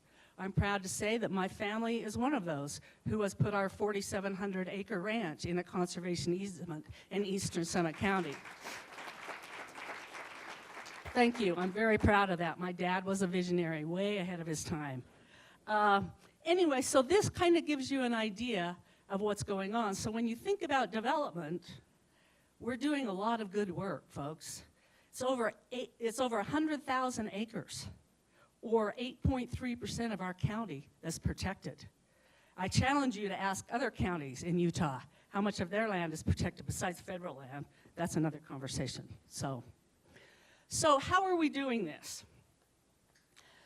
In 2021, the county residents passed a $50 million bond to save and protect land. But there was work being done way before 2021. Municipalities and areas like the Snyderville Basin area, they had passed other bonds to help save land.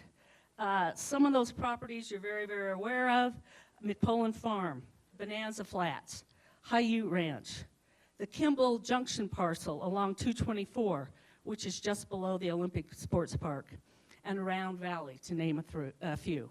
Those have all been saved through bond money that citizens have passed. But never before 2021 had there been a county-wide bond.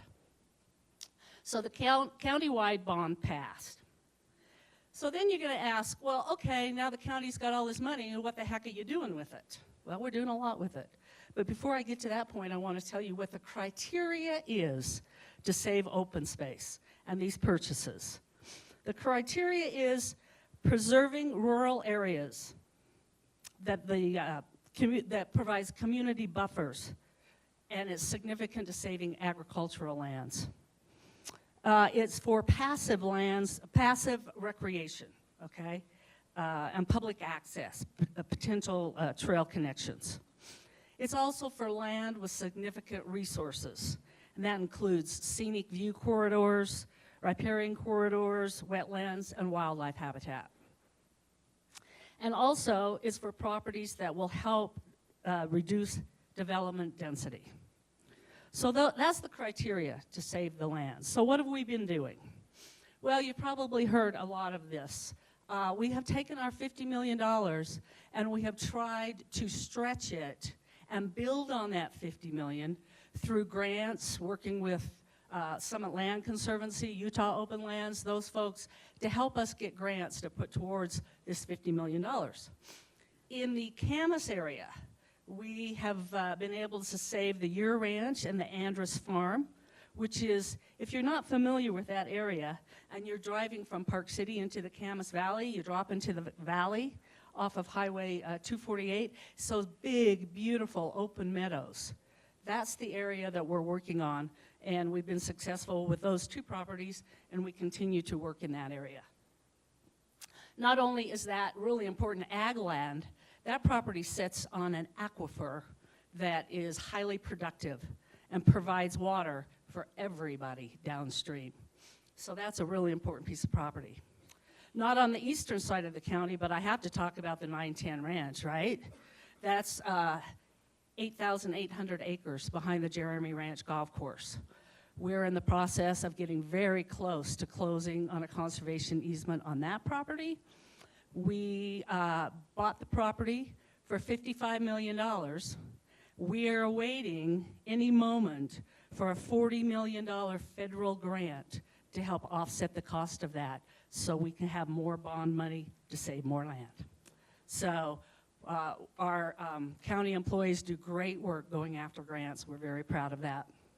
In the North Summit area where I live, we've saved over 5,000 acres of ag land. So again, these are big numbers, and I think it's important for people to understand this. Over 100,000 acres, and that's 8.3% of our county has been preserved through cities, through private landowners, and through county conservation efforts. Before we get to that, I want to tell one story, and then I'm going to turn it over to the mayor. I'm passionate about this conservation program. I was recently at the state capitol, and a gentleman walked up to me, and he was on the county council from Tooele. And he came up to me and he said, "Oh, so I hear you're from Summit County." And I said, "Yes, I am." And he said, "Talk to me about your open space and what you're doing up there." So I told him about the $50 million bond and all of the properties that we're saving and what we're doing. And he looked at me and he said, "The people from Summit County should be so proud of what you're doing up there. This is not happening anywhere else to this extent in the state of Utah.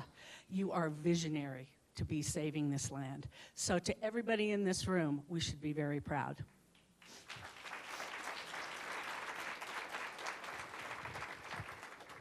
Thanks, Tanya. I appreciate being here today. It really is an honor. I have roots in Park City. My granddad was a mayor in Park City back in the early 50s. My mother graduated from Park City High. And anyway, I appreciate being here today. I thought you might be interested to see a little bit of history as far as school districts go. My day job, I'm the business administrator at Ogden School District. I worked at South Summit for 20 years before that. And while there, I worked with the recorder's office to try to put together what the original school district boundaries looked like.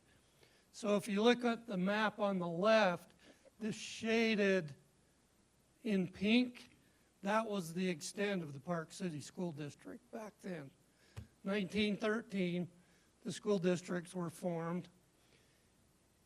North Summit School District is all of this property right here that you see where Rockport Reservoir is. They had the railroads, that gave them their property tax base. Park City had the mines, which gave Park City its property tax base. South Summit didn't have anything but federal ground and farm ground. So they worked it out that South Summit got a 5-mile strip of railroad along the Wyoming border, which turned out to be the biggest oil well in the state. And during the 70s and 80s, South Summit was like Park City School District is now. We were contributing a lot more to the state budget than we were getting. And you'll notice this area right here, when they started building Treasure Mountain Middle School, somebody got checking and said, whoa, wait a minute, this is South Summit School District. And so they did a boundary change in the 80s. And before that time, all of Jeremy Ranch, a lot of the Snyderville Basin, this is I-40, that little diagonal there, was in South Summit School District. So the map on the right shows you what those boundaries are today. Back in about 2000, you can see the pink boundary. We did some adjusting there. But anyway, it used to be that a lot of Park City was in South Summit. Most people don't know that history. I was asked to share a little bit about what's going on in our cities on the east side. So I'm a little more familiar with what's going on in Oakley, but we have our population there, just over 1,500. We've got a big development we've been working on for a few years. Some of you may have read a little bit about the city center development, the Oakley Diner. We're working with a developer on that. We hope to have that development agreement finished sometime this summer, but that will change the nature of Oakley. It'll be a change that will be unlike anything that you've seen on the eastern side. I think it'll be great, personally. We've been working on a well project. We had a 3-year moratorium on water hookups because we needed more water. We finished that well last fall. You can see it was flowing artesian at over 1,500 gallons a minute. And we hope to have that online here in the next few months. One of the big things that we are working on is a conservation easement where our watershed is to protect our wells. And we have been working on a pathway trail along the Weber River.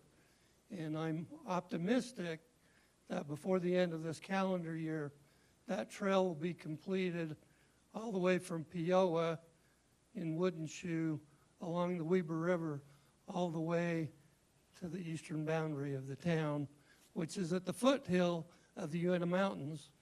And you can hike that trail, the Oakley Trail, get up on the peak and go all the way to Smith and Morehouse. I've done that a couple of times. Not recently, though. This map just kind of shows you the area that we're looking at putting in a conservation easement in Oakley City. The area shaded in purple, we're working with the Summit Land Conservancy right now. The city's wells, the one we just dug, is in that area. All the property to the east of there is already in a land conservancy. You can't even walk up there with your dogs. You can walk up there, but not with your dogs. The area shaded in green is property that we've been talking about putting in the land conservancy. Some of you may have heard a little bit about the Green Cemetery proposal in Oakley. That's where we were talking about doing that. That's kind of been put on the back burner for now. Still a possibility. So those are some of the highlights of what's going on in Oakley. The mayor of Camas shared some information with me. You can see their population's the greatest as far as that side of the county goes for now. They're known for being the gateway to the Uintas. They've got an annexation that's going to take place.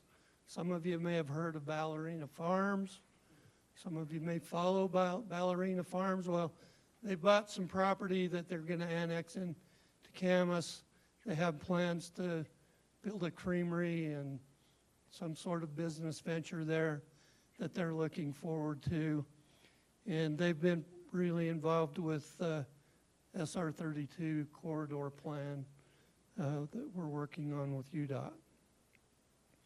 Francis City, they probably have had the most development pressure from residential if you drive through Francis. Their population numbers kind of reflect that. They've been getting a lot of development pressure. They don't have a lot going on commercially, but they do have two applications in to build hotels in Francis. That is going to change things on the eastern side of the county.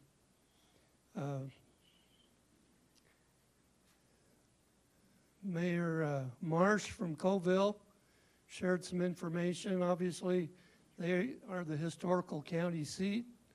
It's been that way since 1872. Some of you may have heard of the Walhalla development. You can't see it from the freeway. It's on the west side of the freeway where you turn off where the Chevron is there, up over the hill. A high-end development. They're starting to do some residential construction there. The Cedar Crest development has the possibility of being annexed. So that's a lot of the property on the eastern side of the road in Hoytsville. The Miller family owns that property. They've got plans for a few thousand homes. Will really change the Colville area. The Red Hills development is happening. Phase 1, Mark told me they've got 35 homes that have been approved, that are approved for construction. The development was approved about 20 years ago for 340 homes. And Hennifer, so this is what the mayor told me. He said, Mayor, as we are, Oakley used to be. And as Oakley is, we don't ever want to become.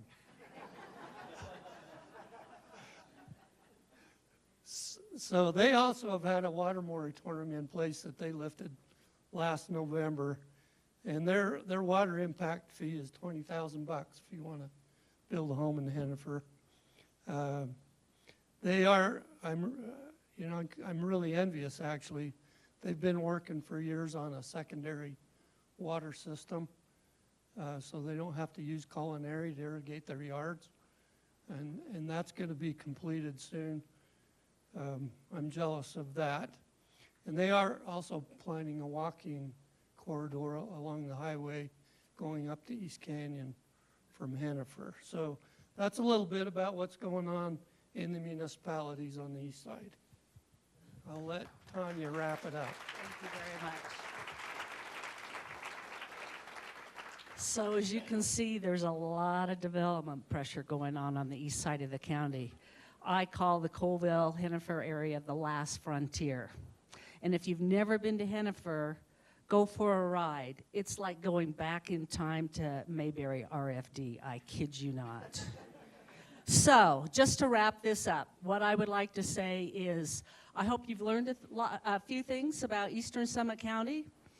The one thing I want you to know is we're all in it together. It's not us against you or you against us. It's one big happy family. We rely on each other, and we thank you so much for being here today. Appreciate your time. Thank you so much, both of you, for that. That was awesome. Yes, Spring Chicken. Who I said worked that? there. I worked there. Spring Chicken Inn was the best chicken. I can cook Thank a you very mean much. chicken dinner, I'll tell you what. I bet you can. Okay, as we welcome our next panel up, I just want to tell a quick story. This is going to be the regional development panel. So I reached out to Tom Clyde early on in this process, who is a giant in this community, as many of you know. He's also kind of scary. So I asked him if I could meet with him and didn't really tell him why, as Tom, this would be the least surprising news to those of you who know him, said, hey, meet me at the Snow Park Lodge in between turns. I said, okay, fine. So I came and I met Todd at Snow Park and asked him to moderate the regional development panel. He looked at me and said, are you sure? I said, yeah, no, really, would you please? I've had the opportunity to watch some of the back and forth from this panel as they have prepared for the discussion today. So I think you all are in for a treat. Where are our panelists? I hope I'm not the only one. They gotta be here, right? Where is everybody? Okay, here we go. We have Melina Stevens, the former Summit County Council chairwoman and a good friend. Peter Barnes, Community Development Director for Summit County. Dustin Graybow. Dustin is here, County Manager for Wasatch County. And is Ryan here? There's Ryan. I hadn't seen you today. Hi, Ryan. Ryan Dickey's here from Park City Council.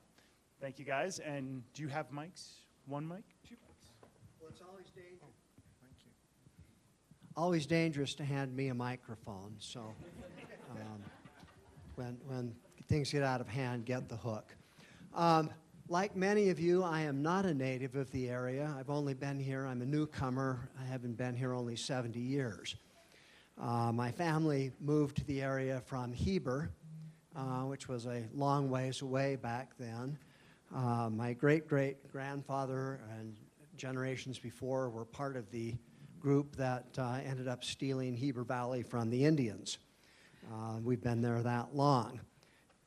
Tanya covered a lot of what I was going to cover about how we're all in this together. And I don't think you can look to the future or to regionalism without really understanding how tied it all is. My Swiss great-grandmother or great-grandfather made his living selling butter and cheese from his creamery in Midway to the grocery stores in Park City. He pissed it all away on mining stock and had nothing to show for it but a drawer full of worthless paper. Woodland was settled for the sole purpose of cutting mine timbers for the Park City mines. In 1890, Woodland was the biggest city on the east side, and if you combine Woodland with Dustin's jurisdiction of Bench Creek, which is across the river and very confusing to everyone out there, the population was about 1,000 people in 1890. A silver panic in the early 1900s turned it into a ghost town. We're nowhere near that 1890 population yet. God help us, we never will. But that was how that happened. The coal from Colville, lumber from the sawmills in Camas and Oakley. In the 50s, men from Camas worked as strike breakers in the Park City mines. That generated some animosity that I think exists till today. But all you have to do is look at the morning commuter traffic to realize that this is a system, that we're all hooked together, and what happens in one area affects what happens in others. But at the same time, you've got all these distinct communities, and they are very distinct. Midway has an entirely different vibe from Heber City. When I was a little kid, Swiss days was largely in German. I think that was more of a throwback than their normal language, but it was. But there we are. Heber's different from that. Camas and Francis rub shoulders. It's hard to tell where one ends and the other begins. But boy, if you suggest to someone in Camas that they live in Francis, you find out. You know exactly where that boundary line is. And the changes have always been there. I mean, you look at Oakley and Camas. Camas is the business hub of that area of the valley. Oakley has always had this incredible civic sense, stronger sense of community, very similar to the vibe in Park City, but it's unique. So there's some issues about this regional thing that we need to consider. One of them is the regional impacts, where development in one area greatly affects what happens in other areas. Wasatch County has always been the kind of relief mechanism when housing prices or business size areas got pressured in Park City. You could always move to the Heber side and find less expensive housing. Well, that always worked until fairly recently, where now Heber's just as expensive, and you've got the Mayflower project going in, and one of the big issues we're going to see there is if it takes 2,500 or 3,000 people to run the Mayflower Resort, where are they going to come from? If you own a business on Main Street in Park City, how do you entice someone to deal with the mess on 248 every morning to go to work on Main Street when they can have the same job and the same pay and half the commute at Mayflower? It's going to be a problem. We've got the traffic issues that we've already talked about. Service delivery is another big issue that I think we need to look at regionally.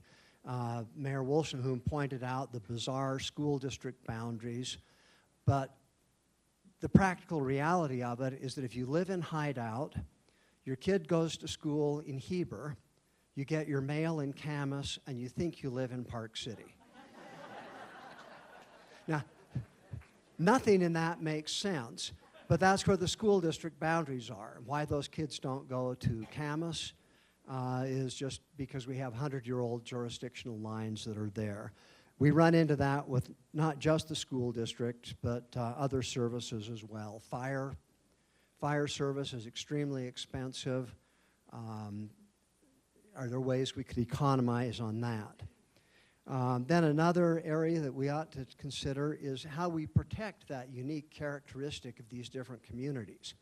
That's what makes them solid. That's what makes them neighborhoods. That's what makes, not to pick on Hideout, but it could also be Coyote Ridge and along Highway 40. That's what makes those soulless subdivisions. There's no there.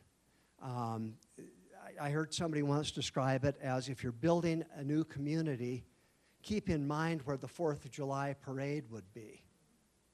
Well, there's no place to put a 4th of July parade in Hideout. There's no Main Street. There's no place in Mayflower where you would put on a 4th of July parade because it's just this circle of hotels. Nobody lives there.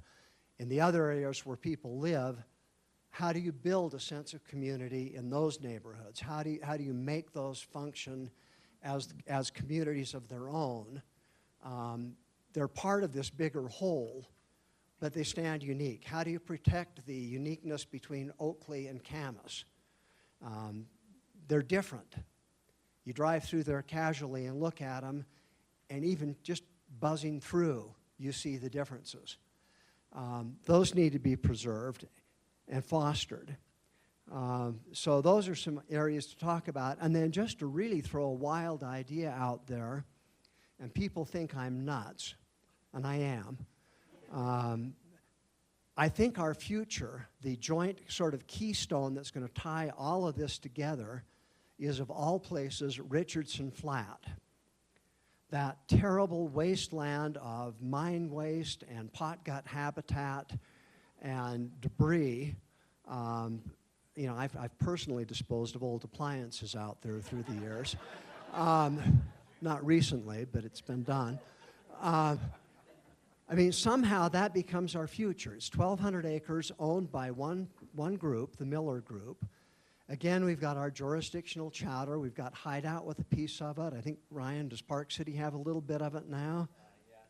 Yeah, Summit County's got a little bit of it. I think MIDA even has its tentacles out there. That's another kind of regional problem is MIDA. But that's our, if there's a place where we're going to have a centralized transportation hub, if we're going to build high-density, affordable housing, where else are we going to put it? Where else is there the space for that? And I don't think there's any advanced planning going on or discussion with the Miller people about where we go from that. So anyway, having thrown those four into the punch bowl, we'll, who wants to tackle what? Maybe because I don't know Justin, I'll start with him and talk about regional service delivery. I think this is something that we all acknowledge that we're, as much as Summit County is one big family, the Wasatch Back is one big family. We have the same geographic constraints. Our communities are very intermixed. You know, you mentioned Hideout and even you know, portions of eastern Summit County. You go back and forth between our counties. I think there's been a few great strides in this area. One of them I'll point to is our transit connections with High Valley Transit. Users don't know where our arbitrary jurisdictional boundaries are. And I think High Valley Transit has been for us a great opportunity for people to be able to get from Wasatch County in Heber City into Park City without having to acknowledge that they are changing these jurisdictions. I had the opportunity of presenting with Caroline and the chair of their board at a national conference about this as a model for cooperation and the role that counties play as an opportunity to be able to make those connections. I think we've also partnered, Wasatch County's Fire District has partnered with the South Summit Fire District to help bridge the gap as they come up to speed with the new funding sources. And I think it's been a great partnership. It likewise has helped us as we've implemented our own additional funding source, ramping up as we build what is much needed fire stations. I think there are many other aspects like that that we have opportunities to coordinate on. I think we do it by continuing to talk to each other, identifying those opportunities, and I think also acknowledging the complexities associated with those decisions. You know, it's not a wave of a wand that's going to change a school district boundary. It's going to take a lot of hard work, it's going to take a lot of dedicated people, it's going to take a lot of political will, but ultimately all of these problems, if we look at it from the perspective of how far, the long history that our counties have had, even before into the Native Americans, these places have been around for a very long time and will continue to be. And if we have that long-term perspective, I think that we can solve many of those problems over that long period of time. Okay, yeah, I think that sort of gets there. Changing boundaries is not easily done, but it affects people. My property straddles the county line in Woodland, and that causes all kinds of confusion. I have two rental homes that happen to be in Wasatch County, and every time they turn over, it's this big discussion with possible tenants saying, no, I can rent you this house, but you have kids, and I don't know if you can get your kids into the school in Camas. And they say, well, you mean I have to drive them all the way to Heber? And you say, yeah, because nobody will send a bus clear out here. And so you see it there. You see it at Silver Creek Village, the higher density stuff out here behind Home Depot. That's in the South Summit District as part of the railroad gerrymander back in the 1910s. So those kids are out there in the South Summit District. They literally drive past all of the Park City schools if they go to school in Camas. So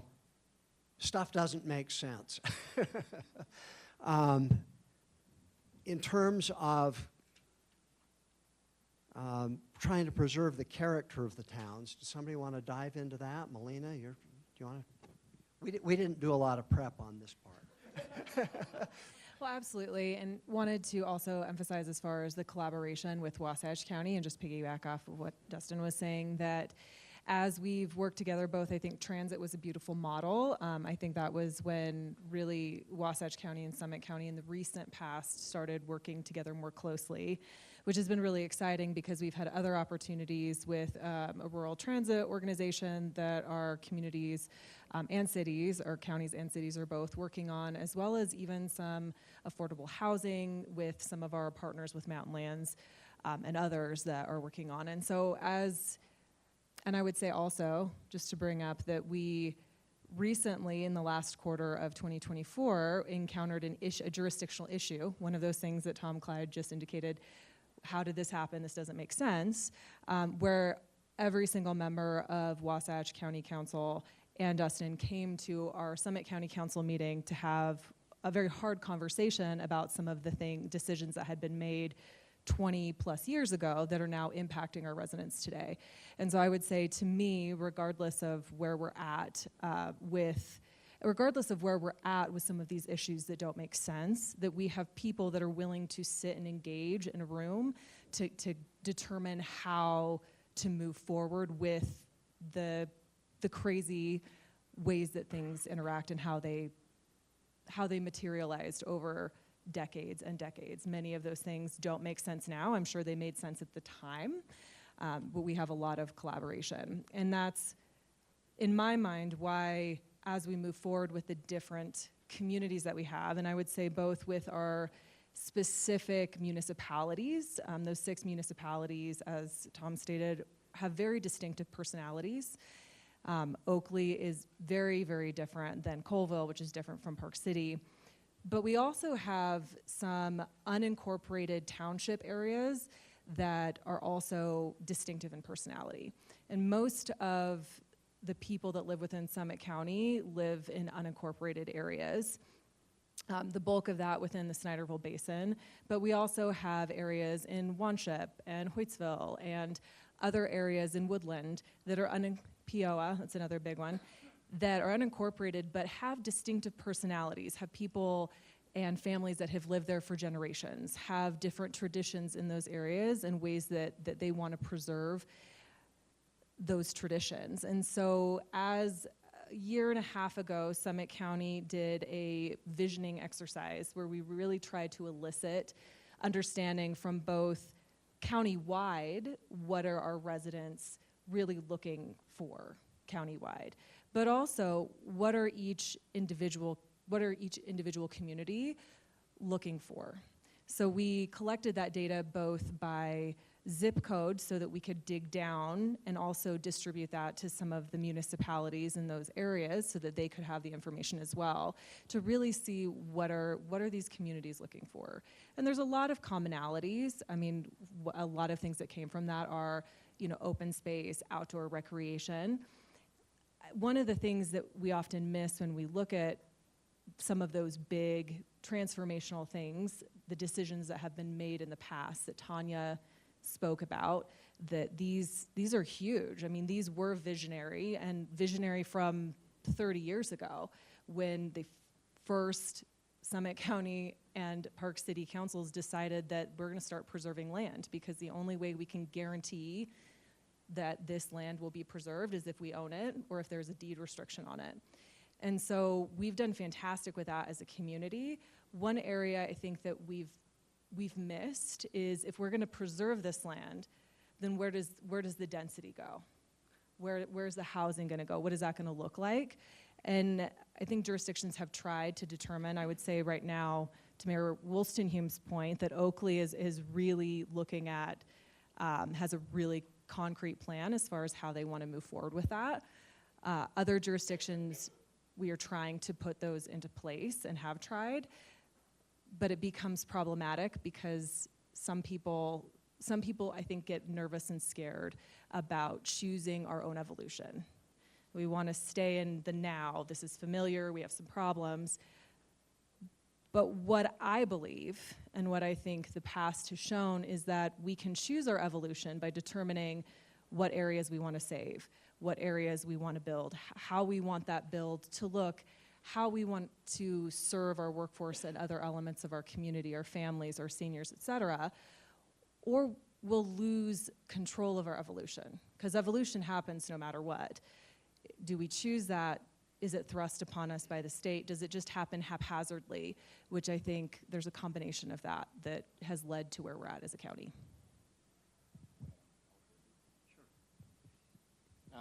Yeah, I think that's it's a really interesting question about culture. And I'll say when I joined Park City Council, we had this sort of set of strategic pillars. And one of them, it was sort of what you'd expect about housing and transportation. And one of them was authentic local culture. And that was the one that always stuck out to me as very hard to work with, that a place could have an inauthentic local culture, or that actually as a government official, I should be defining culture for a place. I mean, the first thing you have to do to have an authentic local culture, first of all, is to define what the culture of a place is. So even a place as small geographically in Park City, is the culture in Park Meadows the same as the culture in Prospector, or on a block near Prospector, or in Thanes, or in Old Town? To actually define the culture of Park City, you have to roll it up to a level that's so generic that it sort of has no meaning at all. You know, people would say we're sort of gritty and funky, and I'm not gritty or funky. I'm pretty boring. So it became this sort of generic thing, but it sort of raises the question of, protecting these places and protecting these towns' culture. Is that really the role of government at all, or is it up to people to really determine and evolve their culture as they see fit? And I think as a council, we've sort of drifted to, it's not really about creating culture, but really creating space for people to create their own culture. And specific to Park City, that really becomes about protecting us from the sort of onslaught of impacts of tourism. If you are constantly a stage for events, or a stage for an event that's not really authentic, but just uses Park City as sort of a backdrop, that's where we're trying to create space for culture. But I think we can recognize that these communities will change. They've always changed. You know, the bad blood from the 1950s from the strikebreakers of Camas, I don't want to break news, but I think we're over that in Park City, so things are going well. Yeah, I know Camas is still working through that. But no, I think we have to recognize is that these places will continue to grow and change and evolve, and they're probably not all that much different from each other as we think they are. The rate of growth in the area is just coming at us as hard and fast as it ever has. And I think of, I don't know Justin well, but I know Doug Smith, their planning director, quite well. And he's like the busiest guy in the world, just swatting grenades as they're coming in all day. And Peter's about the same situation here. But is there a mechanism for communicating with each other? Peter, do the two county planning offices coordinate at all? I'm going to say yes. We all get on really well all the time. I was on the planning commission for 10 years with you, Peter. We relied on you to do the communication, John, through your newspaper articles every weekend. That's how we learned what was going on, or how we were supposed to think about a project.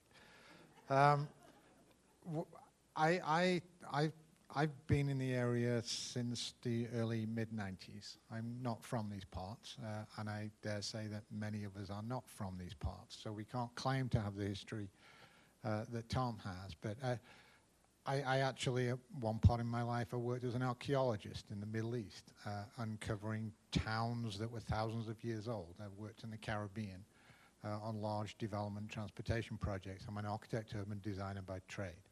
I say urban design and people panic. They think they mean large towns, big cities. What does that have to do with me?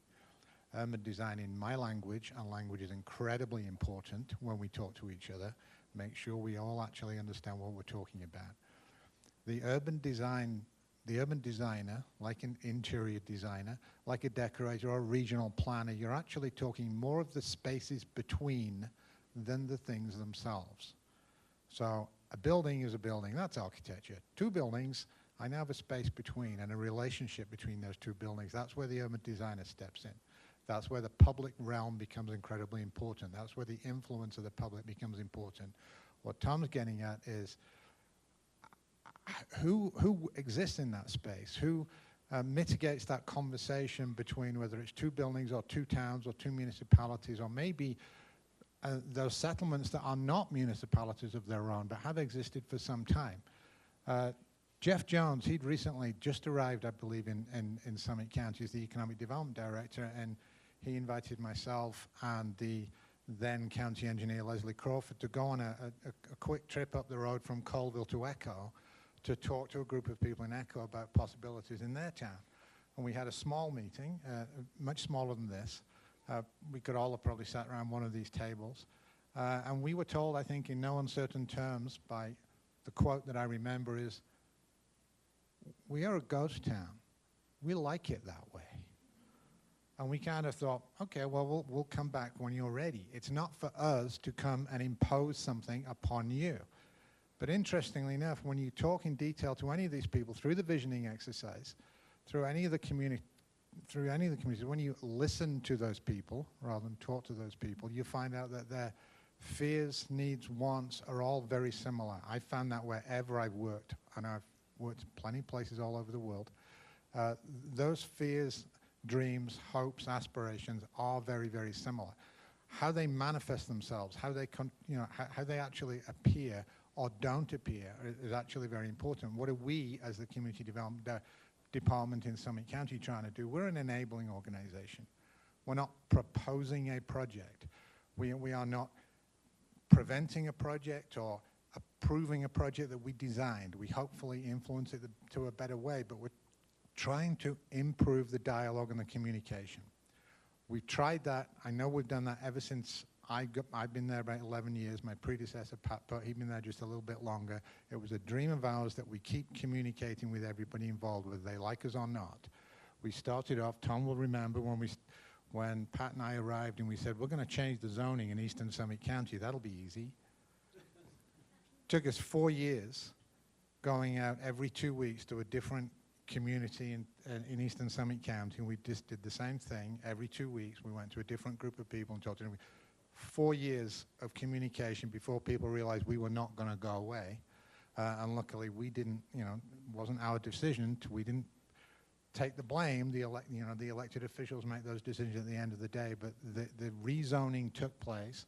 Some very significant tools got into place. A follow-up to that was a very significant step, was that we actually wrote into our development code that we are legally required to reach out at a minimum on an annual basis to communicate with the municipalities, like it or not.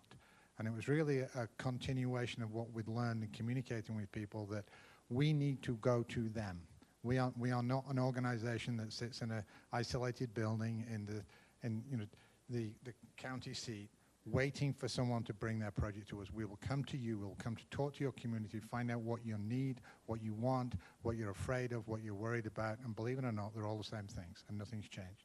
The biggest one is obviously transportation. It was the first one on the list today. If I'm going to say nothing else other than this today, traffic is a land use deficit. I travel there because what I want is not over here. I think UDOT said that. The idea that what I actually want might be a school and I'm driving past one is completely absurd. If what I need is nearby, I don't need to get in a car. I don't need to get on a bus. I like the fact that we have buses. I prefer the fact that we have trails. I prefer even more that we can walk and bike to places than drive to those places. So the fact that land use, the built environment, and the transportation networks in between those built environments, intimately interconnected, irrevocably intertwined. If we're not talking to each other, what's the point? The development of the transportation networks is a communication strategy. We can maintain our uniqueness and we can still communicate with each other. The built environment must reflect the fact that we are unique. Every group is unique. Can we be more of who we are and less like everybody else, and then figure out how to talk to each other and not be afraid of each other? Thank you. So one of the quirks in the area is that if you take the entirety of the Jordanelle Basin you can't buy a cup of coffee anywhere but the Hyatt. You can't get a quart of milk. You can't buy a loaf of bread. So if you, for the residents in Hideout, and I say Hideout, but I really mean that whole eastern side of the Jordanelle Reservoir, if those people need groceries or anything, they get in their car and they drive to Camas, to the grocery store, or they battle their way into Park City or Kimball, or they go to Heber, but there's nothing convenient. And yet, anytime something like that's been proposed out there, particularly because it's ended up on the Richardson Flat side of things, we freak out in Park City. Oh, they're going to ruin. But functionally, those communities, those neighborhoods have to have the services that make it work. How do we get there from where we are, and how do we make it work? And maybe Ryan and Dustin, you ought to start. It's your turf. Well, I think maybe there's two subjects here that I would speak to. I think the first is Hideout was originally conceived largely as a residential development without a lot of forethought around some of those community spaces that I think they now have a lot of vested interest in trying to develop. Wasatch County has approved a grocery store not far from there along 248. It hasn't been built for a number of reasons, and there are other grocery stores that are planned. But I think the second that is maybe more important is we as land use authorities don't get to determine who uses land for what. What we do is we set the ground rules. We set the playing field, and we can provide opportunities, sometimes incentives or other things like that. But ultimately, it's not up to us for someone to say, you build a grocery store there. And so while we feel like there are things in place, particularly in the Jordanelle Basin, that are intended to provide a lot of those mixed use features, those are under construction. You know, there will be, I think, a variety of lessons that we have learned and tried to incorporate from Summit County and Park City's experiences, and we will have the opportunity to make our own mistakes about those challenges. But I think ultimately we have done our best to try and use best practices when it comes to land use planning to enable those things to take place. And I think that whether or not you agree that that number of units should be there, I think when it is built, it will have many of those things. Do I have to answer for Wasatch County's crimes? No. No, but I'm kidding. From what Dustin just said, I'm reminded of a kind of a favorite line in terms of management and you know, all of this kind of stuff, and that's make new mistakes. You're not going to get it right every time. You shouldn't even try to get it right every time, but at least don't make the same mistake over and over again. Make some fresh mistakes. Yeah, it's kind of interesting. Like you talked about Richardson Flat and protecting the distinct identity of communities and getting a gallon of milk, and how these forces can collide. So Park City very intentionally over the last few decades created defensible open space around Park City, so that when you come into Park City from either of our entry corridors, you know you've entered a different place. You pass through open space, you enter Park City, you pass the White Barn, or you come in from 248, and now I'm in Park City. And that was something that we've been really proud of as Park City, that we have this distinct sense of place. But then you run into these challenges where now we have open space on our border, which some would argue could be used for other purposes, but might erode that sense. Now I might not know if I'm traveling as much, from Hideout into Park City. So it's interesting how all these priorities collide, and there's no easy way to solve the puzzle.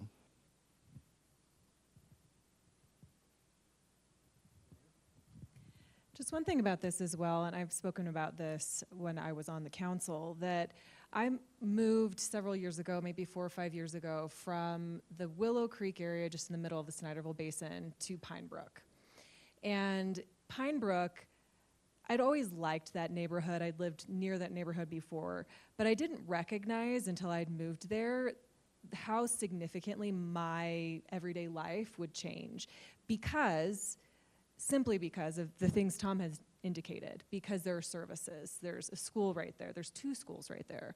There's grocery. There's activities. They have a gym. My son goes to jujitsu right there, right? Because it was convenient. I changed how I shopped. At the time, I didn't love the fresh market right there. It didn't have the greatest produce or greatest meat, but I shopped there almost exclusively because it was convenient, because I could stop on the way home and then go get my kid right after school. And that's one thing as we're looking at how people are living and moving, and to some of the things that Peter has said and that Ryan has said, that we want multimodal. We like that people are getting on a bus versus getting in their car. Even if people are clustering their trips, we're still getting fewer overall trips. If I'm stopping on the way home and then going home, that's different than trips back and forth all day.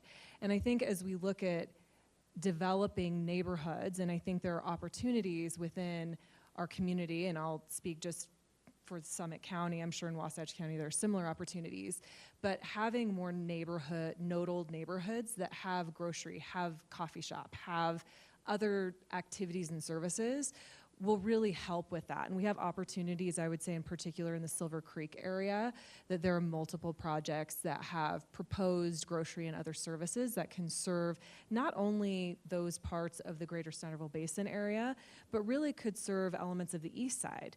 Colville doesn't have a grocery store right now, so all of those residents have to come into the Snyderville Basin or go into Park City, which is again increasing traffic for the residents of those areas.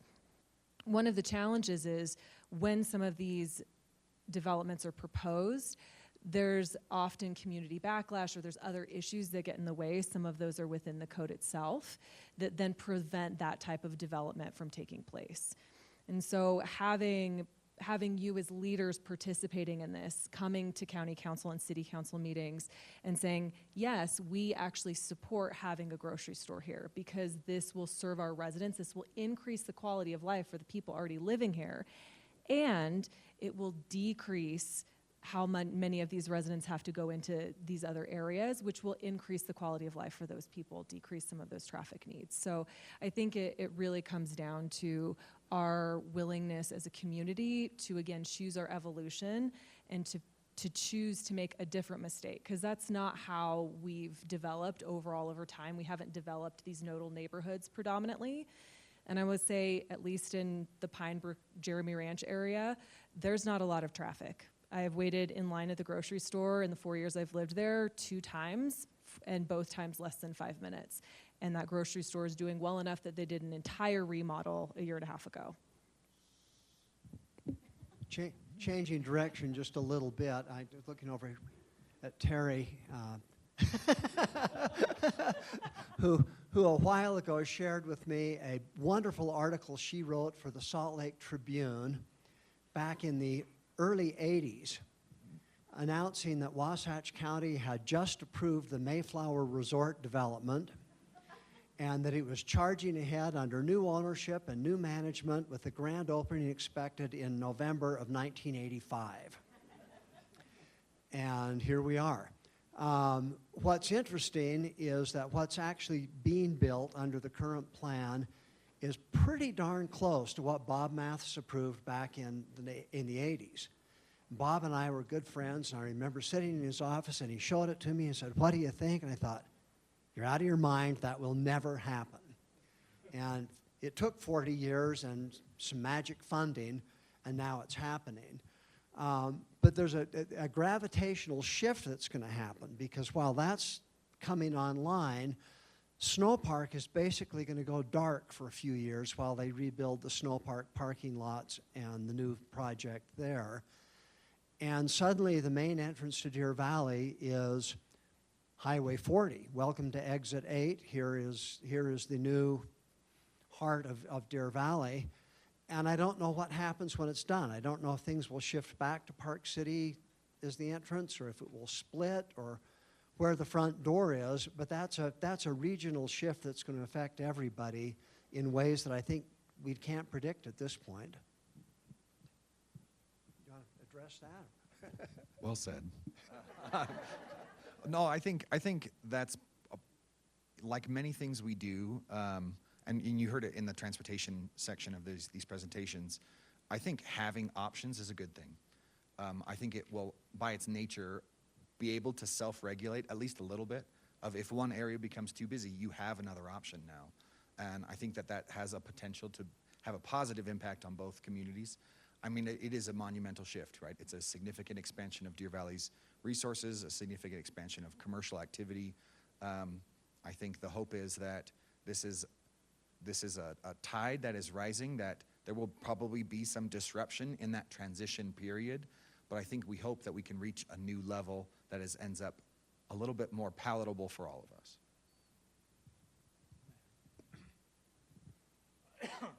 Excuse me, this maybe in a pessimistic mode, excuse me, are we doubling the problem or halving the problem?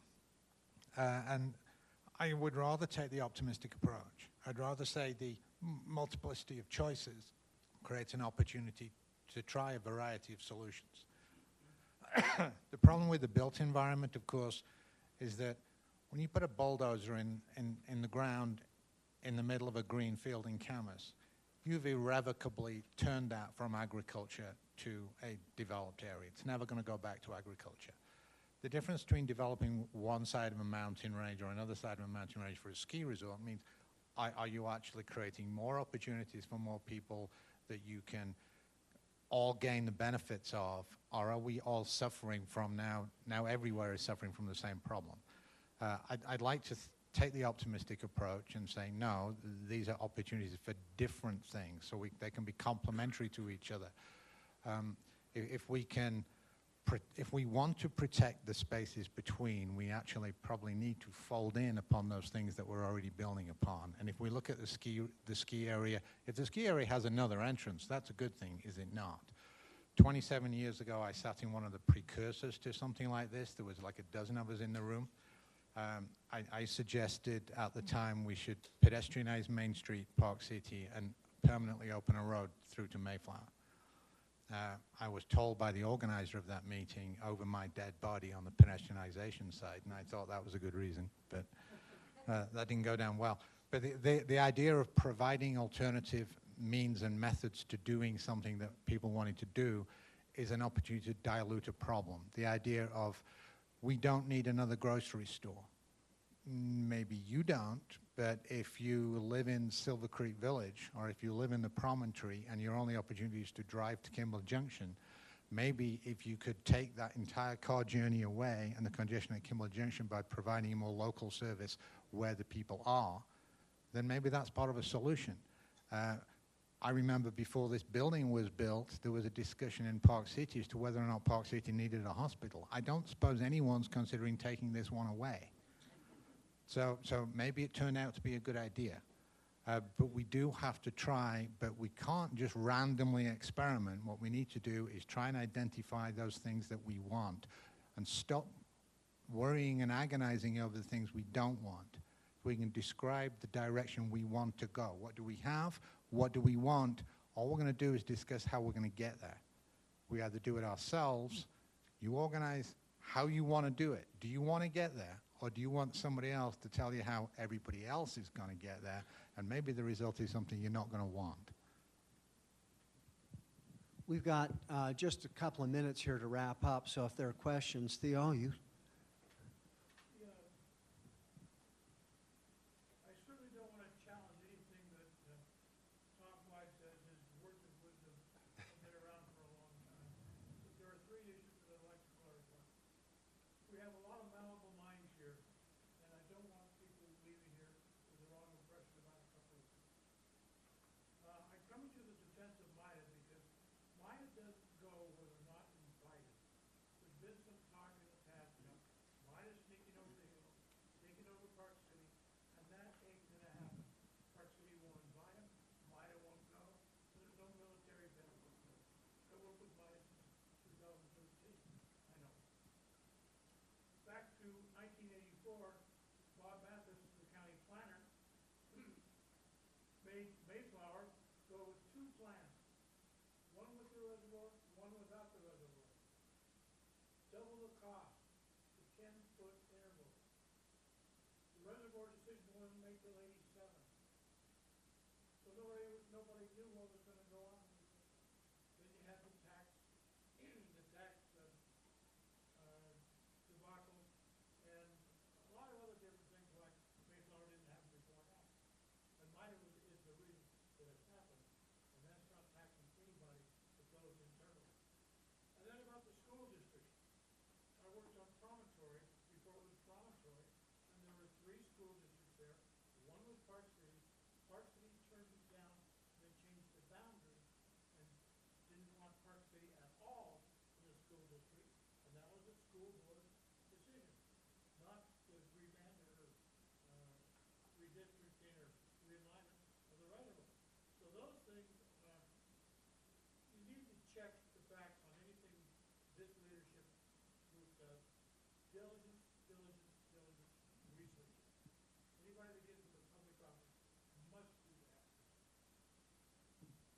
Okay.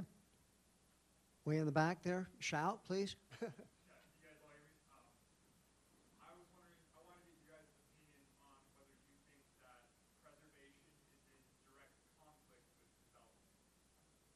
The question is whether preservation is in direct conflict with development, and I don't know who wants to dive in on that one.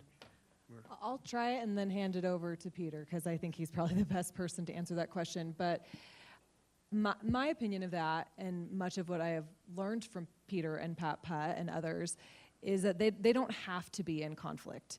I think sometimes we put them in conflict because we've traditionally sprawled out in one unit on an acre lot or one unit. Currently, the lowest density within the Snyderville Basin is technically 1 unit per 20 acres, which is not how anything is currently built.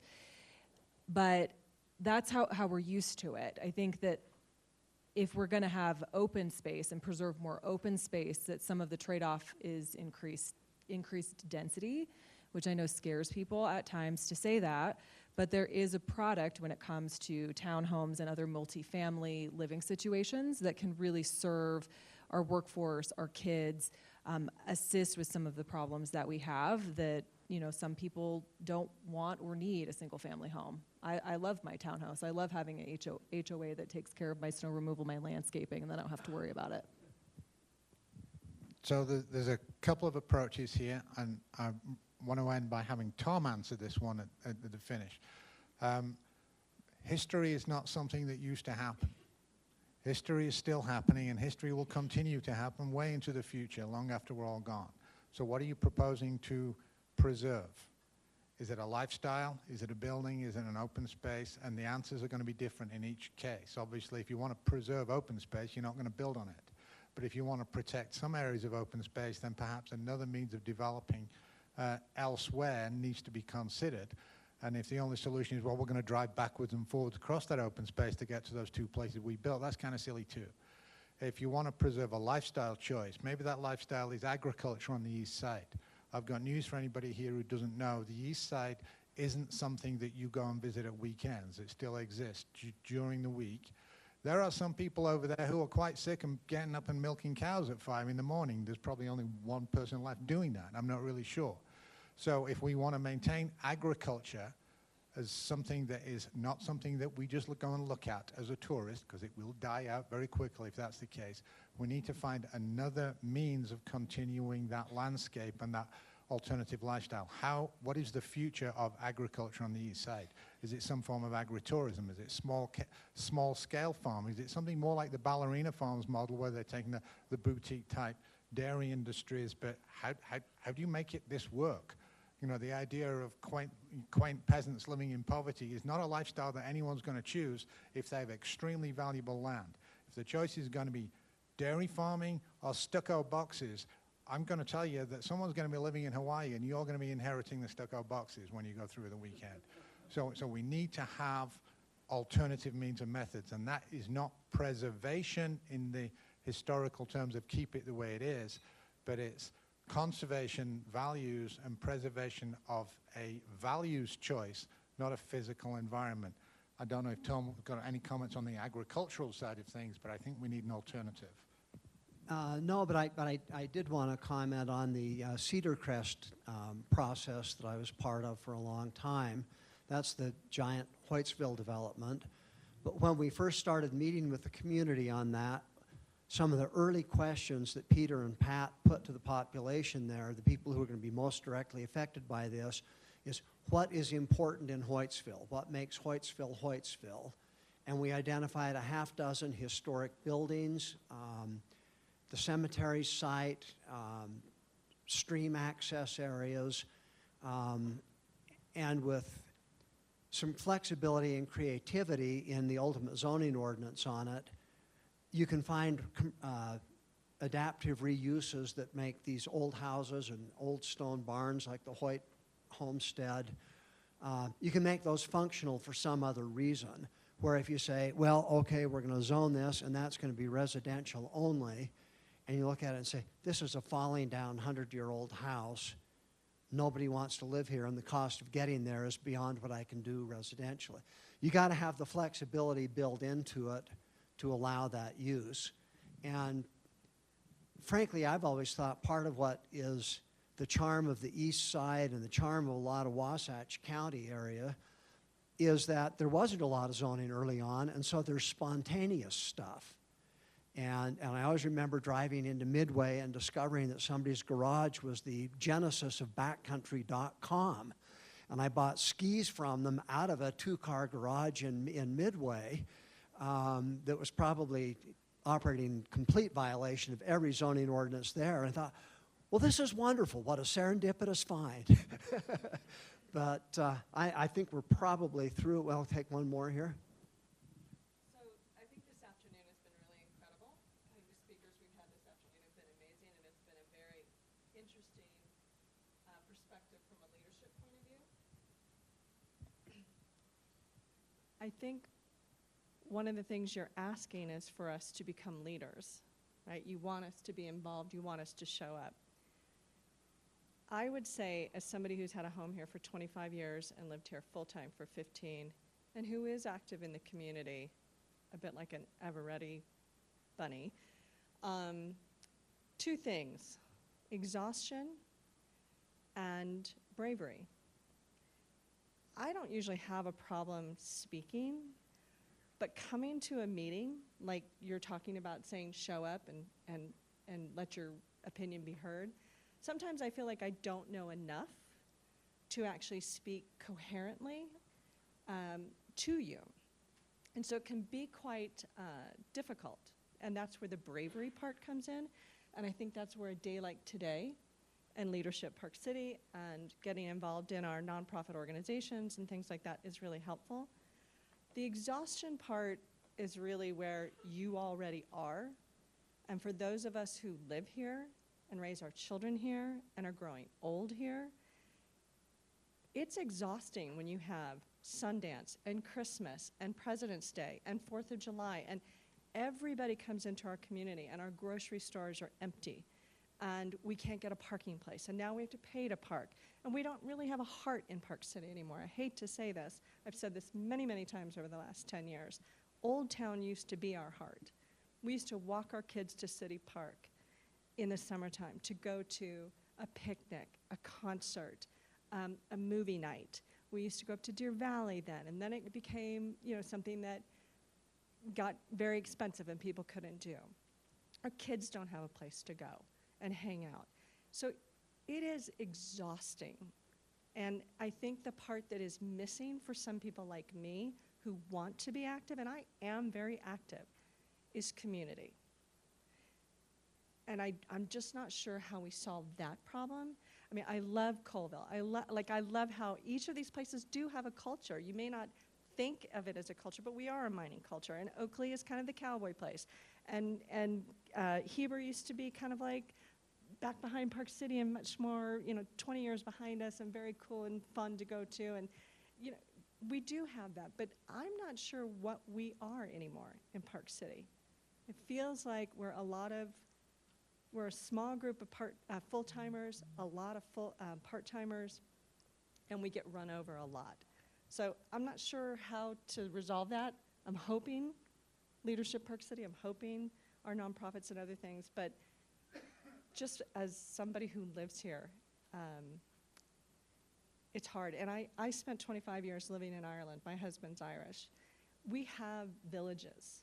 Salt Lake City has 9th and 9th and all these little areas where you can walk to dinner, or you can walk to your grocery store, or ride your bike, or kids can go and get an ice cream. We need more of that in this town. I don't want to have to go to Heber to feel like there's community. And when you go to Heber on a Friday night and you see people of all ages sitting in one of the diners with all the glass windows, or they're in the park and they've just had like all the food trucks, I miss that here.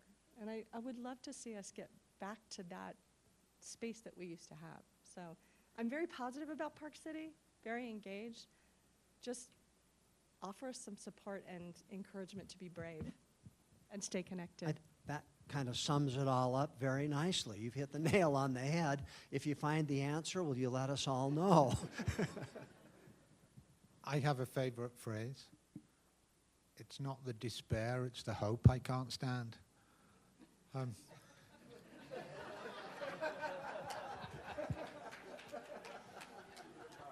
it's the reason why we're all tired. We in the planning department, we say there are 43,000 planners in Summit County and 8 of us get paid for it. You believe in a future. There is a future. Get up and go to work every day. You're not here to save the earth. But can you do something about your neighborhood? Can you do that tomorrow? And if you can do that, then together we can make great things happen.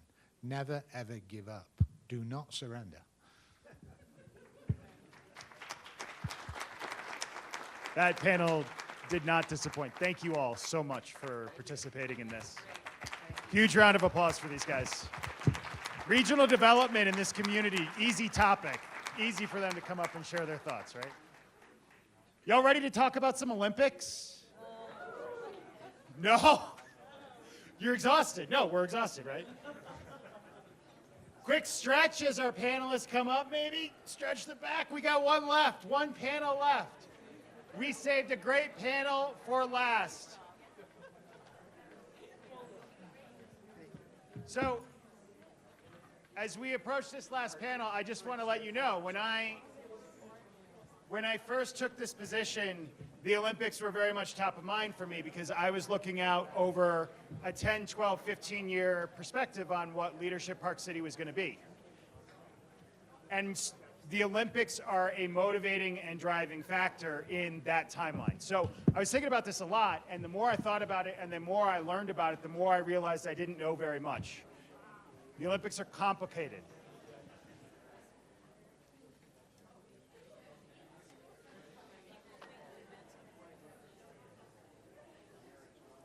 Stretch. See? So anyway, I met Colin Hilton, who is one of the best educators and advocates for the Olympics in our community. He's been doing this for a very long time, and he was nice enough to agree to bring this panel together. Do you want to introduce your panel? Okay, perfect. So without further ado, Colin Hilton. Welcome. This is not usually the ideal spot to have a panel as the last one at the end of the day, but I hope you find our topic interesting. We've got a great panel. I'd like to do an introduction of them first. Let me start with Emily Fisher to my left. Emily is a 26-year resident of Park City. She worked for the U.S. ski team during the 02 and 06 Olympics and is a Park City Leadership Class 19 member. Woohoo! Emily currently serves as the executive director of the Youth Sport Alliance, which supports 7 local winter sport clubs and runs after-school programs across the Wasatch Back. Last year, YSA and its member clubs had over 2,500 youth participants in after-school programs, introducing them to sports and healthy lifestyle activities. Welcome, Emily. To Emily's left is Canis Hart. Canis is a dedicated community leader and member of the County Council. He is committed to responsible growth, public safety, and sustainable economic development.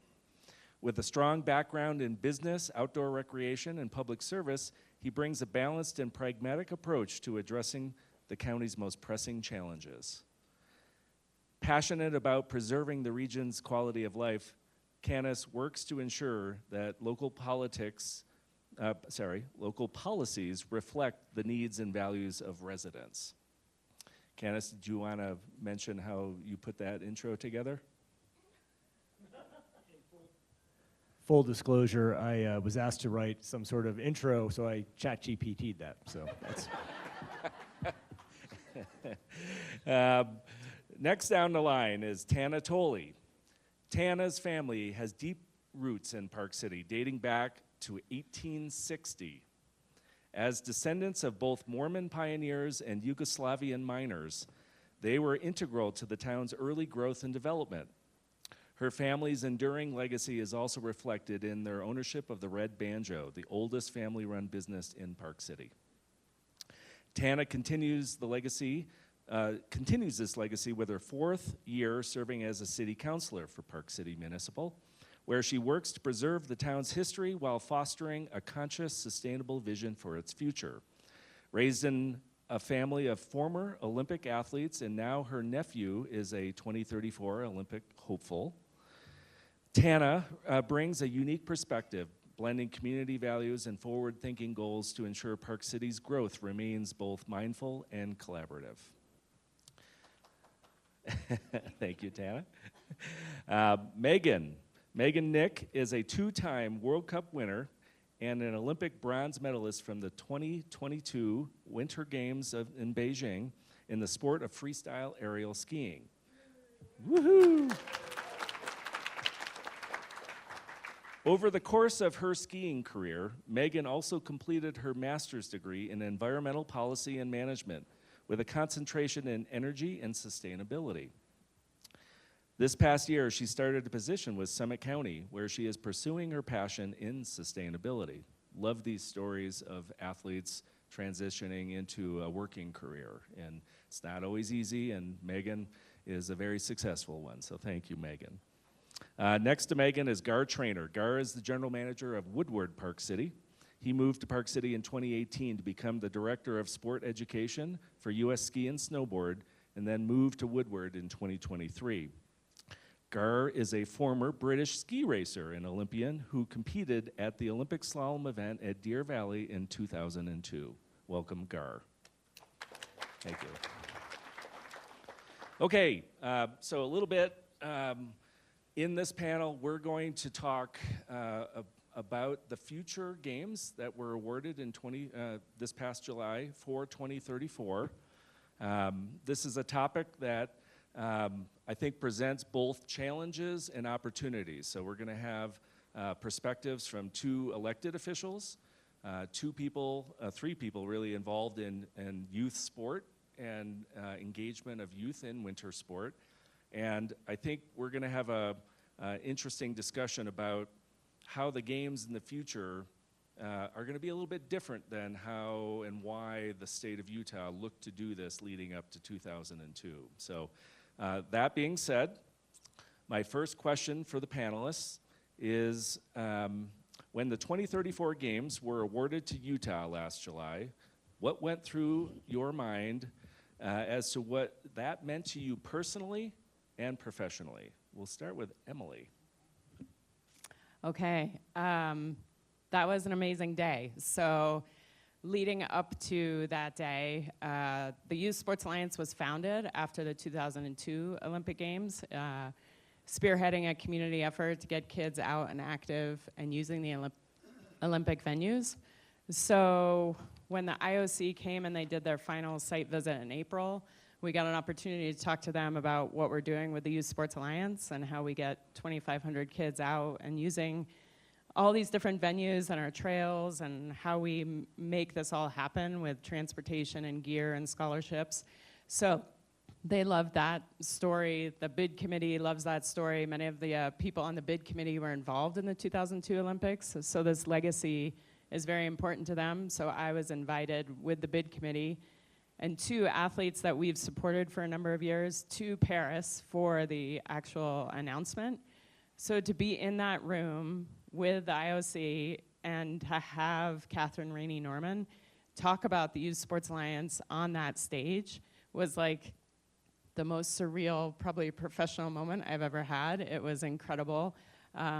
Just to have that whole opportunity and then to realize what the 2034 games can do for that whole next generation of Utah was awesome. I moved here in 1998. I was working for the U.S. ski team straight out of college. I thought I would be here through the 2002 games, but I'm still here. My kids are 16 and 17, and so I've seen the impacts of that Olympic legacy, and I just get so excited for what it's going to do for the next generation. Great, thanks, Emily. Canis, what did that announcement mean to you? Well, I had probably a couple different reactions to it. First, just as a person, I was really excited. I'm someone who's been involved in competitive sports my entire life, and when I think about the Olympic movement and what it means, it just really makes me excited. So on a personal level, I was just over the moon. On a county council level, I was much more tactical probably in my initial thoughts. It's much more about, I see what, sometimes you'll hear people talk about, the Olympics are coming, some like UDOT or somebody's got to fix something, or the Olympics are coming, there's no way they're going to let traffic continue, or whatever the thing is that people will talk about. It isn't, and also some people would talk sometimes about money, like federal government's going to like rain down money on us because the Olympics are coming. And what I find is that's probably not the case. It's not that we're going to see money flowing our way, but what we have is this wonderful opportunity to have this olive branch, this thing that we can all work collaboratively together to execute the games. And in doing so, as a county council person, what benefits then can we extract for the community, or what can we bring to the community that will improve our lives even beyond the games? So it's not just about the couple weeks that the games are here, but leading into the games and beyond the games, what are these solutions that we can get at, whether that's big picture transportation solutions, if it's around roads and infrastructure, if it's around facilities, things of that nature. And so when you ask, like, what did I immediately think? One, I was just really excited that we got the games. Really looking forward. I was here in 2002 for the games. I'm really looking forward to these games.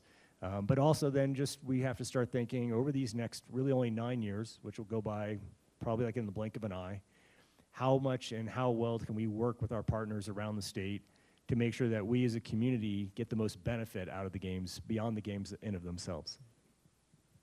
And before I go to Tana, I just want to say one of the things that I think I reflect on when I moved to Utah to work on the Olympic Games, moved here in 1999. The state and the region, including Park City, was really interested to have Utah and Park City known beyond just in a localized way. And the games represented a way to get the awareness of Park City and Utah to many, many people worldwide. And that certainly occurred. And the amount of interest in tourism and visitors coming to see not just skiing in the winter, but the national parks in the Red Rock country. And Utah really has seen a growth with that. And I think the obvious question that many of you have is, why would we want to bring more attention to Utah when we have all of this? So these are good questions, and these are the issues that our elected officials are grappling with. Many of us in a smaller circle have said, with these growth challenges that we've had, perhaps the games is an opportunity to address the rapid growth with some coordinated efforts and a date certain in the future that would allow us to really make a series of good decisions and have a deadline that we shoot for. So it looks like Candace wants to jump back in there. Yeah, sorry, I just wanted to say, I mean, I can already see this happening. I'm meeting with UDOT, pretty much besides some other projects that I work on as county council, one of them is UDOT and some of the fixes that we're looking to bring at 224, the interchange there, and also at 248 and the Highway 4080 interchange. But I was hanging up the Zoom call, and Carlos Becerras, who's the CEO of UDOT, as we were hanging up, his parting words were, "We'll get that done, paid for, and done by the games." And so he probably would have got this done by the games anyways, but I'm noticing already a shift in the way people are reacting in some of the conversations, and it's the deadline piece that you're speaking about. It's this thing that's out there that people think, okay, we wanted to do this anyways, or this is something that we think will benefit everybody, but we'll get it done by the games. So that's something I've already seen a change in. Okay, Tana, you heard the news. This What did room you looks think? a little tired, so maybe some of you will arm stretch. How many of you were here in 2002 for the Olympics? Okay, it's actually more than I thought that would be, so amazing. When I first heard that this was coming, of course I was excited as well. I had the honor of standing with my colleague here, Candace, up and announcing to 4,000 people at UOP that we were getting the games, and we got to celebrate, and it was such an amazing experience to be there. And I told this story there. I turned 21 during the Olympics, so it was, as you can imagine, turning 21 during the Olympics in Park City was amazing. And I just want to share just a couple of those memories. This one is pretty funny. Not much. So back then, My family owns Red Banjo, and I had gotten off of work, and it was like 4 days before my birthday, and what's called Harrio's, but is now the Marquee, was a nightclub. And so I went there with my friends with an ID that didn't say I was 20, or said I was 21 already. And we got on live news, and it was live at my family's restaurant. All of a sudden, my phone rings, and it's my dad, and he says, "You're not 21. You have 4 more days, and you're on live TV." So it was just that kind of experience. And another funny experience during 2002 was that everybody on Main Street, because it was pedestrianized, you were able to put a booth out. So our restaurant sold all these different kinds of food that we don't normally sell. So we had chicken noodle soup, and we had cookies, but we sold green Jell-O. So my stepmom and I made hundreds and hundreds of these containers full of green Jell-O. And so if you don't know about green Jell-O, it's very, it's something in our culture. We had a green Jell-O pin, and people did news stories from around the world about that green Jell-O. So, it all of a sudden, it just sparked in my mind how many cool experiences happened during that time, and the ones that I remember. And then, looking at the people who weren't here and the experiences they will have, as well as the kids who are in school now that might be leaders in our community then. So that's where I'm really excited, is just to get to these new experiences, because it really was, it's a twice-in-a-lifetime experience. Okay, Megan, you're one of my favorite panelists here, given that you spend a lot of time up at the Olympic Park in the summer, jumping into the pool and practicing your flips and twists, and then at an event like Deer Valley tonight, hosting the aerials competition. So proud of you to win a medal and be on the podium in Beijing. And you've made that transition, and so you're working at Summit County, and then the announcement, what did that signify for you? Well, first off, I'll be honest, I was not here in 2002, so I can't really speak to the environment, but I wish I had been. I think personally, I was just so excited for just thinking about how many kids in this community got to have that moment of, oh wow, I could be competing at an Olympic Games in front of a home crowd with my family and friends in front of the community. Like, that is such a rare opportunity, and so super excited to hear about that. And then on the professional side, sustainability, I think I was relieved to hear that a previous host city was going to be hosting again.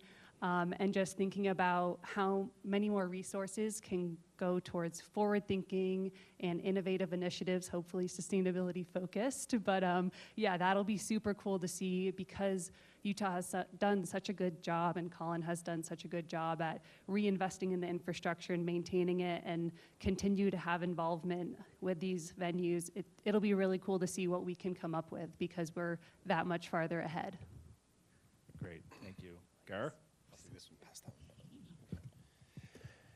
Yeah, I think I'll reflect a little bit on 2002, and I think I partied in the Red Banjo, so we need to compare notes on that.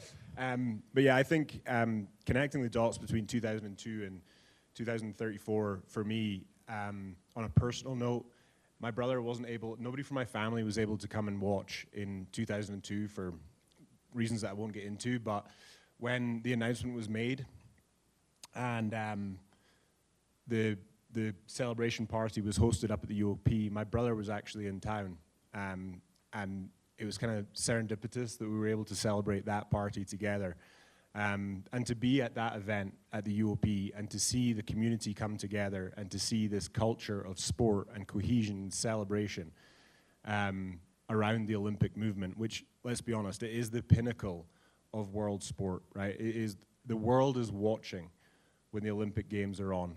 Everyone has their favorite event to watch, their favorite discipline to watch, whether it's summer or winter games. So it is something truly, truly special. But what made that day special was the kids. Seeing the kids up there just being stoked that they get, at that time, sort of 10 years of being part of what is an awesome movement of the Olympics. I think it was a great example in a community of how, Colin and his team up at the UOP and many others, the county, the town, how everyone was able to pivot and pull that thing together, which was a monster. Was it 2,500 people? Public transport kicking in, 4,000 people. It was an incredible effort by all, and it was just a real example of how the town can pull together and do something really amazing. Awesome. Well, and I think it's important for especially some of you guys as newcomers, if you're new into Park City and Summit County, the Olympic Games, the Olympic winter sport is sort of in our DNA. We know these athletes, we see them at the grocery store, we see them when they're young and developing. Nick Page, who took 4th place last night, seeing Nick, when he was a little kid, and now he's, on the world stage in moguls. It distinguishes our community. A lot of mountain resort towns all look the same. We have the Olympic brand in our culture, and again, I think for the athletes that live and train here, they feel that and they feed off of that, and it's a really good thing. And I think some of the things that, as I heard earlier, how do we keep community? Like, these are some of the things that I think do that. And our goals with these Olympic venues weren't just to have them as elite athlete training centers, but to have them as community recreation centers as well. And that's what I think has really benefited us. So let's go to question number 2 here, and I'll just throw it out to anybody here who wants to jump in on this. Given, I know you didn't like this one. Given the global nature of hosting a big event like the Olympic and Paralympic Games, what concerns and challenges do you feel exist for the Park City Summit County community? Who wants to take that one? Okay. Looks like Megan. All right, the athlete up first. Well, even though I wasn't here in 2002, I can just imagine how different the environment looked in the community. And so in thinking about, how much the environment, with new development and even just the demographic, this community looks so much different than it did in 2002. And so we have to acknowledge that and adapt to a different approach to preparing for this Olympics. On the environmental side, I think back to Beijing, and it was like an estimated 49 million gallons of water needed for snowmaking ahead of the event. And so I think about the environmental pressures that we could face, and while we can't control the weather leading up to the event, we can make decisions today to responsibly manage our resources and our community. And so, yeah, I think I'll leave that. Awesome, thank you. Woohoo!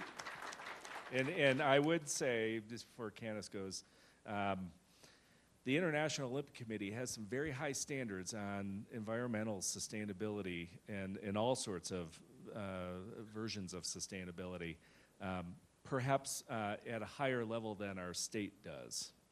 And I think we see good progress in a number of our cities, but this is going to be a really interesting test of how we can use the games to really bring awareness to how we treat our earth and our climate and resources of water, et cetera. So let's go to Candace now for other thoughts on challenges about hosting a games and concerns you think this community will be facing. Yeah, I think some of them are probably fairly obvious. Like, how do we host an incredible games and maintain our sense of identity and our sense of who we are and not get lost along the way? I think, when we think about the 2002 games, if you go back even prior to that, there was a point in the community's history when there was a group of people that got together and said, we'd like to be a world-class ski destination, because we were not that at the time. And in a lot of ways, the 2002 games was that final moment that cemented us as a world-class destination. And then, we think about when people say they've lived here a long time, right? Whether you've heard 5th generation, or I assume there's 6th and 7th generation now, but, you always have, are you part of the ski bum? Are you part of the mining days? Are you part of the ski bum days? Are you pre-Olympics, post-Olympics? I guess now we've got pre and post-COVID. You get these different phases, and the community's changed each time as it's evolved and grown. And so as we look at the 2034 games, certainly as elected officials, but we want to make sure we host an incredible games. We'll be on this throwing the largest party in the world, essentially, and we want to make sure that when we come through that we still recognize ourselves and recognize the community that we live in. So we have that we have to really think about as far as a concern, and I think there's a lot of opportunity there. There's also, how do we engage the public? How do we get everybody involved in the community? Because ultimately, if we do this right, we essentially are hosting a great party. And we want to make sure that all of us get a chance to weigh in on what that party looks like and, you know, what the event and how it comes to fruition. So, I mean, there are a couple maybe, you know, things there, and there's more concerns, obviously, when we get into like the details of putting an event on. But I really want to make sure, and I imagine many people want to make sure we come through this and we recognize ourselves on the backside of it. Well, I won't repeat what you said, but I'll just add to it. I think one thing we haven't mentioned yet is this is the Utah Olympics, and our state is very excited at the legislative level to host these games. And we're already hearing buzz right now in the legislative session that there might be bills this year or next year that would look at infrastructure to Olympic facilities or to Olympic areas that might host events like a Main Street or something like that.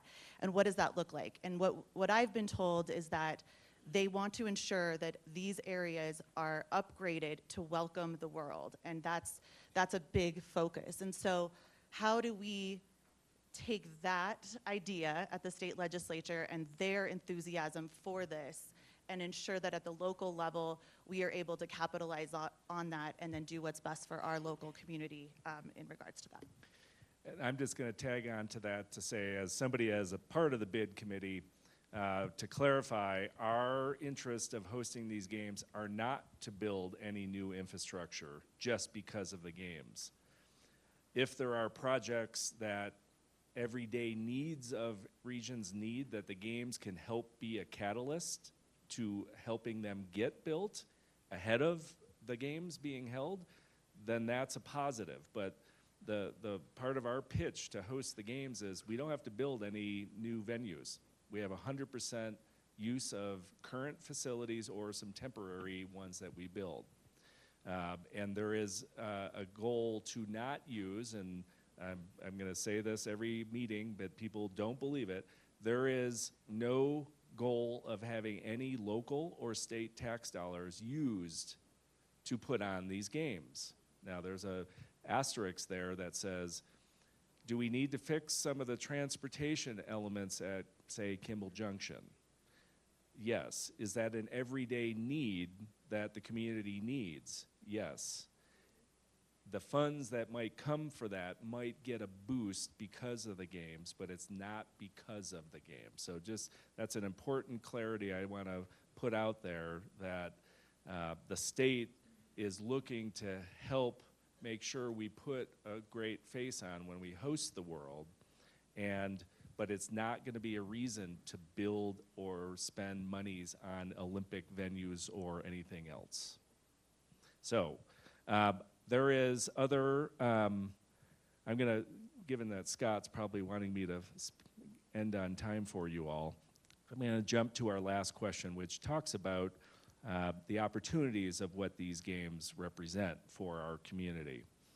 The IOC has long viewed that the Olympic Games can be very transformational for the host country and the host regions. How do you think a future games will be able to specifically address the opportunities in front of us? Emily. Okay. So the Youth Sports Alliance, typically when I go to public events, it's always alphabetical, so we are always at the end. So being in slot number 1 is not my most comfortable. But for me, I didn't love the previous question, what are your concerns? Because I'm just so excited because I can see the opportunities and how it's gonna change lives in our community. I've seen it firsthand. In 2022, we were hoping that we had our first after-school program participant qualify for the Olympics, and we actually had 3 athletes in Beijing who found their sport through the Youth Sports Alliance. So Ashley Farquharson in women's luge, she was the top US finisher. Jared Shoemate in men's Nordic combined. And then Casey Dawson, who was a Nordic combined skier, tried our after-school, learned a speed skate program, fell in love with speed skating, and was a bronze medalist in Beijing. So it truly, those are great PR stories. It truly changes lives. But I think for my staff, seeing the 2,500 kids, these are kids that wouldn't necessarily get out and be able to try these sports without these opportunities. It's giving them life skills. It's giving them opportunities to make new friends, to get off their screens. All of these are really important things that kids don't necessarily have the opportunity to do anymore. So I think that's really important, and I hope as a community, I know there's going to be some traffic. I know there's going to be construction projects potentially leading up to the games, but if we can stay focused on all these opportunities that are going to come our way, I think that's going to be my one plug, is that if we can just stay focused on that and what these opportunities will mean. And it's all across the Wasatch Back. It's not just Park City. We now have programs in Colville and Camas and Heber. So it's across the Wasatch Back, hopefully the Wasatch Front, hopefully all of Utah. Like, this is really going to change that next generation of Utahns. Gar, what's your thoughts on the opportunities that this game presents? I have lots and lots and lots of thoughts of the benefits that this will have to our community, our culture. In 2002, there were around 26,000 volunteers that made it happen. Volunteerism is an incredible thing, and I think in our communities, in our country, both my countries, we see that dwindling. I think any opportunity that we get to engage with our community en masse and have them volunteer to something like this, just imagine how many memories we'll create, how many transformative moments for our people will we create through volunteerism and community. The one struggle I have a little bit with that is the word fatigue that we heard earlier. You know, under the slightest blip of pressure, this community was divided after December 27th. We've got 9 years to work on that, people, just to be better humans to each other. I think the main opportunity beyond that I see is the opportunity to continue. You know, at Woodward, one of our big brand pillars is to lower the barrier of entry to sport, essentially giving the gift of sport to as many people as we possibly can. And we do a really good job at it, but we can do better. We have great partners, YSA, Utah Olympic Legacy Foundation. We can have more. We can work more as a community to give the opportunity to people that otherwise wouldn't have the opportunity to enjoy all of the sports and the outdoors. And God forbid, maybe one of them becomes a participant in the 2034 games. Another one, you know, and I think that's where I'm at, is like, how do we really drive and benefit the community and the future generation of a healthy community and provide those opportunities for our children. And I'm going to go to Megan next, but before I do, I just want to point out sort of a philosophy of our Olympic Legacy Foundation is all the programs we do for all ages, all abilities, we feel equally good about 999 kids that go through the programs that learn life skills through a sport program, setting goals, building confidence, go on to be good citizens in our community. 1 out of 1,000 will represent Team USA and at an Olympic Games or a World Championships, and we celebrate that too.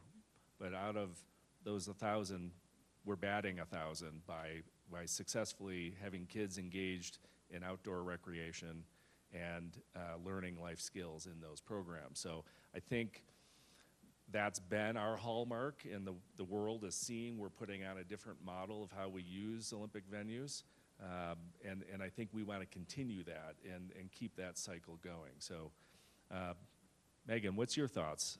Yeah, I think just to build on that a little bit, there are a lot of barriers, and since 2002, it's become much more inaccessible to get into specifically snow sports. It's so expensive, and so there's a lot of communities that are not engaged in winter sports, and I think the 2034 games is an opportunity to put resources towards breaking down those barriers, and then I think the more people we can engage in these sports, especially aerials, because it is a dying sport somewhat. So, but yeah, like I think the more we can break down those barriers, then the more people are excited to participate and volunteer and just be more excited about the games coming. So yes, we're going to have, I'm going to ask our 2 elected officials from the perspective of Park City and Summit County, what do you think, or what is happening today that you're excited that the games can maybe be a catalyst to, or in the opportunities ahead of us from a government perspective? Sure. I'm going to not do the government part first. I was going to go off of what Emily said here, but I think there's an opportunity that different nonprofits in this community can come together and figure out how they fit into the Olympic spirit or into the Olympics in 9 years. And so some examples of that that are really important to me are like around mental health. So how do we talk about mental health going into sport? How do we talk about the mental health of our community? But I think that we all have an opportunity to look in our own lives and see how can I affect the Olympics, or how can the Olympics affect what I'm doing? And I think that maybe brings the community together in a different way. From Park City Municipal standpoint, our big, as we've heard today, you know, our big issues haven't changed since the 80s. There's still housing and transportation and traffic. But we do, you know, we are hopeful that a few things I'm thinking that we really would like to move forward with would be multiple regional park and rides that are outside of town. One of the things that we haven't mentioned is that some of the places people parked in 2002 are no longer parking lots. You know, they've been developed. So we do need to actually look at that, and I think that those need to be something we're actually doing in the next year or two anyway, but they will help us get ready for the Olympics, and that's a regional solution. And regional solutions of the Wasatch Back, not just Summit County, are gonna have to be forefront. We also, as a council, have been looking at what the future of our Old Town and Main Street look like. And I think this brings into perspective of what do we want to say to the world when they come to Main Street in 9 years, and what do we want that to look like. Our council will actually be discussing that next week again at our annual retreat. And we're also pushing forward with quite a few affordable housing projects. And so those are big ones that take a lot of time and take a lot of effort, but the reward will be great when they're over. Candace? Yeah, thanks. You know, opportunities, there's a lot. It's really this great moment in time. I'm really excited about the next 9 years leading up to the games, because these moments when we all pitch in together and you work together side by side to achieve something, that's when you form and you bond and you get the best relationships. So what I'm really optimistic about is that over these next 9 years, as different members within the community pitch in different areas that they're excited about or interested in, whether it's an event or a sport or something leading into it, I think there's just an incredible opportunity to get to work side by side with someone and bond and have a really great relationship. And this will happen in many areas. I can see, you know, when you think about, not everybody would know all the details of our relationship with our state legislature, but it's not always ideal. Sometimes we feel like there's a target on us. And maybe it's true, maybe it's not, but the games is this really wonderful thing that everybody can try to work to get a positive solution on. So it gives you that opportunity where you may have had a tension, or maybe you still have a tense relationship or a contentious relationship. You now have something you can work on together positively and then get to celebrate it at the moment of the game. So what I would hope comes out of the games even beyond that then is that these relationships last, and then we continue working more collaboratively as we go forward. One of the many things I love about being on the county council is that everyone in Summit County is, you know, part of one of our constituents or part of the county, and so we don't really feel limited by boundaries, where if you're working in a city government, you have your municipality and that's where your focus, but that's also part of Summit County, and so we get to work collaboratively. So like when Tana and I, now we go by Tanis, and we get to work together in all of these meetings. We're making shirts, by the way, so we'll be letting you know where you can get them. But I love these moments of how do we work together with, say, Park City, or how do we work together, you know, when Dustin was up here earlier, you know, like even just the other day when we were down at the state legislature, we're all getting together talking about our Wasatch Back problems and how we can work on that. That to me is going to be really something I'm excited about over the next 9 years, is working with everybody, really getting to know everyone and build relationships, and then celebrate it at the moment of the games and hopefully reap benefits beyond it. Awesome.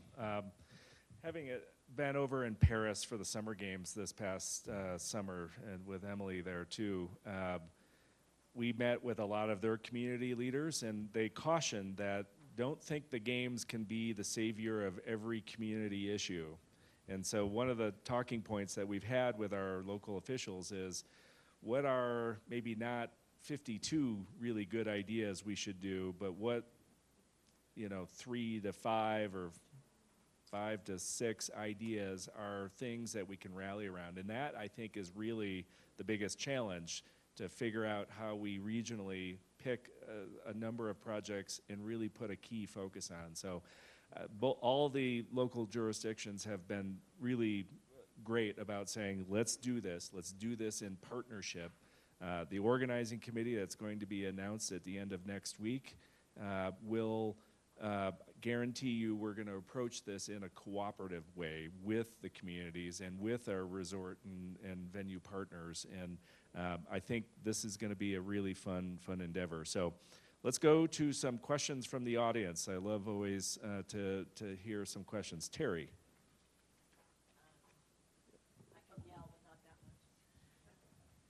So I think one of the things that really impressed me watching the Paris Games this summer was the attention that was paid to the other arm of the Olympics, which is the Cultural Olympiad. And last time when we had the games here, we in Park City made an attempt to put our toe in that water. But overall, as a state, we didn't do that very well. And so I hope that when we all are looking going forward, we're asking questions about where's the Cultural Olympiad piece of this. Yeah. And you and I have chatted about that, Terry. I think, with the investment not just in Park City, but in Salt Lake to a lot of performing arts facilities and infrastructure, not just in Park City, but in Salt Lake City, I believe that that's going to be a big component, but I cannot predict that right at the moment. But I think it should be, and we need to get your voice heard about that. Yep. Other questions? Yep.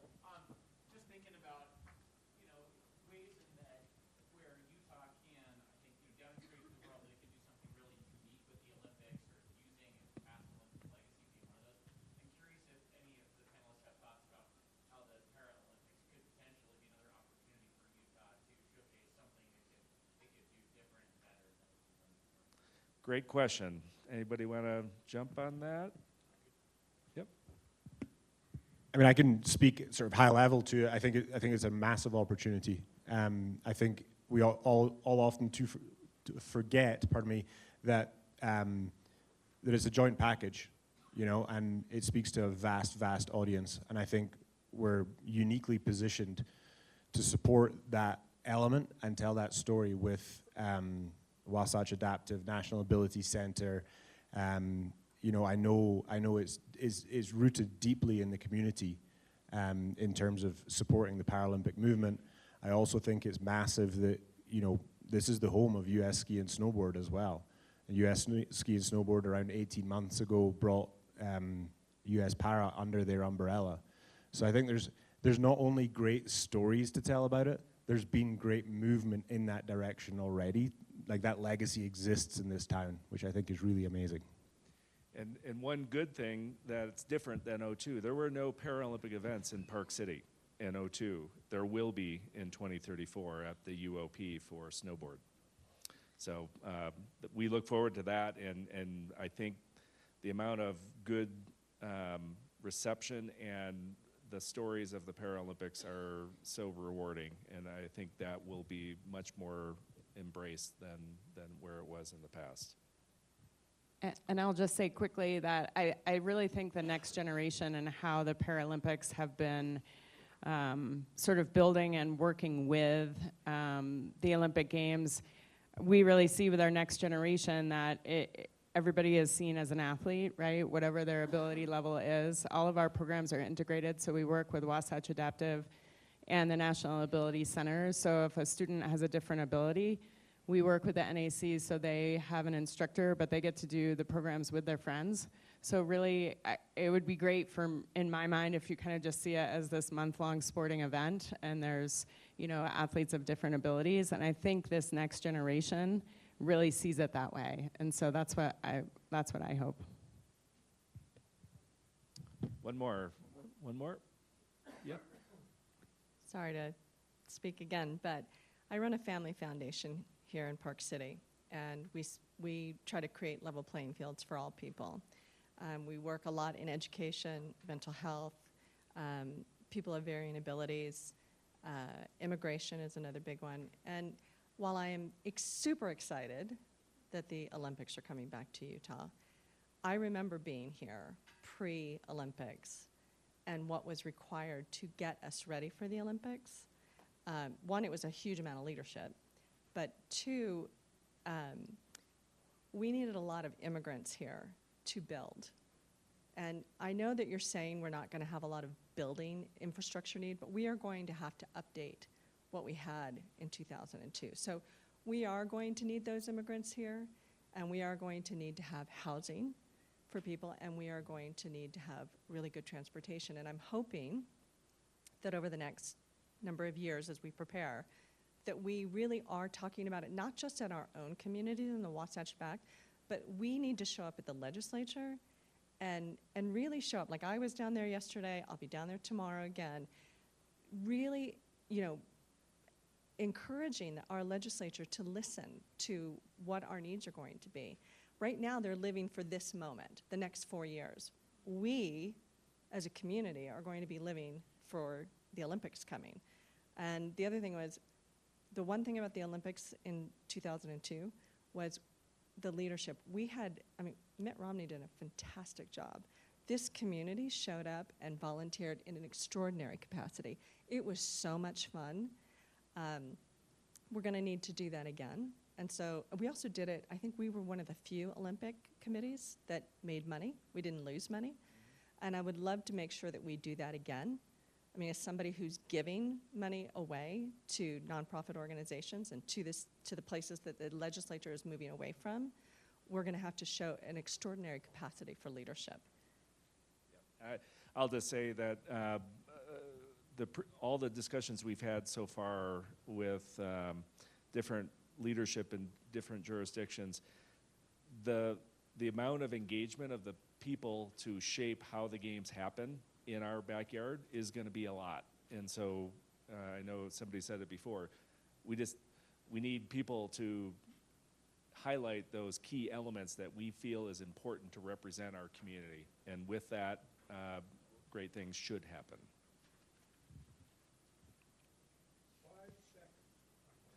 I'm going to count, though. 5 seconds. It's nuking outside. We got to let people go. Yes.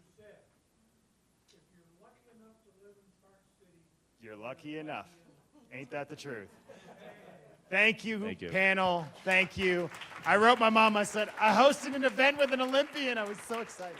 Thank you for being here. All right, we're going to have our city manager and our county manager. Matt's trying to sneak out the back. We're going to have our He's two faking an illness. managers Are you okay, Matt? give us some sage wisdom. My name's Shane. Good afternoon. Sorry to hurry. 2 years ago today, I started as the county manager. It's been a wonderful experience for me.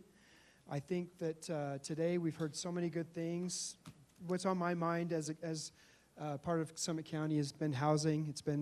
I feel like if we talk about transportation, we talk about housing. If we talk about transit, we talk about housing. If we talk about development or growth, we talk about housing. So that's something we're really working on. I don't usually say this, but Jeff Jones said something really impactful earlier today, I think, about the decisions we've made that have made us successful and being willing to make different decisions in the future. I think it's a conversation we need to have. But all that being said, I think the one thing we can rely on is change is inevitable. And my major takeaway is we've got amazing people in this room that are willing to work together and get to work in all the ways that we need to. And that's all I got, Matt. Great, thanks, Shane. Thank you, everyone. It's like I said, it is snowing a lot outside. We've even had a few road closures in town. So everyone should get home safely. For the record, of my 11 years, this is the largest ever, we used to call this Leadership 101 Symposium, largest ever in my 11 years. So big thank you to Scott and Paige Galvin. Also our speakers, if you can't tell, although we're looking forward, although we're excited about the challenges, we're also very respectful of our past and our elders who participated today and helped educate us and tell the story of where we came from. It's hard to know where you're going if you don't know where you've come from. So thank you to everyone. Incredible turnout. Scott, great job. We'll see you soon. Good job, Scott.